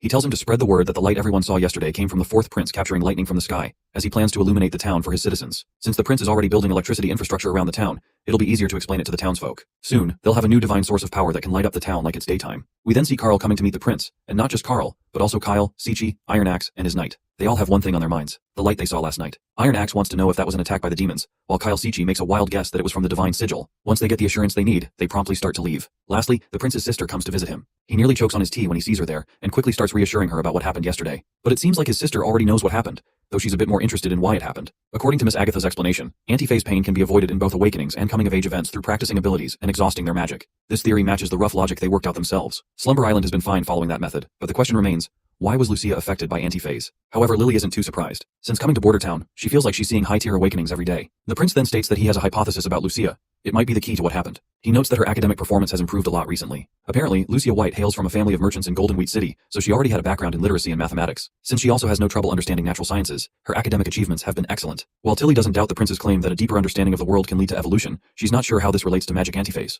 The prince then highlights that, based on his observations of Lily, Leaf, and Moon, evolution also increases a witch's magic capacity. He believes this effect is closely tied to a witch's knowledge of their environment. They're connected in the same general framework, but when it comes to situational and isolated events, magic doesn't compare to knowledge. Moon is a great example. She's a member of the Witch Union who evolved through an epiphany, but her magic is nowhere near the level of Anna or Soraya. From what Tilly understands, the prince is saying that Lucia awakened and evolved at the same time. This caused her magic to double, triple, or even increase many times over, far beyond what she could handle. The prince acknowledges this, but adds that he doesn't think awakening and evolving are the same thing. Increases in magic capacity are generally categorized into 3 types: awakening day, coming of age, and evolving. While they may seem similar in their effects, he believes the first 2 are mandatory stages, whereas evolving is self-motivated. He points out that antiphase isn't present during evolving. If awakening and evolving were the same, Anna's rapid growth in magic would have killed her when she evolved. The prince hypothesizes that witches have a danger line for their magic capacity. When they exceed this limit, their bodies are plunged into extreme pain. However, with daily practice, this line can slowly be raised. That's also why witches are advised to deplete all their magic before awakening day, to prevent overwhelming their bodies with excess magic. In simpler terms, the prince believes that Lucia's magic increased far too much, and her overwhelming magic went past the danger line, causing the accident. He further explains that Anna might have suffered just like Lucia, but her magic capacity was already enormous. Because of this, her danger line was much higher than the average witches. This also explains why Lucia returned to normal after Passy absorbed some of the violent magic. It never really belonged to Lucia in the first place. Tilly is amazed by all the hypotheses the prince has to offer. They explain a lot of things. She then asks him why magic can appear in so many different ways when it all comes from the same source, and why witches can only see the magic in the world once they awaken. The prince responds that magic only truly belongs to a witch once they accept it. Awakening can be seen as drawing magic to oneself, but ultimately keeping only a small portion, while evolution is about expanding that small portion. The more knowledge a witch has, the stronger they become when they evolve. This also makes sense because there's no limit to evolution. There's no end to learning more about the world. Suddenly, the princess gets curious and wonders how powerful the prince would be if he were a witch, given all the knowledge he has. But the prince quickly shakes off that thought. He really wants to personally experience what transcendence feels like, but he'd rather avoid paying the price. Princess Tilly then requests him if he can give her permission to bring some of his curriculum back to Slumber Island with her. The prince agrees to her right away, as it will be beneficial for him if the witches on the Slumber Island evolve as well. Besides, she is sister, so he possibly can't say no. This remark leaves her embarrassed, and an awkward silence falls over the room. She doesn't say anything afterward and quietly decides to leave. On the other hand, the prince regrets what he said. He realizes that he probably overstepped his boundaries. He doesn't think she'd be interested in him saying that, especially since she hasn't fully trusted him yet. But just before she leaves the room, Tilly turns to him and admits that she would have been more glad if he were not her real brother. Later, as the prince sits alone in his office, he keeps replaying the phrase in his mind Tilly had said. While he's spaced out, Nightingale suddenly appears in the room. Prince wants to know if Nightingale understood what Tilly meant by those words, to which Nightingale says she surely has no clue. The prince definitely doesn't want to interpret this the wrong way. After spending time with her this winter, he has a better understanding of her personality. He wonders if Tilly might be saying she doesn't want the 4th prince to return, or maybe she was commenting on how he pulled her into their relationship. Nightingale then points out that since he's not her actual brother, he shouldn't be worrying too much about it. Not to mention, she didn't need any powers to tell that he was lying. I mean, since he is not her real brother, why would he be comfortable giving his Natural Science 101 lesson? The prince gets embarrassed but quickly clarifies that since this winter will last a few more months, making a copy of his book won't hurt him. Besides, he is 100% sure that his sister has practically memorized its contents already. But still, she made a formal request to test his attitude. Since Slumber Island is made up of witches, they'll continue to solely rely on magic, whether they evolve or not. But he proudly claims that he is different. This knowledge can bring both witches and mortals to greater heights, because he relies on everything, not just magic. Later we find ourselves outside, where poor Lucia has just made her way into the facility. Anna is there too, and she makes sure to warm the poor girl up. Afterwards, Lucia looks at the table and notices various parts scattered around, then asks Anna what she's making. Anna explains that some parts are for new firearms, and the prince said he hasn't succeeded yet, so he'll need more testing. She then asks about the prince, and Lucia says he had some other business to take care of, so he'll be late. He will surely come since he also wants to get familiar with her new abilities. Anna is just glad to see that Lucia is making progress too. She promptly hands Lucia a metal piece and tells her to demonstrate her new abilities. Lucia grabs the metal piece, and as soon as she activates her magic, she finds her consciousness somewhere else entirely. She sees a lot of different colors on the surface of the metal she's holding. She's sure these aren't the tiny atomic particles the prince was talking about.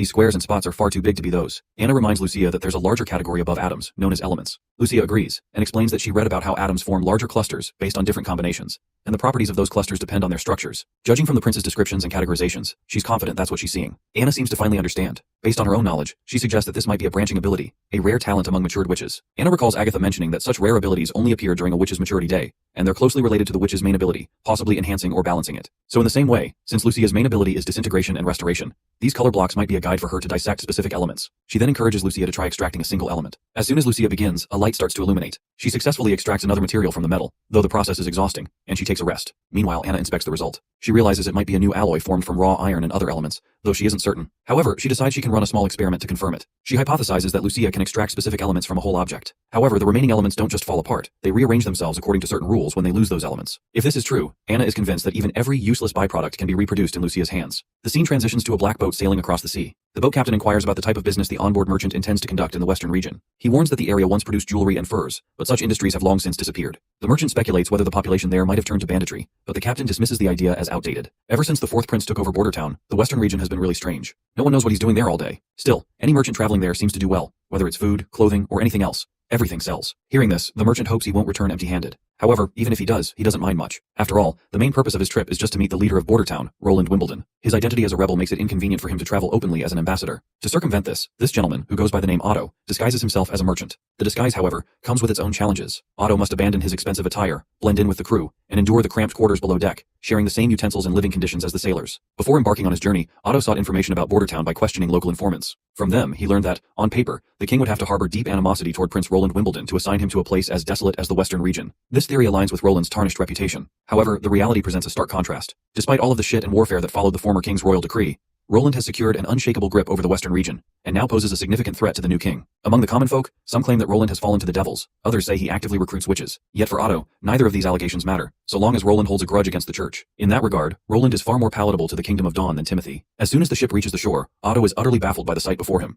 He can hardly believe his eyes, questioning if he has indeed landed at Bordertown's piers. The structures before him dwarf even the piers of Grey Castle's capital, which are only half as large. Furthermore, the enormous ships docked there seem far too massive for traditional rowing. The sight is nothing short of extraordinary. Beyond that, Otto notices organized cargo checkers at work and discovers that there are no toll fees, a concept that seems entirely absurd to him. As the carriage makes its way through the bustling marketplace of Bordertown, Otto's astonishment only grows. Among the stalls, he notices peculiar products that he has never encountered, not even in the Kingdom of Dawn. While Otto marvels at the market's unique offerings, the scene shifts to Ash and Andrea walking through the same marketplace. Andrea appears indifferent to her surroundings and pays no attention to Otto. However, Otto immediately recognizes Andrea and calls out to her. Hearing her name, Andrea turns around and upon seeing him, recognizes him just as quickly. Later, the group heads to a nearby motel to catch up. Otto is overwhelmed to meet Andrea again, having believed for years that she was dead. While they talk, Otto notices Ash and inquires about her. Ash promptly introduces herself and with curiosity, asks Otto how he knows Andrea. The man formally introduces himself as Otto Lux from the Kingdom of Dawn, explaining that he has known Andrea since childhood. He reveals that his sister Belinda, a member of the Toccata family, and the Prince of Dawn, His Highness Appen Moya, were all close friends with Andrea. Upon hearing these notable names, Ash quickly recognizes that Otto must belong to a privileged class, and asks why he had assumed Andrea was dead. Before Otto can respond, Andrea interrupts. She firmly states that Belinda and Oro were correct. The young lady of the Quinn family is, in fact, dead. Otto is left bewildered, unable to comprehend why Andrea would say such a thing. To understand her statement, it is crucial to know the context. In the city of Glow, the top three noble families, Toccata, Quinn, and Lux, were considered the king's most trusted partners. For generations, these families held key ministerial positions in the royal court, shaping the kingdom's governance and legacy. The Quinn family's daughter, Andrea, was renowned for both her beauty and her prestigious background, making her the object of many suitors. Otto and Oro were no exception, each vying for her attention in their own way. But everyone was taken by surprise when Andrea's horse-drawn carriage lost control and tumbled down the mountain during a spring vacation. After a long and arduous search, they finally found her broken and battered corpse. However, Andrea quickly interrupts, revealing that it wasn't an accident. She then promptly discloses what happened 5 years ago. Apparently, the carriage accident was orchestrated by the Quinn family. Her father had discovered her identity as a witch, and once he learned the truth, he immediately arranged the staged accident to fake her death and smuggle her out of the kingdom. Eventually, Andrea settled in the northern region of Grey Castle, where she met Tilly. After hearing the truth, Otto reflects that the accident may have been for her own good, as it ensured her safety, given that the church was actively hunting witches. But Andrea does not share this view. She is annoyed that her father never bothered to ask her opinion. He didn't care about her feelings. His only concern was to dispose of her as quickly as possible. With that, Andrea decides to leave. After all, the Quinn family's young lady died 5 years ago, and she no longer knows anyone named Otto. However, Otto reminds her that Oro still places flowers on her tombstone every year,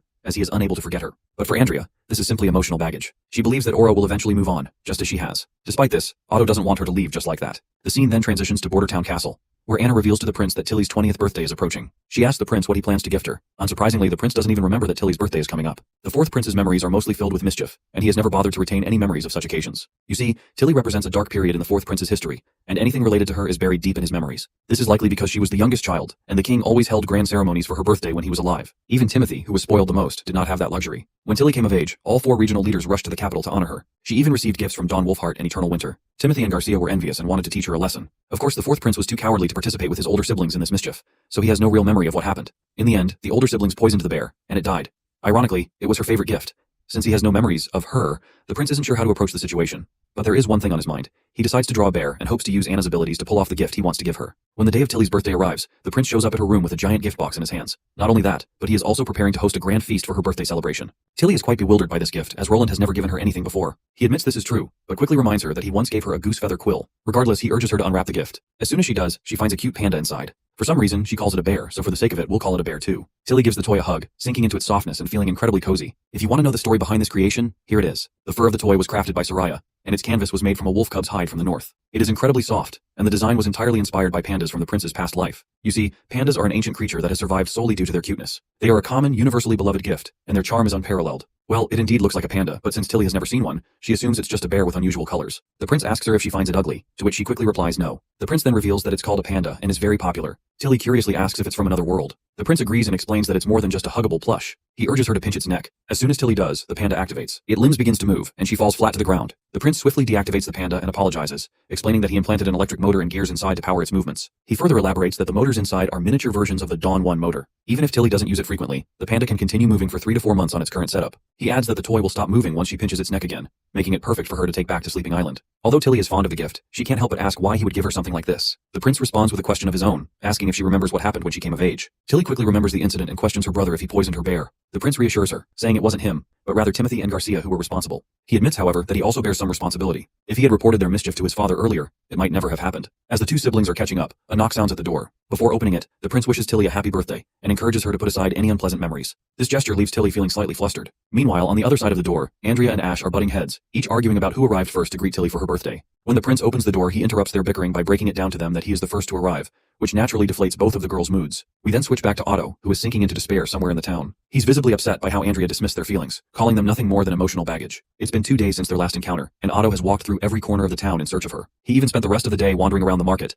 hoping to catch another glimpse of her, but to no avail. Despite his search, Otto hasn't forgotten his original purpose. While looking for Andrea, he's also been observing the miracles created by the prince. The black machines in the mines, towering metal structures by the Redwater River, and the canals that seem to flow everywhere. The entire town is incredible, and Otto can only record as much as he can for now, planning to pore over the details later. Suddenly, someone approaches Otto and questions whether he's a merchant. The dejected man is clearly not in the mood to respond, but the knight sternly states that they've received reports suggesting he might be a spy. They request that he put his hands behind his back and follow their instructions. He's warned that if he resists, they cannot guarantee his safety. When Otto reveals his true identity as an aristocrat from the Kingdom of Dawn, it's already too late for him. He receives a hard punch to the gut. However, the knights don't continue the beating after hearing the mention of his noble status. Still, they kick him again for resisting. Desperately, Otto tries to explain that he is indeed an aristocrat, and he is willing to show the documents he has in his bag. The knights, gritting their teeth, know that only the prince will hear his explanation now. If Otto reveals everything, there's a chance he might get out of this alive. Well, it was a rough experience, but at least Otto finally ended up in front of the prince. When the prince takes a look at the notes Otto had been preparing about Border Town, even he finds them unusual. It's not surprising that Otto was misunderstood, as many citizens didn't know where he came from, and it was his order to report anything out of the ordinary. The prince admits that Otto's arrest was rougher than it should have been, but emphasizes that most criminals immediately retaliate with weapons. Since the start of winter, 2 police officers have been injured in Border Town, and they were all Timothy's spies. While Otto understands the need for security and stability,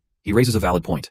This approach might hurt innocent travelers. Most people, unlike him, may not be able to produce documentation to prove their identity. The prince reminds him that he need not worry about that. He explains that the Justice Department's verifications have nothing to do with documents, and he has many methods to ensure the safety of innocence. It's the best of both worlds. Otto then goes on to explain that while passing through the capital, he overheard rumors among the merchants that Prince Roland is planning to overthrow Timothy. The prince stresses that Timothy should never have come to power. He killed their father, executed the first prince, and kicked the third princess out of the Grey Castle. The entire southern region is now devastated by warfare, and refugees are scattered everywhere. These are all Timothy's crimes. Only his departure will restore Grey Castle's brilliance. Otto can see the determination in Prince Roland, a drive to actually make a difference, something he never saw in Timothy. Otto then addresses the prince, stating that as a friendly neighbor, the Kingdom of Dawn wishes for Grey Castle to regain stability as soon as possible. He has come to deliver a request for an alliance from the King of Dawn. He didn't bring an official letter, fearing it might be leaked, but his king has granted him full authority on this matter. If their kingdoms can unite and become the 2 horns pushing back the church's assault, they will avoid the fate suffered by Eternal Winter and Wolfheart. But the prince points out that this plan doesn't seem very useful. The church's determination to swallow all 4 kingdoms is far stronger than Otto realizes. The prince begins to believe that Otto doesn't fully understand their ambition. However, he's willing to share everything he's gathered about the church, hoping that Otto can bring this information back so his king can reconsider the alliance. Defeating the church will require retaliation at full power, not just overwhelming intimidation. Shortly after, once the prince has finished revealing everything from A to Z about the divine warriors, pure witches and devils, Otto looks absolutely boggled. The amount of information he's just received is overwhelming, and he just wants to report it all to his king as soon as possible. The prince reminds him that this information is closely tied to the life and death of both kingdoms, so it's incredibly important. He further stresses that they don't have a lot of time. The scene then shifts to Andrea, where Xavi reports that Otto is about to set sail soon. She suggests that Andrea should at least send him off, considering he's her childhood friend. But Andrea refuses to meet him. This also triggers a memory when Princess once asked her if she wouldn't meet Otto, as it seemed like he cared about her. As the chill breeze continues to make Xavi shiver, they notice that the boat is about to sail off. Although Andrea is visibly upset to see him go, she still believes it's for the best. She is sure that both Otto and Oro will find more suitable women through their families, and she believes her relationship with them was destined to end. With that, she silently says goodbye to him without meeting him for the last time. Later, the prince walks into the facility where Anna is experimenting. He's finally here to see how much progress Lucia has made with her abilities. While Anna warms his hands, she reminds him that she's already successfully fractured new gun barrels and interlocking mechanisms based on his blueprints. However, she thinks some of the designs could still be improved, particularly one part. Prince expresses his appreciation for her hard work, genuinely pleased with her results. He's especially happy that despite only providing theoretical blueprints for the firearms, the practical application Anna has implemented has turned out so well. It's natural to have imperfections in such designs. Moreover, Anna's talent and analytical skills far exceed his own. He believes that one day, her work will surpass his own achievements. Anna then bows her head, hoping for a pat on the head, and the prince fulfills her request with a smile. Next, Lucia reports her progress. She explains that it will take her longer to work with the steel alloy, as there are simply too many elements to separate. As the prince reads her notes, he's pleased to learn that the superior steel she created by controlling its purity and carbon content is only the beginning. With the various elements now at their disposal from the northern mines, he knows the work ahead will be difficult, but he's willing to try whatever it takes. He then asks to see the tests Lucia conducted, and she promptly presents them. I've already dragged this part out a bit, so let's summarize the next part. Agatha is also working on her project. She's in the process of creating nitrogen, while Soraya's task is to make containers to seal it. With all these components, the prince is planning to eventually create a light bulb. It's the dead of night, and everyone has gathered outside in the courtyard. Yet no one seems to have any clue what the prince is planning. Wild guesses float through the air as the crowd murmurs in confusion. Then, with a single press of a button, the prince debunks all the wild guesses when the bulb lights up to life. The sudden brightness is blinding, and even lightning has to shield her eyes from the sharp glare. The crowd gasps in awe, and the prince explains to everyone that this is a light bulb. Unlike candles, it won't be extinguished by the wind, and unlike bonfires, it requires no maintenance. From this day forward, the entire town will have access to lights like this. Anna then announces Sister Moon is the true hero of the hour. It is thanks to her efforts that they are able to see light in the night. Some days pass, and the town is bustling with activity despite the harsh winter. The townsfolk are busy clearing snow from the roads, and life seems to move forward smoothly. However, beneath the surface, shady dealings take place as goods are exchanged illegally in secret corners of the marketplace. In the middle of one such illicit transaction, the town's officers raid the scene. One of the shady businessmen is quickly captured, but the other attempts to flee with his goods. His escape is short-lived, however, as he stumbles upon Wade, who promptly arrests him. Later,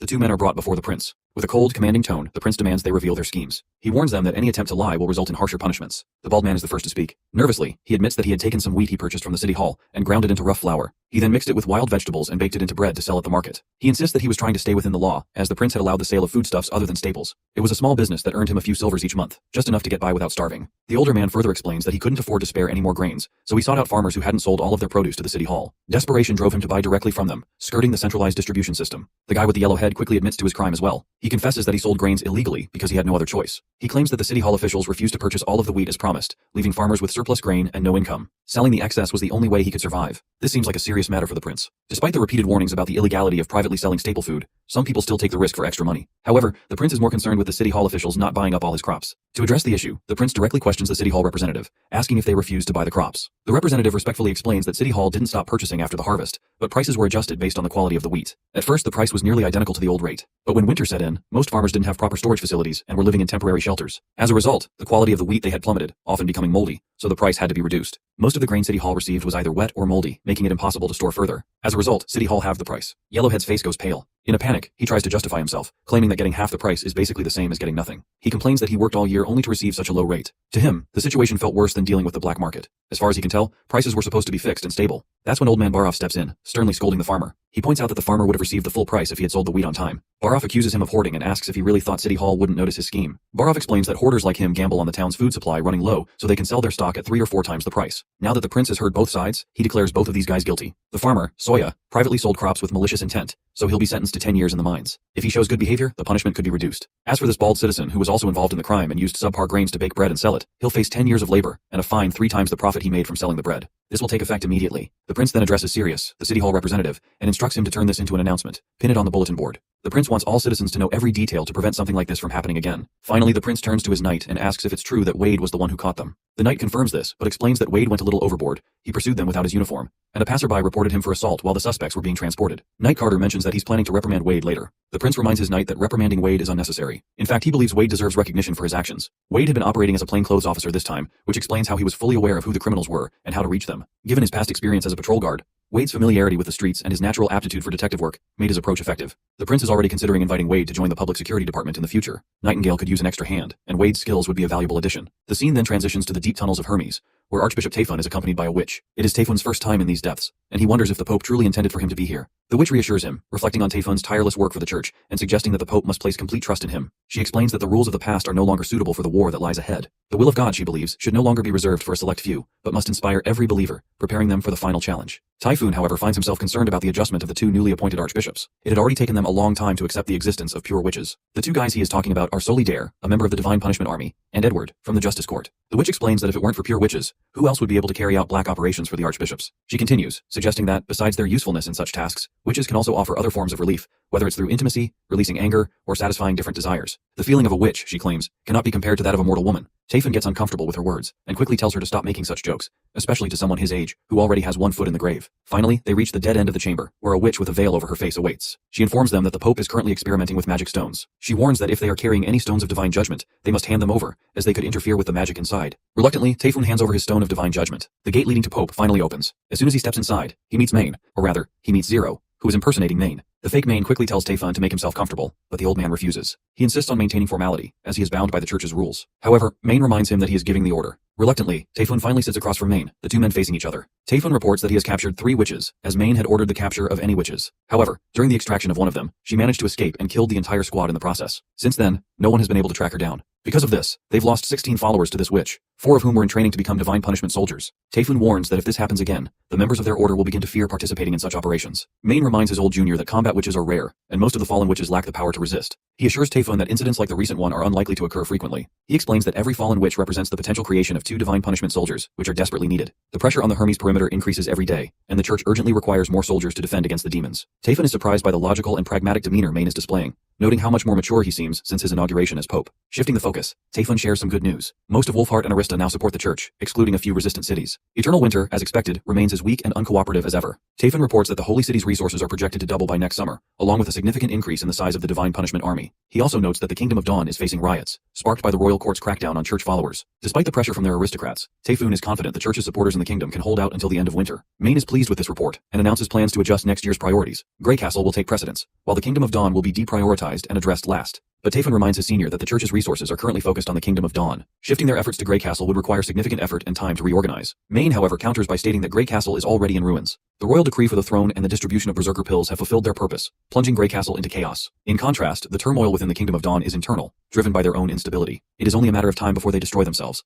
so the order of their priorities is less critical. What concerns Maine the most is the western region's Roland Wimbledon. Over the past year, Maine has gathered detailed reports and uncovered something alarming. Apparently, every operation against Roland, whether orchestrated by the church or by Timothy, has failed. Individually, these failures might not seem significant, but when viewed together, the pattern is deeply concerning. Roland Wimbledon has not lost a single battle. His victories stem from his rapid growth, both in military power and influence, and he is continually expanding his reach. Maine warns that if given another year, Roland might secure control over the entire kingdom of Grey Castle. By that point, reclaiming the land would become far more difficult and costly for the church. There is too much to be done in Hermes, and Maine doesn't have the time to concern himself with the church's internal planning and maintenance. He decides to leave those responsibilities to Tayfun. After the brief meeting, the witches escort Maine out. Once he is out of earshot, the fake Maine calls over a witch named Black Veil and praises her for how much stronger her illusions have become. As Maine transforms back into her true form, it is of course Zero. Black Veil accepts Zero's gratitude with utmost respect. At this moment, Isabella, a blonde witch, joins the conversation. She remarks that Roland Wimbledon, the 4th prince, seems like an intriguing guy, and might even have a better chance of defeating the devils than the church does. Black Veil immediately questions Isabella if she is considering betraying the church. Isabella calmly dismisses the accusation, because betrayal sounds ugly to her. She explains that the church's ultimate purpose is to ensure humanity's survival through the divine war. If someone else can achieve that, she doesn't mind who it is. Zero quickly silences them both. She acknowledges Isabella's argument, but stresses that the divine war is about more than survival. It is about becoming God's chosen child. To earn God's smile, Zero declares that she must win this war herself. The scene transitions to this bearded old man of the Eltec family, whom I forgot the name of, but he is father of Ferlin, and he claims to be a descendant of Agatha. He questions his son, Miso, about where he is headed while wearing armor. Miso confidently replies that he is going to join Lord Mead EE in his campaign to earn glory and secure territory. He explains that Lord Mead EE has gathered most of the Western region's aristocrats at his castle, where he presented King Timothy's decree. The decree promises an increase in both status and land to anyone who aids in taking down Longsong Fortress. Miso lists several notable families who have already pledged their support without hesitation. The first is Lady Millicent of the Wild Rose family. The second is Lord Cavan of the Maple family. And lastly, Lord Manhwa of the Leaping Wolf family. The fool of a son assures his father that he will prove himself to be better than his brothers by bringing glory to their family. However, his father quickly reminds him of Duke Ryan's crushing defeat. But Miso seems indifferent, and confidently states that this time is different. Timothy has provided them with snow powder, a weapon just as powerful as the one used by the fourth prince. He also mentions hearing rumors that Lord Mead E has something even stronger in reserve. Miso declares that the battle will begin soon. With that, the fool of a son departs, hoping to bring glory to his family, unlike his brother Ferlin, who is now a puppet of the fourth prince. The father can't help but feel disappointment. No matter how strong Timothy or his armies may be, they're no match for Roland. The old bearded man learned this firsthand when he met Prince Roland recently. Roland is an intelligent and compassionate leader, unlike the rest. The old man reflects on his own family, Ferlin, Eileen, and Lady Agatha, all of whom live in Bordertown. He orders his butler to leave for Bordertown immediately and report this news to the prince. He doesn't care how the butler gets there, he just wants the message delivered as soon as possible. A few days later, we meet an angry Roland, who has just received a distressing message from Ambassador Petrov, who is currently stationed at Longsong Fortress. Apparently, the four families of the western region have rebelled, and Roland isn't sure who is backing them up. Knight Carter explains that these families must have been planning this for a long time. The aristocrats likely have a new patron or leader, one who has united them for the first time. Iron Axe suggests that it must be Timothy backing the rebellion, but Prince Roland is also certain that it wouldn't be surprising if the church is involved instead. Looking at the Dragon Cliffs, Roland notes that an attack on the western region is only a matter of time. Carter explains that, according to the letter they received, the enemy seems to have significant firepower. Roland points out that both the church and Timothy are not strangers to snow powder, but it will still take time before it becomes practical for them. Roland is confused. Even if they have a powerful patron, there's still the issue of distance. Bordertown is the closest to Longsong Fortress, so why would they think they can defeat the First Army? Nightingale also adds her 2 cents, suggesting that the enemy's confidence likely stems from the ongoing demon months, and the major roads being shut down due to the weather. They're still facing constant demon attacks, and to them, this chaos is the best guarantee for success. Prince Roland commands Iron Axe to mobilize the First Army, taking 500 soldiers and leaving tomorrow morning immediately. He orders Iron Axe to bring 6 cannons, and gives him full discretion to make further plans as he sees fit. He then instructs Carter to stay behind and defend Bordertown. Naturally, this suggestion doesn't sit well with Carter, but Roland reminds him that the demons are a bigger threat than the aristocrats. He needs Carter to hold the town while he's away. This time, Roland plans to bring the witches with him. Nightingale quickly pledges to go anywhere he leads. Roland explains that his original plan was to expand slowly, gradually absorbing the elite territories. But the rebellion has given him an opportunity to seize land and labor beyond the fortress, and this time, he won't be lenient. The scene cuts to the butler of the Eltec family, who instructs the boatman to take him to Bordertown, promising a handsome reward from the Eltec family. However, the boatman simply replies that it's not about the money. His boat is just a simple hull with no roof to block out the snow. In these temperatures, it will take him several days to reach Bordertown, as they will freeze in the boat long before they arrive. The butler asks if there is anyone who can take him instead. The boatman clarifies that only a large sailboat from the fortress is capable of handling such a journey. Just as the butler begins to despair, a giant boat looms in the distance, followed by a whole fleet of ships, all led by Prince Roland himself, making his way to Longsong Fortress. Lightning appears and reports to the prince that the enemy is mainly concentrated in the ruler's castle. There are still some guards fighting, but they can't hold out for much longer. She reports that there are around 200 enemies, and the first wall has already been lost. The enemy seems to have something similar to muskets, but they are completely different from their own. She also informs the prince that Ambassador Petrov is frightened because his family was attacked, and he quickly pulls his father into the castle for safety. However, the rest of his family is gone. The duke's wife and the rest were captured and killed to force his surrender. Lightning had assured Petrov that the prince is on his way, but Petrov made only one request. When the prince asks what the request is, Lightning replies that Petrov wants to make the enemy pay with blood. The prince is unsettled to hear this. The aristocrats have an unspoken rule never to harm a duke or someone of higher rank. But now, the 4 rebelling families seem to have shattered that pride. It must be because of the Honeysucker family's support for him, along with orders from their patron. Prince Roland instructs Lightning to relay his orders. Aside from the witches who will be fighting at the walls, everyone else will rush directly into the city and seize the piers. While the soldiers at the fortress are doing their best to fend off the enemy, the invaders continue to infiltrate the walls. Longsong Fortress soldiers try to shoot their bullets, but the enemy soldiers are equipped with bulletproof shields, and the poor soldier is quickly overwhelmed and defeated. Just when it seems like they're done for, someone crashes through the enemy ranks like a meteor, and it's none other than Maggie and Ash, ready to lend a hand to the struggling soldiers. The soldiers, still terrified by the sight of the witches, are taken aback. Maggie notices the injured soldiers and immediately takes one to Nana for healing. The soldier on the ground, still in disbelief, wonders if this witch is really here to save them. Ash responds positively, stating that she's here under Prince Roland Wimbledon's orders. The soldiers remain stunned, still processing the fact that it would have taken at least 3 days for them to get here from Bordertown. How did the prince know the aristocrats were attacking? Ash, however, states that she doesn't have time to answer his question. In front of her are the enemy soldiers, and she's itching to obliterate them. The enemy soldiers laugh, amused by the sight of a woman defending the wall. But their laughter is quickly silenced when Ash swings her heavy blade and cleaves through several soldiers in a single swing, taking their heads with it. The soldiers watch in absolute awe as Ash continues to obliterate the invaders, cutting them down left and right. Once the area is cleared, Ash orders one of the surviving soldiers to gather the rest of his comrades at the wall, assuring him that someone will pick them up later. With that, Ash leaps off the giant wall, crashing down on the soldiers below, sending them scattering like matchsticks. As soon as she starts swinging her sword, it's clear that the soldier's fate is sealed. Meanwhile, Jacques Meade, who is leading the rebellion, is fascinated that the Honeysuckle family has retreated to the topmost floor of the fortress. Despite being under constant attack for a full day, they're still holding out. He's confident, however, that Petrov will eventually have to give up. After all, how long could he keep avoiding starvation? Jacques Meade reflects on the secret letter from Timothy, which mentioned that if they can capture Longsong Fortress, the royal army will join them and destroy the traitorous King Roland. Once the snow melts, the western regions would be left for him to manage once Roland is defeated. One of his knights reports the state of the battle and asks if they should switch to phalanxes. Of course, Jacques Meade quickly gives the green light. He's sure that the small muskets Longsong Fortress is using will be useless against Timothy's phalanx. Jacques Meade imagines how satisfying it will be to send Petrov's head to Roland, but it looks like his dreams are going to be just dreams at the end. Another subordinate reports to Jacques Meade that something strange is happening at the West Piers. He claims to have heard chugging noises, and when he sent 2 teams to investigate, neither has returned. Jacques Meade, still as arrogant and blinded by his misplaced confidence, dismisses the report with a mocking tone. He asks if it's not just some hobo snoring or something. But his subordinate tells Jacques Meade that only a titan as tall as a wall could snore that loudly, making it clear he's not joking. Meanwhile, at the piers, one of the soldiers looks around with a fire torch in his hands. He can't see anyone around, and worst of all is that the entire area has plunged into darkness with no torches burning. But soon enough, the air is filled with the sounds of bullets, and enemy soldiers drop like flies. Leading the charge is none other than Prince Roland Wimbledon, and his face is a mask of pure fury. When one of the soldiers returns to Jacques Meade to report what's happening at the piers, the poor man is stomped on by Jacques Meade in a fit of rage. The stubborn leader refuses to take the situation seriously. He dismisses the idea that the Prince Roland is marching with thousands of soldiers. The soldier tries his best to convince Jacques Meade, explaining that Duke Rampart's men were hit by a relentless barrage of gunfire. He points out that the darkness was filled with countless sparks, and the shooting didn't stop for even a second. Jacques Meade asks where Duke Rampart is and what happened to the Wild Rose and Leaping Wolf families. He demands they be brought here immediately. But then, the soldier delivers more bad news that those families have already retreated from the battlefield along with their men. Jacques grits his teeth in sheer frustration. He's so stubborn that he refuses to accept the truth. Instead, he convinces himself that the soldier must be exaggerating, likely shaken by the barrage of gunfire. Jacques reasons that muskets might be powerful, but their range is no more than 40 paces, and their reload speed and accuracy should be pretty slow. Even if the enemy troops are equipped with those weapons, he's confident that if they gather all their knights and charge during the reloading phase, they could overwhelm them. The remaining soldiers and servants could then swarm the enemy forces, giving them a chance to defeat them. Jacques orders his knights to call in the phalanx team, planning to advance behind their shields while the musket infantry follows. Not long after, a horde of enemy soldiers marches against our side of soldiers. The firearms enemy is equipped seems massive and terrifying at first glance. But as terrifying as it might be, it's clear their weapons still rely on outdated methods. Each shot takes forever to fire because the fuse has to burn completely to trigger the explosion, just like an old school bomb. Time isn't something these guns have, and our soldiers take full advantage of that. With just a press of the trigger, they unleash a barrage of bullets, mowing down all the enemy soldiers in the front line. The enemy keeps getting hit, one after another, while Jacques Meade can only watch the scene in front of him, seething with anger. But anger doesn't win battles. In the end, he meets his fate, dead on the ground, surrounded by the soldiers who followed their foolish leader to their death. The prince makes his way to Petrov and his father in the castle. As soon as they see him, they drop to their knees in respect. But the prince quickly tells them to rise, praising them for holding out until the last minute against the 4 rebellious families. He promises that those families will pay dearly for their betrayal. Petrov, however, is consumed with guilt. He's deeply disappointed in himself for failing to protect the fortress for the prince, and the weight of this failure brings him to tears. But the prince simply tells Petrov to rise, emphasizing that he has done nothing deserving of blame. Deep down, the prince acknowledges the truth. You see, Petrov isn't cut out for battle. This rebellion and the earlier loss of the fortress only prove it.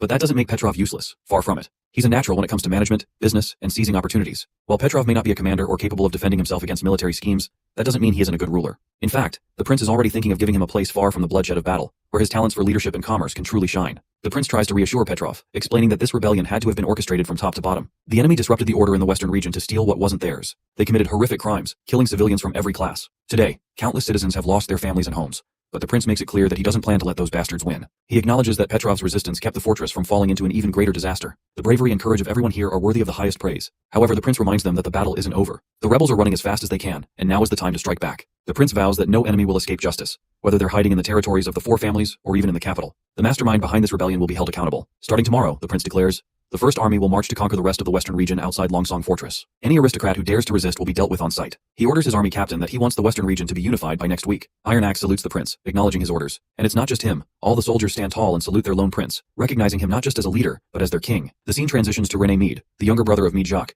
the same cocky sucker who got killed because of his cockiness in the battle. René has been locked up behind bars by Jacques because he refused to rebel against the prince. René is also Petrov's closest friend, making it impossible for him to attack someone he holds so dear. Years ago, when Duke Rayan was defeated, it was Petrov who saved René from prison. From that moment on, René abandoned any ambition to challenge Jacques for the position of family head. All he wanted was to become one of Prince Roland's knights. Now, trapped in the cell, René sees clearly the mistake his brother has made by rising against the prince. Suddenly his sister arrives, carrying food for him. Her first question is about Petrov, especially since she has feelings for him, so naturally, she's worried. But before René can answer, the entire palace begins to shake. Moments later, soldiers from Border Town barge in. Standing before the siblings is Iron Axe. He looks directly at René and asks if he is René Meade, the second son of the Elk family. Before René can respond, his sister answers the question, confirming his identity. Iron Axe then reveals his purpose. He has been sent by Prince Roland Wimbledon to find them. He adds that Petrov has personally requested to see both René and his sister. The scene shifts to Longsong Fortress, where the prince is inspecting the firearms used by the enemy soldiers. As far as he can tell, these so-called guns don't even qualify as firearms. They lack a trigger or firing mechanism, and are little more than metal pipes with open ends. As the prince reflects on this, Iron Axe enters the room, accompanied by René Meade and Aurelia Meade. The siblings promptly bow to pay their respects to the prince. The prince quickly commands them to rise and begins by revealing something important. Before he ordered Iron Axe to march on the Elk family's territories, Petrov had assured him that René would never participate in Jacques Meade's rebellion. so the prince is relieved that this turned out to be true. He reminds Renee of the devastation caused by his brother's rebellion, which was supported by the other families. Countless civilians were killed, 2 cities were destroyed, and Petrov's family was murdered to force him into surrender. The prince sternly tells Renee that if he had stopped his brother, Longsong Fortress might have been spared from this tragedy. He makes it clear that everyone who participated in the rebellion will face justice, and every rebel will be punished for their actions. However, the prince reassures Renee that no harm will come to those who are innocent. He also promises that the Elk family will not face extinction as long as they remain loyal. First, the prince informs Renee that Jacques Meade has perished during the rebellion. He then asks Renee if he would like to inherit the title of Earl and serve under him. Renee bows his head without hesitation and pledges his loyalty right away. Turning to his friend Petrov, Renee apologizes for the pain caused by his family's actions. However, Petrov quickly reassures him that none of this was his fault. Renee reflects on earlier times from the earlier chapters, the time when he once proposed that Petrov marry his sister. Renee is fascinated that the bond they share as friends has not weakened in all those years. Afterwards, the mission to unite Western Region continued. The rebels stood no chance against the prince's first army. The outcome of most battles was decided in a single firefight, with the rebels crumbling before they could even reload their primitive weapons. They fell apart like a sack of potatoes. The first army spent most of its time pursuing the rebels and conquering territories. They captured one stronghold after another, day by day. The Elk, Leaping Wolf, and Wild Rose families were the first to fall. However, the campaign stalled when the army reached the Maple family's palace. The soldiers encountered an unexpected obstacle: a moat surrounding the palace. 2 soldiers were injured in an initial attempt to approach, and it became clear they couldn't fight effectively while the enemy maintained the high ground. If they wanted to breach the gate, they would have to attack from the bridge, but that was heavily guarded and under constant watch. The commander, whose name escaped my head, lamented not having the artillery team with them. A few well-placed cannonballs could have easily shattered the gates and resolved the siege. Iron Axe highlights an important detail. Reports indicate that the Maple family didn't contribute many soldiers to the rebellion, and their earl didn't even show up. This means their forces are still at full strength, making it unlikely they'll succeed without heavy weaponry. Reflecting on the past, Iron Axe notes that if this had been during his time in Iron Sand City, he wouldn't have hesitated to lose hundreds of soldiers to fulfill his chief's orders. But now he's watched his soldiers grow and become who they are today, and he refuses to risk even a single life unnecessarily. With no artillery or heavy weapons available, the only viable option is to ask for the witch's help. A few days later, Maggie appears soaring through the skies, heading straight toward the Maple family's castle. The soldiers on the walls fire arrows at her, but her massive body renders them completely ineffective. In the next moment, Maggie drops a giant TNT onto the palace. The explosion is immediate, and takes the entire structure in flames, reducing it to a charred ruin in a single swoop. Iron Axe stood watching as the Maple family fell, and with their defeat, he gave the final signal for his soldiers to charge forward. The Maple family was taken down completely. By the time Iron Axe returned to Longsong Fortress, it was the 6th night, and the entire western region was finally under the prince's control. Petrov then came to meet the prince, carrying the completed reports and estimates. He had organized the remaining aristocrats of the western region into categories, and even listed them in alphabetical order by name and criminal status. The findings were staggering. 64 aristocrats were found guilty of participating in the rebellion. 137 aristocrats either refused to participate or were unaware of the rebellion. The rest were knights, nobles, or other non-participating aristocrats. The highest-ranking guilty party was Roman Camellia, the Earl of the Maple family, who had already been captured by Iron Axe. The rebellion had wiped out the 6 prominent families of the western region. The Lion, Leaping Wolf, Maple, and Wild Rose families were now effectively extinct. The Honeysuckle and Elk families had been spared, but their influence and power had been reduced to nothing. With the rebellion crushed, the entire western region was now firmly under Prince Roland's command. Petrov reports that Iron Axe has provided him with a list of criminals, but he's unsure if he should hand it over. He worries that Iron Axe may have made a mistake in his judgment. However, the prince assures him that Iron Axe is incredibly skilled at interrogations. The prince trusts Iron Axe's final ruling. In fact, every aristocrat prisoner had been verified by Nightingale, ensuring that no innocent person was punished. Petrov then asks the prince what he plans to do with the guilty aristocrats. Seeing the hesitation on Petrov's face, the prince asks if any of his friends are listed among the criminals.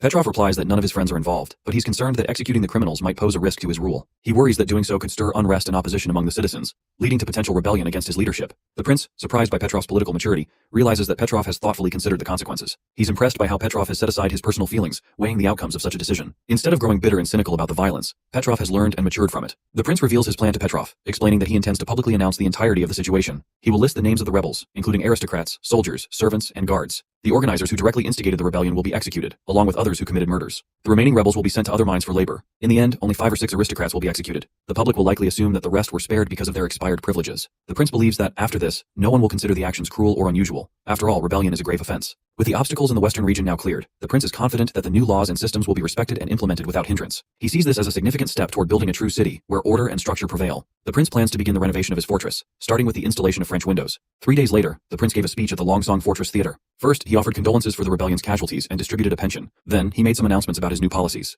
The theater's audience was smaller than he expected, and the snow had discouraged most people from leaving their homes. Those who were present were skeptical of these promises. After all, corruption had led to famine in the past, and even emergency rations were mixed with sand and leaves. So receiving golden royals seemed too good to be true. Of course, when he actually did distribute the golden royals, the atmosphere changed drastically. Many more people showed up for the aristocrats' trial, and the entire theater was packed. Some even sat in the corridors. Criminal trials and executions still served as common entertainment for people everywhere. In the end, 132 people were sentenced to execution, and the other 900 or so had participated in the rebellion, but didn't kill anyone. As a result, they were sent to the northern mines. The power of the western region's aristocrats was finally wiped out. However, clearing these obstacles was just the beginning. Creating a new order was the most important condition for true governance. To lighten their moods, the prince prepared a grand banquet. Since the large families like Honeysuckle and Elk were all on the prince's side, the remaining smaller families tripped over themselves to praise our prince. Even at this small banquet, they praised the tiniest things, like the chopsticks and the food. Now, it's safe to say they were trying way too hard. The prince then grabbed everyone's attention and announced that he would like to share an art album with them. When they saw the drawings, their eyes widened. The images looked incredibly realistic, and it didn't seem like they had been drawn by hand. No pigments could express such detailed colors. Seeing this, the prince was pleased that the city's upper class had an appreciation for art. He then corrected them, explaining that the drawings were indeed created by hand.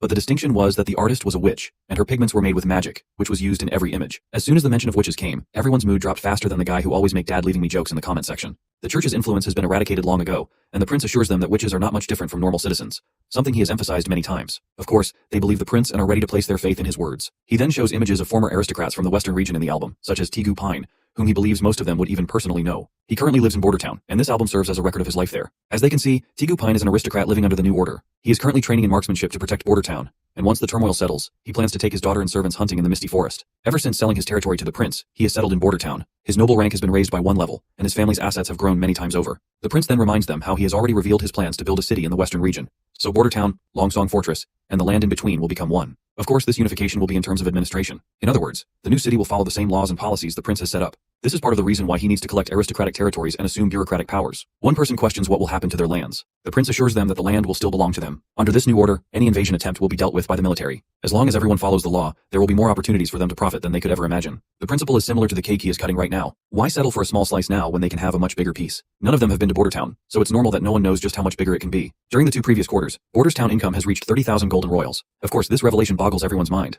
The prince continues explaining that if it weren't for the month of demons, that number would have grown by another 10,000 by now. Since aristocrats will manage their own business, these numbers will come to them soon. One of them asks if the prince is basically implying that they will have to run the fortress. The prince responds with a yes, but also with a no. You see, the fortress will become a region of the city, governed by the general city hall. The prince will build a branch of the city hall at Longsong Fortress, and it will follow the Bordertown's format, creating many smaller departments. Each of them will work at these departments and handle their respective operations. Managing a region is an incredibly complicated job, and while it can bring huge benefits, it's not easy to handle. After everything settles in Longsong Fortress, all of the new aristocrats will come to Bordertown in order to gain experience firsthand how an effective city hall is run. Everyone present here will also have to take classes on management. For now, this is all the prince has to share. The next topic is about rats, and he wants to ask what everyone knows about these shady people. Renee reveals that rats collect intel on the streets, and that he used to be affiliated with them. The prince curiously asks what kind of relationship he had with the rats, to which Renee hesitantly admits that he used to be the leader of the Blazing Fire Gang, and had helped other gangs fight for territory before. The other representatives choke on their tea upon learning that Renee, from the Earl's family, had once been a rat. Even the prince is disturbed by this revelation. But before anyone jumps to conclusions, Petrov decides to clear the air. He explains that a few years ago, the rat presence at the docks was at an all-time high, with civilians and visiting merchants being attacked every day, yet the city guards did nothing. Petrov could not stand it, so he brought his own guards and recruited people from the slums to drive the rats out. Renee even sent Petrov daily letters when Petrov was in the capital, claiming that it was a glorious battle, one on par with fighting demons.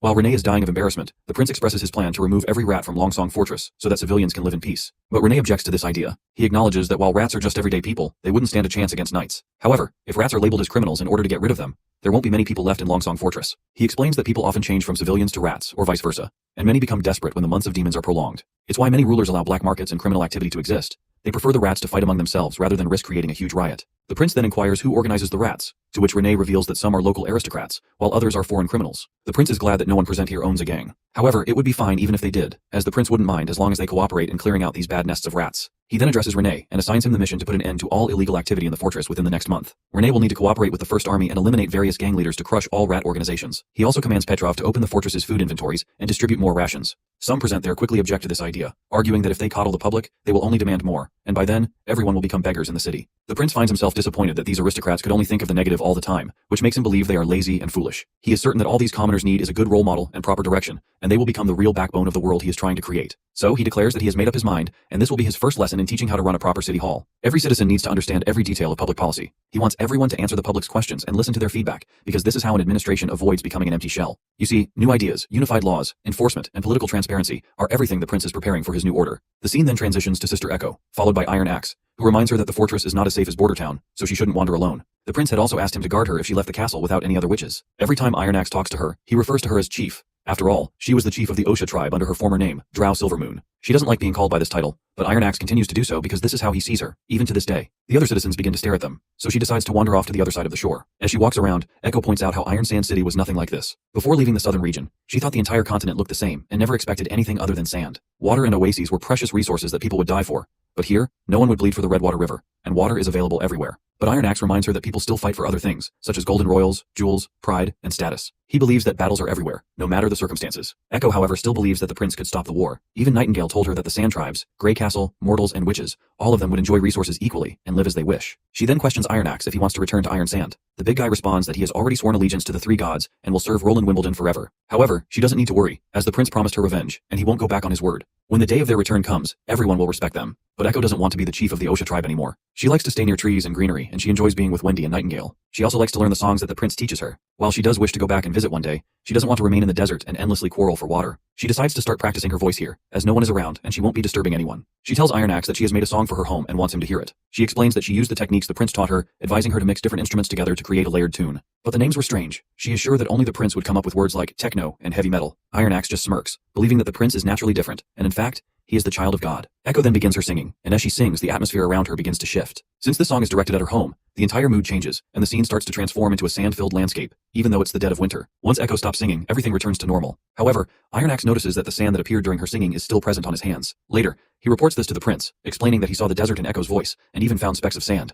He emphasizes that he didn't find them intentionally. He was completely immersed in the moment, and didn't even consider if what he saw was real. The prince is unsure of what to make of this, while Iron Axe continues to convince the prince that what he is saying is the truth. Although when she sang other songs, he did not see much, but the experience was surreal. The prince then presents the sand to Nightingale, asking if she can tell whether it is the product of magic. However, even Nightingale has no clue what is going on, as there is no trace of magic on the sand. But when she looks at Echo, she can see that her magic has solidified. Sister Echo seems glad to hear this happy news, while Nightingale reports that Echo's magic is like a blue jewel, as clear as water, and she is just as strong as Maggie. The prince then suggests that although sand is everywhere, Iron Axe wouldn't claw through the snow and dig some out to trick him. With that in mind, he wants to test her abilities himself, and tells Echo to sing the tune she created for her homeland. As soon as she does, the entire building begins to echo with her sweet voice. After hearing her tone, Nightingale reports that she heard the sound of wind through the trees, and the temperature rose slightly. But the prince states that he didn't see a desert, which means perhaps her magic didn't work as expected. Iron Axe continues to insist that he indeed saw the desert. The prince then decides to conduct another test, telling Echo to just sing the song he taught her. Echo begins singing again, and it seems like the experience is different for everyone. For instance, the song Gorillas that Echo played makes Sylvie remember the fear she felt when she first saw a cannon fire. The prince has also started to figure out that a song becomes more significant if the audience has a personal memory related to it. Only then can they truly sink into the illusion it creates. Iron Axe relates to the southern region's culture and environment because he grew up there, and that's why he can feel the desert in Echo's song. Since the prince himself hasn't been there, he can't experience the same thing. However, the prince doesn't have the means to test the full extent of Echo's abilities for now,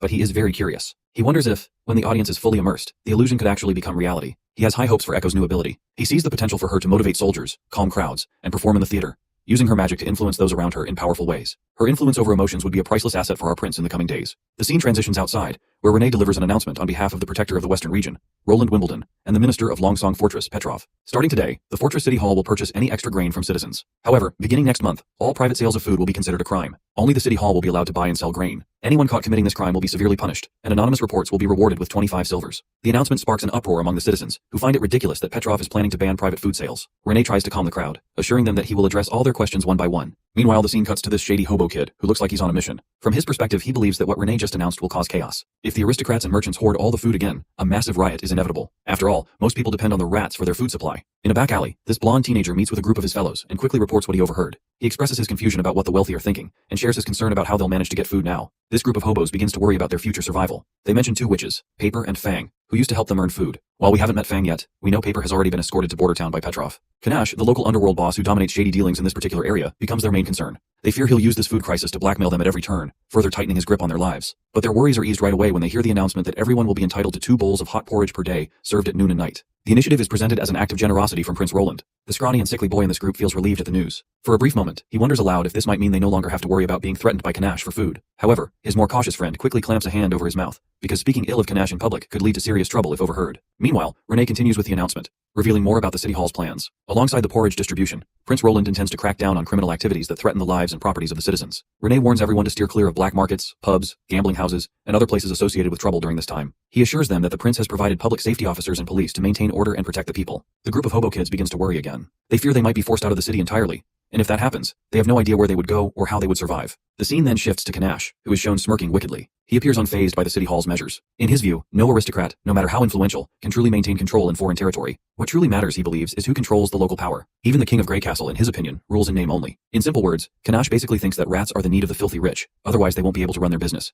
Though Kanash is confident in his own perspective, he finds the second part of the announcement strange. Normally, if those in power wanted to issue free food to gain support, they would inform the rats first, ensuring the system worked smoothly. Yet this time, it seems like the food distribution plan is being presented as something meant for the entire city. To him, this approach seems excessive and unusual. He resolves to consult his boss, the leader of the Bloodhand Gang. Only his boss knows the full extent of what's really happening behind the scenes. It turns out the information about the City Hall's announcement was brought to Kanash by none other than the blonde kid and his hobo friends. However, instead of rewarding them for delivering such crucial news, Kanash reacts with cruelty. He completely bans them from ever tasting the porridge offered by the City Hall. Moreover, he threatens that if they are caught sneaking out to eat the free food, they should consider their mouths sewn shut as punishment. Later, as the group walks through the grimy streets, the blonde kid is determined to taste the porridge despite Kanash's warning. His cautious friend reminds him of the threat they were given, but the blonde kid brushes it off. He reassures them that their friend Sunflower is keeping watch, and that right now, and Kanash's closest followers are currently all huddled by the fire, so no one will notice they've slipped away. But the scrawny friend they are carrying, whose name is George, is in worse shape than ever. His condition is rapidly deteriorating, and anyone suffering from the freezing sickness won't survive without food. The black bread Kanash gave them is nowhere near enough to stave off hunger, and George needs something more, and a bowl of hot porridge might be the only thing that can give him a chance to survive. As they arrive at the City Hall to receive the porridge, the blonde kid is actually surprised that food is actually being served. The line stretches long, and as they try to sneak into the front, one of the City Hall officials warns them not to push or cut the line, or else they'll be disqualified from receiving food.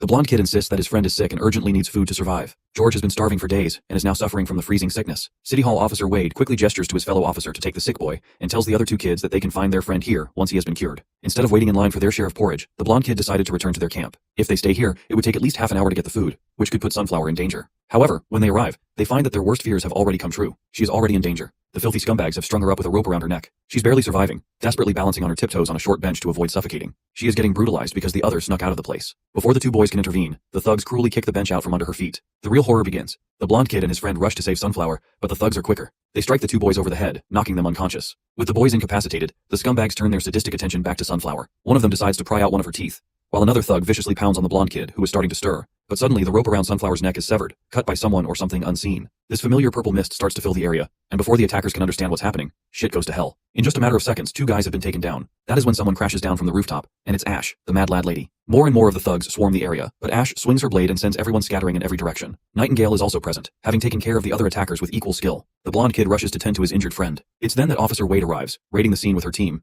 He demands that everyone drop their weapons, declaring the arrest is being made in the name of His Highness Roland. Seeing the overwhelming power of the City Hall forces, the blonde kid is left stunned and overwhelmed. The announcement turned out to be true. These officers, sent by Prince Roland, are indeed here to arrest the rats. By the way, as I mentioned earlier, he is the same kid who used to be with Paper, and he was devastated that Petrov took her away from him. But right now his eyes fill with tears when he realizes that the promises made by Petrov and the prince are not shallow. All the rats at the scene are arrested, including the group of kids. Nightingale approaches the blonde kid, telling him to answer truthfully. She asks him if he has ever killed anyone or robbed anyone. The kid quickly responds with no. Since he is spitting the truth, Nightingale tells him to go get some porridge. She then turns to the other two kids, but before she continues, the blonde kid asks her if she's a witch. Nightingale responds affirmatively, and the kid reveals that these thugs are Kanash's underlings, and that Boss Bloodhand is the true leader of the rat faction in the fortress. He believes that catching them is key to eradicating the entire rat faction. Nightingale reassures him, promising that no criminal will escape justice. This assurance brings a small hopeful smile to the kid's face who were brutalized by these bastards. The three kids rush to join the queue, feeling a sense of happiness and relief now that they've been saved by a witch. They're excited about the possibility of meeting Paper someday. After standing in the line for a while, they finally reach the front and get their turn to receive food. As they collect their bowls, Renee announces that once the months of demons come to an end, Longsong Fortress and Border Town will combine to form a new city. The land in between will need to be developed, which means new jobs will be available for everyone. For the blonde kid, this means he won't have to live like a rat anymore, and with his new opportunities, he'll have a better chance of meeting Paper one day. But that's a story for later. We transition back to Border Town, where Wendy and Sister Scroll are sitting down for some tea, trying out a new blend from the City of Dawn. It's a peaceful moment, and they're enjoying the warmth of their drink. Meanwhile, Paper is in a different part of the town, focused on trying to ignite the stones in the divine sigil. Unfortunately, she's still not strong enough to light them all. After her little cute struggles, she turns to Wendy with a curious look and asks when she'll be able to ignite the second stone. Wendy, in her usual calm and wise manner, reminds her that she can only ignite the second stone once she's older and more powerful. In the meantime, Wendy suggests that Paper should just enjoy her hugs and focus on her growth. That is when the scene pans towards Spear Passy, who is sitting nearby. Passy appears to be somewhat jealous as she watches Paper and Wendy interact. The kind of bond and support Paper receives at such a young age is something that Passy realizes she missed out on during her own childhood, and it stirs up some emotions in her. Wendy then inquired of Passy about her recent experiences at the City Hall, as she had been visiting there frequently. Well, her visits were quite interesting. It is a place where there's much to learn. She remarks that it's the first time she's seen such a strict, orderly management system in place. It's far more efficient than the old ways, where just a few high-ranking officials dealt with everything themselves. The City Hall ensures its continued efficiency even if some employees leave, always keeping positions open for citizens to join. Passy is especially impressed by the regulations and laws Prince Roland has enacted, noting that they are very unique, something she has never seen anywhere else before. Just as they're discussing this, a City Hall officer enters and interrupts their conversation, reporting that a villager has come forward with a troubling claim. Apparently the villager says that her daughter has just become a witch. Since Prince Roland isn't present at the moment, the officer explains that the prince had previously instructed the witch union to handle matters like this when he is not in the castle. Later, Wendy and Sister Scroll arrive at the registration hall. There is a mother along with her daughter, who is supposedly a witch. The mother claims that they are immigrants from the southern region, and they moved here like a month ago. Wendy inquires this supposed witch and asks her for her name. The timid young girl doesn't respond, so her mother beside her pushes her forward. Hesitantly, the girl introduces herself as Summer. The old hag then explains that her husband is still working in the boiler rooms, so she brought her daughter here on her own. She excitedly explains that she's heard witches receive a golden royal every month as salary. Wendy confirms this, and the woman becomes even more excited, practically pushing her daughter forward as she insists that they are ready to sign any necessary contract. Of course, both Wendy and Sister Scroll can sense that this mother is up to no good. Wendy calmly explains that joining the witch union requires an evaluation. Since Prince Roland is not present, Summer will need to stay at the castle for now, and the contract can be signed once the prince returns. The mother agrees without hesitation, and promptly begins to walk away, leaving her daughter behind. The poor girl looks visibly anxious. Sensing her unease, Wendy gently explains to her that there's nothing to worry about. She adds that the witch union isn't anything like the terrible rumors people might spread. Later, Agatha joins them and hands Summer a magical stone. Wendy reminds Agatha that Summer isn't yet familiar with her magic, as it's only been 3 days since her awakening. Agatha assures her that there's no cause for concern.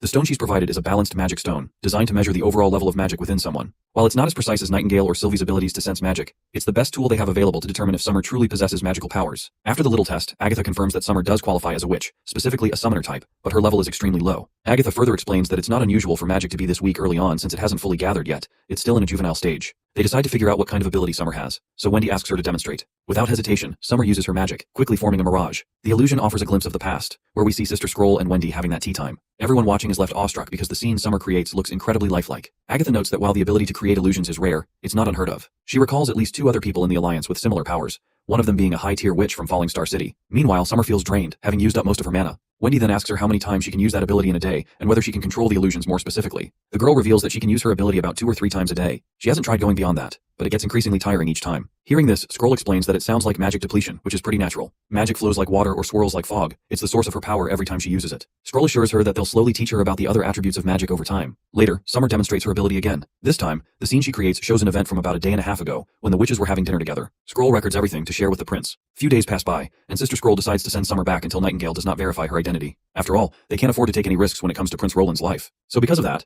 Summer had to leave. But she seems much more energetic when she leaves the castle after staying for a while. She asked lots of questions about the witches and the prince, clearly excited to learn more. Initially, Summer thought the prince was a scary guy who kept many women around him, but she soon realized it was just a misunderstanding. However, things didn't go as smoothly when Scroll took her back home. Summer's mother didn't take the news well. All this old hag seemed to care about was money. To resolve the issue, Scroll ended up giving her 1 gold royale to keep her quiet. Wendy isn't sure if giving Summer's mother money was the right decision. However, Scroll reminds her that if paying off that old hag can keep Summer safe from her mother's harsh treatment, it's a small price to pay. Scroll points out that there are many days ahead of them, and if 1 gold royale can buy Summer a more comfortable life at home, it's worth it. After hearing this, Wendy agrees. She actually hadn't thought about it that way before. She then reflects on how much better the prince understands the value of witches' abilities compared to her. Wendy admits she's neither as logical nor as calculating as Scroll when it comes to weighing risks. This realization makes her doubt whether she's fit to lead the witch union at all, but Scroll voices her opinion as well. She believes that no one cares more about the witches than Wendy does. Scroll explains that it was only after her time with Kara's Witch Association that she truly understood this. A witch who genuinely considers the well-being of her sisters, regardless of their powers, is the kind of person who deserves to lead. According to Scroll, that quality is Wendy's greatest strength. While the both ladies are having their conversation, they hear that the prince has returned, and a grand feast has been prepared to celebrate his arrival.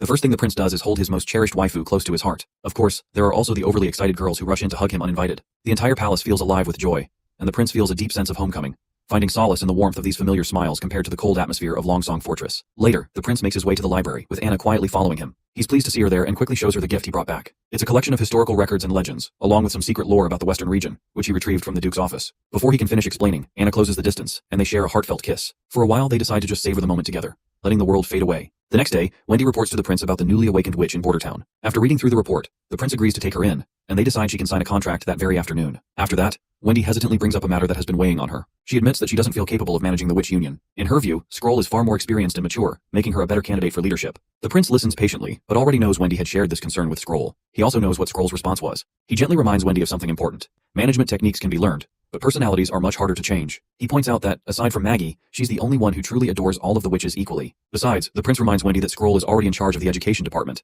and her workload is only increasing. She wouldn't have enough time to focus on the new witches properly. He shares his vision of making the witch union self-sufficient, with minimal input needed from him. He wants the organization to be well-known and respected by everyone. To achieve this, he tasks Wendy with creating a proper management system to determine witch assignments. As for him, his role will focus only on guidance for evaluations and abilities. He also suggests that Wendy consult Miss Spear for specific advice on management. Additionally, she's free to recruit assistants or city hall workers to help her with administrative tasks. Wendy acknowledges her role with a little dose of confidence, and decides to leave to start working on the system. Now that Roland is done with his paperwork, he decides to sort the books he had been working on yesterday. While doing so, he reflects on his romantic moment with Anna from the previous day. He notices how she's become more openly affectionate with him lately, a change that's impossible to miss. Feeling moved by her affection, Roland resolves to reciprocate her feelings more actively, deciding to take the initiative with her moving forward. As Roland sorts through the books, Nightingale suggests him not to keep Anna waiting. With those words, she disappears. Her words leave the prince with a lot to think about. He wonders if the best approach is simply to follow the social rules of his old world, to avoid hurting Nightingale and Anna any more than he already has. Just then, Summer arrives in front of the prince after passing Nightingale's test. Since the prince has already heard about her from Wendy, he hands over the contract papers. Summer quickly grabs the pen to scribble her name, but then hesitates. She gets embarrassed as she admits that she doesn't know how to write. The prince reassures her that there's nothing to be embarrassed about.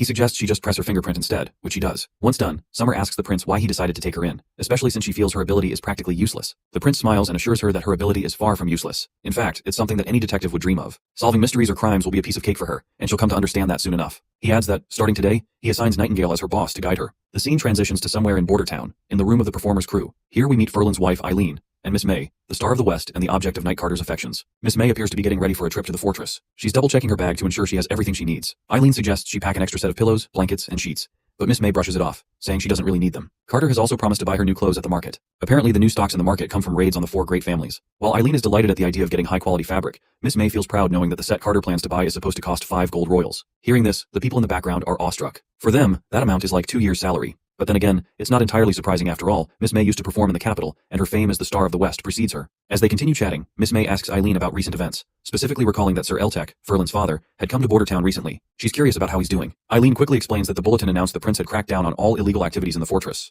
The Maple Leaf, Leaping Wolf, and Wild Rose's families have been dismantled, and the Eltek family was dragged into the aftermath as well. Most of their troubles stemmed from Ferlin's brother, Miso. Miso had been arrested by Prince Roland's soldiers after the failed rebellion. Since he hadn't harmed anyone and voluntarily surrendered, he was only sentenced to 10 years of labor. However, once he chose to rebel, he was no longer considered part of the family. In the end, Sir Eltek still wanted Ferlin to be the heir. He believed the family could be great again in Ferlin's hands. But Ferlin just wanted to become a knight, and Eileen supports him no matter what decision he makes. At that moment, Knight Carter unexpectedly shows up, leaving everyone a bit surprised since they weren't expecting him today. He explains that the prince had given him permission to leave early. He then presents a gift he bought for Miss May, which lightens the mood of everyone in the room. The side characters quickly catch on to the situation, so they excuse that they have work to do and eventually leave, giving the sweet couple some much-needed time alone. And as for the last time, I skipped over their relationship moment where they were all lovey-dovey and you guys grilled me hard for it. I did that because I know not everyone wants to stall the story. I've even seen people criticize me for throwing in a joke here and there, so I've been avoiding it. Honestly, no matter what you do, you can't please everyone. Carter apparently has brought new clothes for Miss May, and he specifically asked the prince to design them for him. Carter had told the prince about their upcoming engagement, and so the prince quickly suggested a type of clothing that would be perfect for a wedding. However, it was also quite difficult to make. To get it done, the prince hired Miss Soraya, and had to use ice cream bread as the payment. Carter gave Miss May some time to wear the outfit. Later, he entered into the room back once she was ready. She looked absolutely stunning.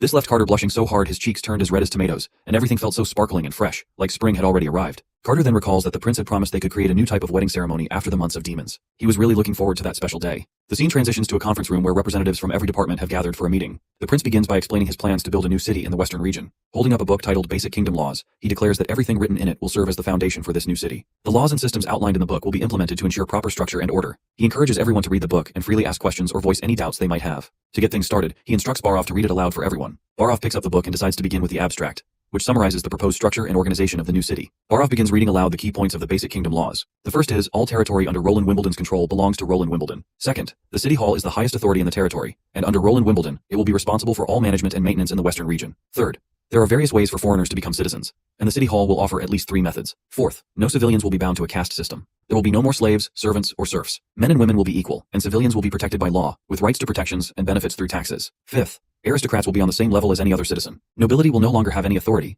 though it may still serve as an honorary title. Sixth, the safety and priorities of civilians will be ensured by Roland Wimbledon, and any violation of this is strictly prohibited. Seventh, the territory will support legal businesses and a free market. Civilians will have inalienable rights to education, careers, and marriage. Eighth, the new flag will be based on the towers and spears of the Grey Castle Royal Crest. It will feature a large 5-pointed star above the tower and 3 smaller stars below. The large star symbolizes Roland Wimbledon, while the smaller stars represent the City Hall, the military, and the Witch Union. Ninth, and the most critical point, the territory's name will be Neverwinter City. The months of demons finally come to an end, marking a day of grand celebration for the entire town. Prince Roland addresses the citizens, expressing his pride in their collective efforts. He emphasizes that the victory belongs to everyone who has contributed to the growth and defense of Border Town, regardless of where they come from. This success stands as a testament to their unity, resilience, and hard work. He reminds them that the threat of evil still lingers and will inevitably return. However, with their combined strength, victory will always be within their grasp. He encourages the townsfolk to embrace the moment, and calls for everyone to celebrate their achievements and look forward with determination. The festivities include an elaborate stage show and a grand feast for all. The townspeople enjoy free meals, and for many, the abundance of meat is an extraordinary treat. The joyful atmosphere underscores their shared triumph and the bonds that hold the community together. As night falls, the focus shifts to the castle courtyard, where the witches hold a private celebration away from the townsfolk. However, not everyone is feeling these party vibes. Agatha, in particular, finds the festivities misplaced. She sees them as a distraction, convinced that preparation for the inevitable return of the devils is far more critical than celebrating. Prince Roland notices her unease and takes a moment to address her concerns. He tries to reassure her that one day of rest and celebration will not undermine their readiness for future battles. Offering her a glass of wine, he gently encourages her to relax and join the others, reminding her that victories, no matter how small, are worth acknowledging. As much as Agatha resists the idea of celebration, she reluctantly grabs the glass of fine wine from Prince's hand. Despite her stern outward mood, she allows herself to partake in the moment. The mood lightens further when Wendy unveils the highlight of the event, the giant cake especially produced for this very occasion. After the arrival of the cake, laughter and joy fill the courtyard as everyone indulges in the rare luxury. It becomes a night to remember, a heartfelt celebration of their shared efforts. After the festivities wind down, Prince Roland retreats to his room, only to find Anna waiting for him in the corridor outside. Prince then reveals a special gift he has prepared for Anna, which is a sigil crafted with 2 magical stones. One is a pathfinding stone, and the other a waypoint stone. When combined with magic, the sigil becomes a tracking device, allowing Anna to find him no matter where he is. With nervousness and sincerity plastered all over his face, Roland finally confesses his feelings and proposes marriage. Well, ladies and gentlemen, the moment we've all been waiting for has finally arrived. As for Anna, she's overwhelmed with emotions. She had dreamed of this day for so long, and now that it's a reality, tears stream down her face. It goes without saying that she says yes and reciprocates his feelings. In the quiet of the night, they spend some intimate time together, but since we don't need to get age restricted, we'll skip ahead to the next morning. The prince wakes up, clearly disoriented. He's alone in his room and has no idea where Anna went. For a moment, he wonders if what happened last night was just a dream, but when he spots Anna's hair over the bed, he's convinced it was real. He quickly rolls over onto the blankets, hoping to catch her scent, but just as he starts to get a little creepy, Anna appears behind him. She scares him as she brings in some food. After setting the breakfast down, she tells him to eat well to regain his strength. But the prince insists on taking a few more days off for some extra fun. Anna shuts that idea down quickly. Like Agatha, she reminds him that they still have to fight the devils. Soraya and Agatha are working hard for this very reason, and she doesn't want to fall behind. Later, Princess Tilly comes to visit the prince. Seeing how cheerful he looks, she can't help but tease him, thinking he must have had a pleasant dream to be so happy. However, she quickly moves on to the real reason for her visit. Sadly, she is here to say farewell because it's finally time for her to return to Slumber Island. She has stayed here long enough and has kept in touch with the island only through letters. Now that the months of demons are over, her mission is complete. The prince suggests that she consider moving to Western Region instead. With the large expanse of land on the southern bank of the Redwater River, there's more than enough space to house all her witches. But Tilly reminds him that they've already discussed this, and her decision to return to Slumber Island hasn't changed. Despite this, the prince asks her to stay at least another week. He wants time to prepare something for her and the witches, a collection of books, study guides, and practice problems to help improve their learning and save them time. He also suggests she take some revolvers for protection in case they run into enemies wielding stones of divine judgment. He promises to send her steam engines as well, explaining they'll be useful for everything from irrigation to desalination. But the biggest reason he wants her to stay is so she can witness the grand opening of Neverwinter City with him. He hopes she can be there for the creation of the city, something he's been waiting to share with her. Later, Wendy comes across Nightingale sitting in a quiet corner, looking completely dejected. It's clear she hasn't slept at all. The expression on Nightingale's face is so full of devastation that it reminds Wendy of the day they first met. The cause of Nightingale's heartbreak is quite evident. It's troubling her that the prince is now finally with Anna. What makes it even harder to bear is that Nightingale herself had encouraged the prince to take that step. Although she insists she was prepared for this and always knew it was inevitable, the weight of reality has hit her harder than she expected. Wendy feels deeply concerned for her friend. Nightingale's broken state reminds her of the past, of the times when they had faced so much together. Nightingale had always been so brave, fighting countless battles without flinching and never showing fear, not even before Kara, as terrifying as she was. Yet now, this pain has completely shattered her. Wendy knows her friend needs comfort more than anything. She gently urges Nightingale to cry as much as she needs, letting her release the pain she's been holding in. Wendy then reflects on their shared reality. They have nowhere else to go, and no one else to turn to. Staying by the prince's side is their only option, even if it comes with its challenges. Wendy reflects aloud that while everyone can enjoy the warmth of the sun, the closer you get, the more you risk being burned. It's a bitter truth they both must live with, but she promises to stay by Nightingale's side, offering whatever support she can. Wendy urges Nightingale to give up and move on, reminding her that she already has her sisters to support her. But Nightingale refuses, making it clear that she won't let the prince go so easily. No matter what, she is determined to protect him until the very end. This is her decision, and she won't back down. As spring blooms in full swing, people gather to celebrate the wedding of Miss May and the prince's knight, Carter. The couple looks stunning in their outfits, radiating joy as they make their way to the beautiful gazebo. Once they arrive, Bravo officiates the ceremony and prompts them to exchange rings. When they do, the moment becomes electric with emotion, and the crowd erupts in happiness. Carter, however, hesitates when it's time for the kiss, his nervousness causing him to tremble as he inches closer to Miss May. But Miss May takes the lead, and leaps forward to kiss him and save him from further awkwardness. Among them, Soraya busily paints each scene, determined to immortalize the memory through her art. After the ceremony, the prince offers his congratulations and announces a small but thoughtful gift. 2 days of vacation for Carter. He assures him that he'll take care of any pressing work so Carter and May can enjoy their time together. The wedding concludes successfully, with everyone showering the couple with blessings and happiness. The prince stands close to his beloved, holding her hand tightly as he quietly expresses that he too dreams of the day they'll share such a moment. Though surrounded by joy, Nightingale watches from the sidelines, her heart heavy and broken. All she can do is endure the pain in silence as the world around her celebrates. The scene transitions to a few days later. While the prince is busy shaving his beard, Baroff reports that the messenger pigeon has been sent to Longsong Fortress and is expected to arrive at their castle within half an hour. The prince inquires about the preparations for the upcoming event. Baroff informs him that everything was completed yesterday afternoon, and the venue is large enough to accommodate everyone in town. Apparently, this event is no ordinary gathering. The prince plans to announce the establishment of a new city. To emphasize the significance of this milestone and how it will affect the citizens of both sides, the announcement will be coordinated with Longsong Fortress. Both locations will deliver the news simultaneously, highlighting their unity and shared progress. The prince expresses hope that Petrov will receive the letter promptly. As expected, the messenger pigeon eventually reaches Longsong Fortress, delivering the message to Petrov. With everything in place, the simultaneous announcements begin in both Longsong Fortress and Bordertown. The prince steps forward and formally greets the gathered crowd. He begins by expressing his belief that everyone present understands the significance of today's event. The small town, built on the slopes of the northern mines, will soon transform into a real city. He reflects on the past, reminding everyone of the annual nightmare that the months of demons once brought to Bordertown. However, they proved that they could stand their ground. He recounts their triumphs over their enemies. Osmond Ryan, who sought to disrupt the peace of the western region and met his downfall. The church, which tried to oppress witches and enslave the people but was ultimately banished. And even Timothy Wimbledon, whose schemes failed to defeat him. The prince points out that Timothy set the southern and eastern regions ablaze, yet Bordertown remained unharmed, a living proof to their strength and resilience. He also speaks of the new king's atrocities, such as the sacking of Golden Wheat City, and the knights who acted no better than bandits. But the prince promises that such tragedies will no longer happen. This new city they are building represents their unity and strength. As long as the people stand together, no enemy will dare step foot in their lands. The prince vows to make their enemies pay for their wrongdoings. With pride and conviction, the prince announces that this place will become the new capital of Grey Castle. A new kingdom will be born here, one that will thrive even in the harshest winters. He assures the crowd that this city, no matter the season, will remain as warm and vibrant as spring. Finally, he declares that starting today, Bordertown and Longsong Fortress will unite as one, Neverwinter City. The crowd erupts in cheers, their voices echoing across the square as they wave the flags of their new city high in the air. Princess Tilly is also present in the ceremony, witnessing the grand inauguration. She feels a deep certainty that the spark the prince has ignited today will one day grow into a roaring flame, spreading across the entire continent and reshaping its future. The scene shifts to the filthy witch, Zero. She's apparently been learning all about the prince's exploits so far. Against all odds, he escaped the royal decree for the throne, managed to defend himself against his better prepared siblings, and even came out on top. It's all pretty intriguing to her. Zero also learns from the fourth prince's memories that she tried to kill him by poisoning his food. The poison was colorless and odorless, definitely fatal, but it didn't affect him at all. His leadership has drastically changed since then. He's won the favor of all his citizens and has even transformed the western region on his own. If he weren't the fourth prince, she wonders what he could have become. This is all getting pretty interesting, and she's absolutely looking forward to acquiring Prince Roland. She wants to absorb him,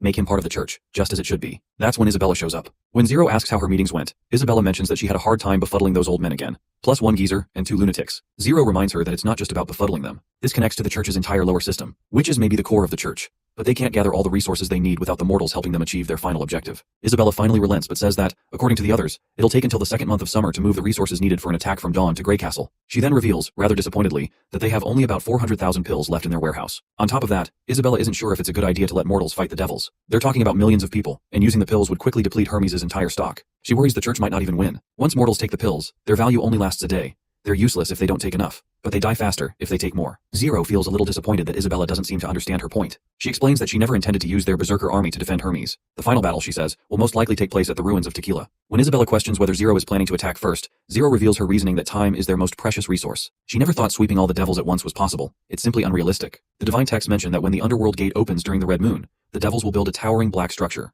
However, this tower isn't built, it grows. The material used for this construction was only referenced in the readings of the Alliance's third seat, and the expansion of devil territory requires these towers to produce red mist. Past towers have always been built in locations rich in stones of divine judgment. An enormous monster lives beneath each tower, its body even thicker than Tequila itself. This monster digests the stones of divine judgment, turning them into black crystals that diffuse red mist. Isabella finds it disgusting, while Zero points out that she doesn't know how long it takes to digest the stones, but it definitely doesn't happen overnight. During this time, the devils can't build their tower here. They can only ship it from their homeland. Zero wants to carve a bloody path through the devils with the berserker army, and then kill the buried monster with the divine judgment army. And if they're lucky, they might gain another 4 centuries of time. You see, the berserker army just can't replace the divine judgment army. The drug they use also affects the mortal's consciousness, but it won't touch their emotions. Against a truly terrifying enemy, they'll still feel fear, or even retreat. A broken army of millions will leave them defenseless. Of course, it won't be that easy. The berserker army will mostly be the lower followers of the church, but they'll be led by divine judgment soldiers. Unifying the kingdom is the only way to gain that many followers. Zero knows she has to gamble with humanity's fate and gather as many chips as possible. She tells Isabella not to fear the battle, because it's the unexpected rewards that are the sweetest. Their intelligence, bravery, belief, and sacrifice will determine their future, and this is what God wants to see. Because the weak will never earn his smile. Isabella hopes for the best, though she is still curious about one thing. She wonders what would the fourth prince do if he were standing here right now. Zero dismisses the remark coldly. She's sure she won't fall against a mere human like Roland. But Isabella presses on with reason, pointing out that, according to Archbishop Tayfun, the pure witch he sent to Grey Castle still hasn't returned. She simply disappeared without a trace. Not only that, they also lost Afira in the capital, Archbishop candidate Mila, and the Longsong Fortress Cathedral. She tries to give Zero a wake-up call, reminding her that this is one of their biggest losses. It's as if ever since they started meddling with the western region, they've never won, as if God himself is protecting it. Although Isabella didn't want to say this, the word slipped out anyway, and this only serves to enrage Zero beyond belief. She quickly shuts Isabella up, reminding her that mortals know nothing about God. Mortals can only rely on knowledge and tactics, and those will all become a part of her. She believes that even if Roland has a method to defeat the devils, the Alliance will do better. When the church conquers Grey Castle, the western region will witness who is truly God's child. Isabella grows concerned, seeing how much her friend has changed. Zero is beginning to resemble the Pope in some ways. On the other hand, Zero is still shaken by the unsettling thought that Roland might actually be under some form of protection by the gods. As Isabella leaves the room, Zero reflects on how, no matter who the Pope is or who came up with the idea, anyone who enters the prayer room will drastically change. The highest level in the temple is the closest to God. She then walks into the temple, and after standing beneath the gazebo, she reveals that this is the only place where she can witness God's messages. She clasps her hands and begins her prayers. Her entire body begins to shimmer, and before her appears a demonic red eye. But according to her, this is supposed to be God's true form. The magic surrounding this supposed God is larger than the ocean, and its brilliance is brighter than the sun. This only reinforces her belief that only someone who wields such power could be God himself. This, she claims, is the red moon mentioned in the holy books. Through premonitions, she understands that humanity is weak and cannot protect anyone. The end of the divine war is illustrated in 4 paintings. Once she enters the first picture, we see this throne, adorned with skulls. In the next picture, the city she wanders through is the origin of the devils, where they first appeared, on the northern peak of the realm of Dawn. As she gazes at the throne, she reflects that she was supposed to find the protector of devils sitting there. But it's empty. It guards the secret of God. There are paintings, and according to the ancient records, it has been said that the contents of the second painting are subject to change. Some mention that it depicts a huge eyeball, while others say they saw bubbling volcanoes or an endless pit glowing at the bottom. No one sees the same thing, but as far as she can see, there is nothing. The church's secret records once mentioned that in the early days of the First Divine War, there was something inside the other painting. When the war ended centuries later, the image faded to black. It makes her wonder if it's the aftermath of those rejected by God. Perhaps they are hiding something. As for the last painting, it's never been mentioned. If even the popes don't know about it, this secret could be lost forever. She starts to feel exhausted as she prays, and sadly for her, God did not respond today. She had thought that there would be nothing more to care about until she became pope, but her understanding of this world only skims the surface. There is a brand new secret in front of her, and her immortality is the perfect resource to chase it. She is truly the child chosen by God, and she can get closer. Centuries, even millennia, won't matter, because it will be worth it. I've got no clue what in the hell she just talked about all, but let's hope to soon get some context and figure out things. It's finally time for Tilly and her party to return, and the ship has arrived to take them. Andrea turns to the prince before boarding and says that she had a great time in the border town, but she's not sure if she'll be able to make the same ice cream bread when she gets back. In return, Prince promises to make even tastier food when she returns. That's when Ash chimes in with a verbal jab, telling the prince that they wouldn't mind if he kept Andrea for himself.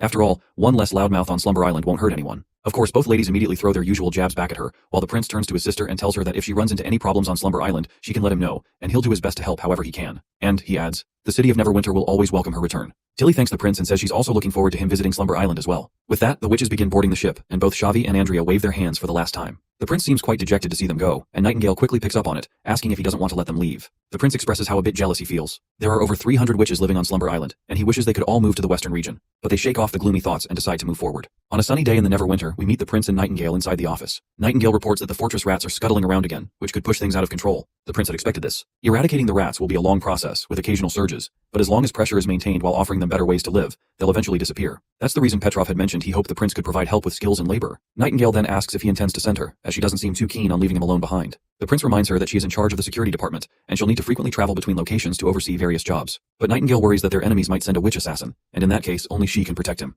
The prince believes she's just overthinking, but Nightingale stubbornly sticks to her guns. No matter what he says, even Wendy and Scroll will stand by her side. That's when the prince reveals that he's going with her too. This finally calms Nightingale down, and the prince adds that she should bring Summer along as well, so she can learn how to use her abilities in practice. He also tells her to bring Sylvie and Soraya as they'll need to investigate the fortress mines and create an identification system. With that, the prince leaves Neverwinter with a select group of witches. Once they arrive, Petrov reports that they have a bigger issue at hand than the usual robberies and small crimes. There have been incidents that are more public, and they're happening against the police force the prince had deployed. According to Officer Wade, this should be called the Northern Outer District serial killer case. Renee further reveals that, starting 3 days ago, a civilian has been murdered every night. The victims were all male, lived alone with no family, and most importantly, all had received jobs from the city hall. A symbol was also painted in every room with blood, resembling a crown with an X later crossed over it. Since there was a symbol, Renee tried investigating the city hall and discovered that they were about to begin construction in the Redwater district. News of this had already spread through the northern streets, and people now believe that they will be killed once they accept jobs from the city hall. The number of applicants was already low, and now no one dares to sign up. In fact, a number of citizens want to quit their jobs as well. If this spreads to the other districts, it will be detrimental to their expansion plans. There were no witnesses, and no one knows where to begin the investigation. The prince questions Renee, asking how he solved something like this in the past.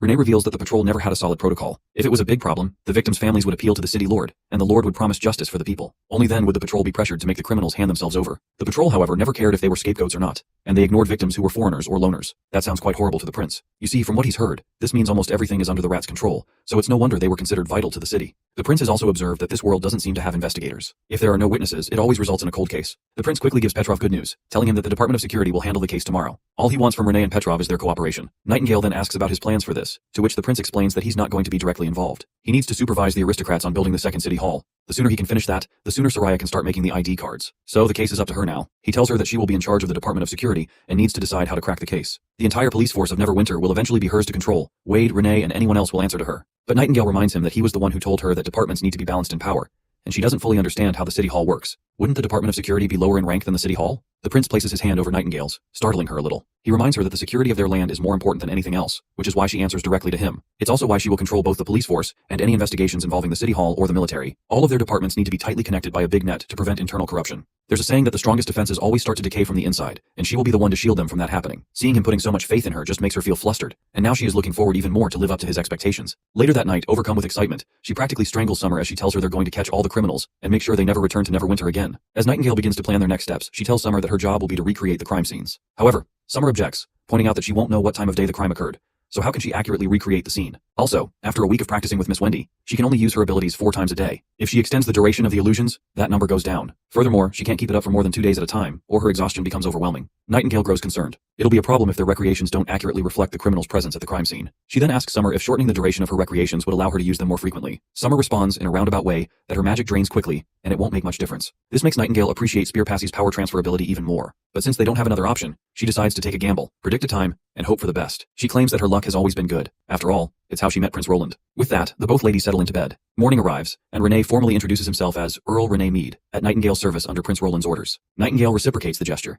introducing Summer as her assistant and witch. Renee expresses his eagerness to work with the 2 witches to find and capture the criminals. With that, the investigation begins. Nightingale requests that Renee take them to the crime scene. As Renee leads them toward their destination, Summer feels nervous being around someone of Renee's status. Nightingale reassures her that in Prince Roland's territory, titles don't carry much weight. She should not be afraid, as Renee would not belittle her. Moreover, the Department of Security is more important than the City Hall, making them his superior. As they walk, Renee shares that there was another victim last night, this time at the intersection between North and West Street. This marks the 4th murder, with each location being different. The killer appears to understand that staying in one area would be risky, especially now that the rats are no longer present. Once they enter the restricted crime scene, Summer is horrified by the sight of the old man's body brutally killed and lying on the ground. She trembles, feeling sick, and Renee suggests she step outside for some fresh air. Nightingale asks Renee when the body was discovered. Renee explains that it was this morning, when civilians came to fetch water. They found the corpse and noticed the door was left open, almost as if the killer wanted to make sure everyone saw it. In the past, it might have taken 2 or 3 days to report. But thanks to the City Hall offering rewards for information, someone immediately reported it. The victim's name is Pickaxe, a free citizen with no known ties to anyone or anything, which underscores that he might have been a rat in a past life. Nightingale then inquires if anyone saw him the previous night. Renee confirms that he asked around, but no one saw anything, and no one heard anything either. After thinking it over, Nightingale concludes that killing an adult like this would have made noise. Pickaxe didn't die immediately from a slit throat. He must have struggled or at least thumped against the floor, making a significant sound. She then questions whether the witnesses could have lied. Renee doesn't believe that's likely. The civilians are too fearful to lie, and since anyone who helps the police is rewarded, they don't have a reason to do so. Nightingale decides to call everyone who is nearby and conduct her own questioning. She then turns to Summer, instructing her to go to the castle and bring Soraya. Later, we find Nightingale standing in frustration, because not only Soraya but also the other 2 girls have barged in uninvited in the midst of such a serious criminal investigation. She scolds Lightning sharply while asking whether she isn't supposed to be protecting Prince Roland while she's away. Lightning explains that Prince Roland is engaged in a conference with the elites in the Grand Castle Hall, so he's not in any danger. Furthermore, Sylvie is still present, and with her around, no one would dare approach the prince. Despite this, Nightingale fumes with anger and orders them to return to the prince before the conference concludes. Back to the investigation, Nightingale gives Soraya the task of drawing the killer. Summer replay the murder, and Soraya will use her abilities to produce the visuals of the killer's face. Renee believes that if they can obtain a clear image, they should plaster it across the billboards in the fortress, as that's the fastest way to catch the criminal. However, Nightingale points out that it may not work as planned, especially considering the limitations of Summer's illusions. They will need to be lucky for it to find the exact time when the crime took place. She then tells Summer to replay the events between midnight and dawn. When Summer begins to replay the events, they see the old man sleeping peacefully in his bed. Nightingale instructs Summer to extend the timeline slightly after midnight, as the killer would have needed extra time to draw the symbol after the murder. As soon as Summer does this, the killer materializes, who is busy drawing the symbol on the wall with the old man's blood. However, they can only see the killer's back since he is facing the wall. Nightingale instructs Summer to replay the events just before the man was facing the wall. After doing so, they finally get to see the killer's face. Well, it seems like Bro has been caught in Ultra 4K.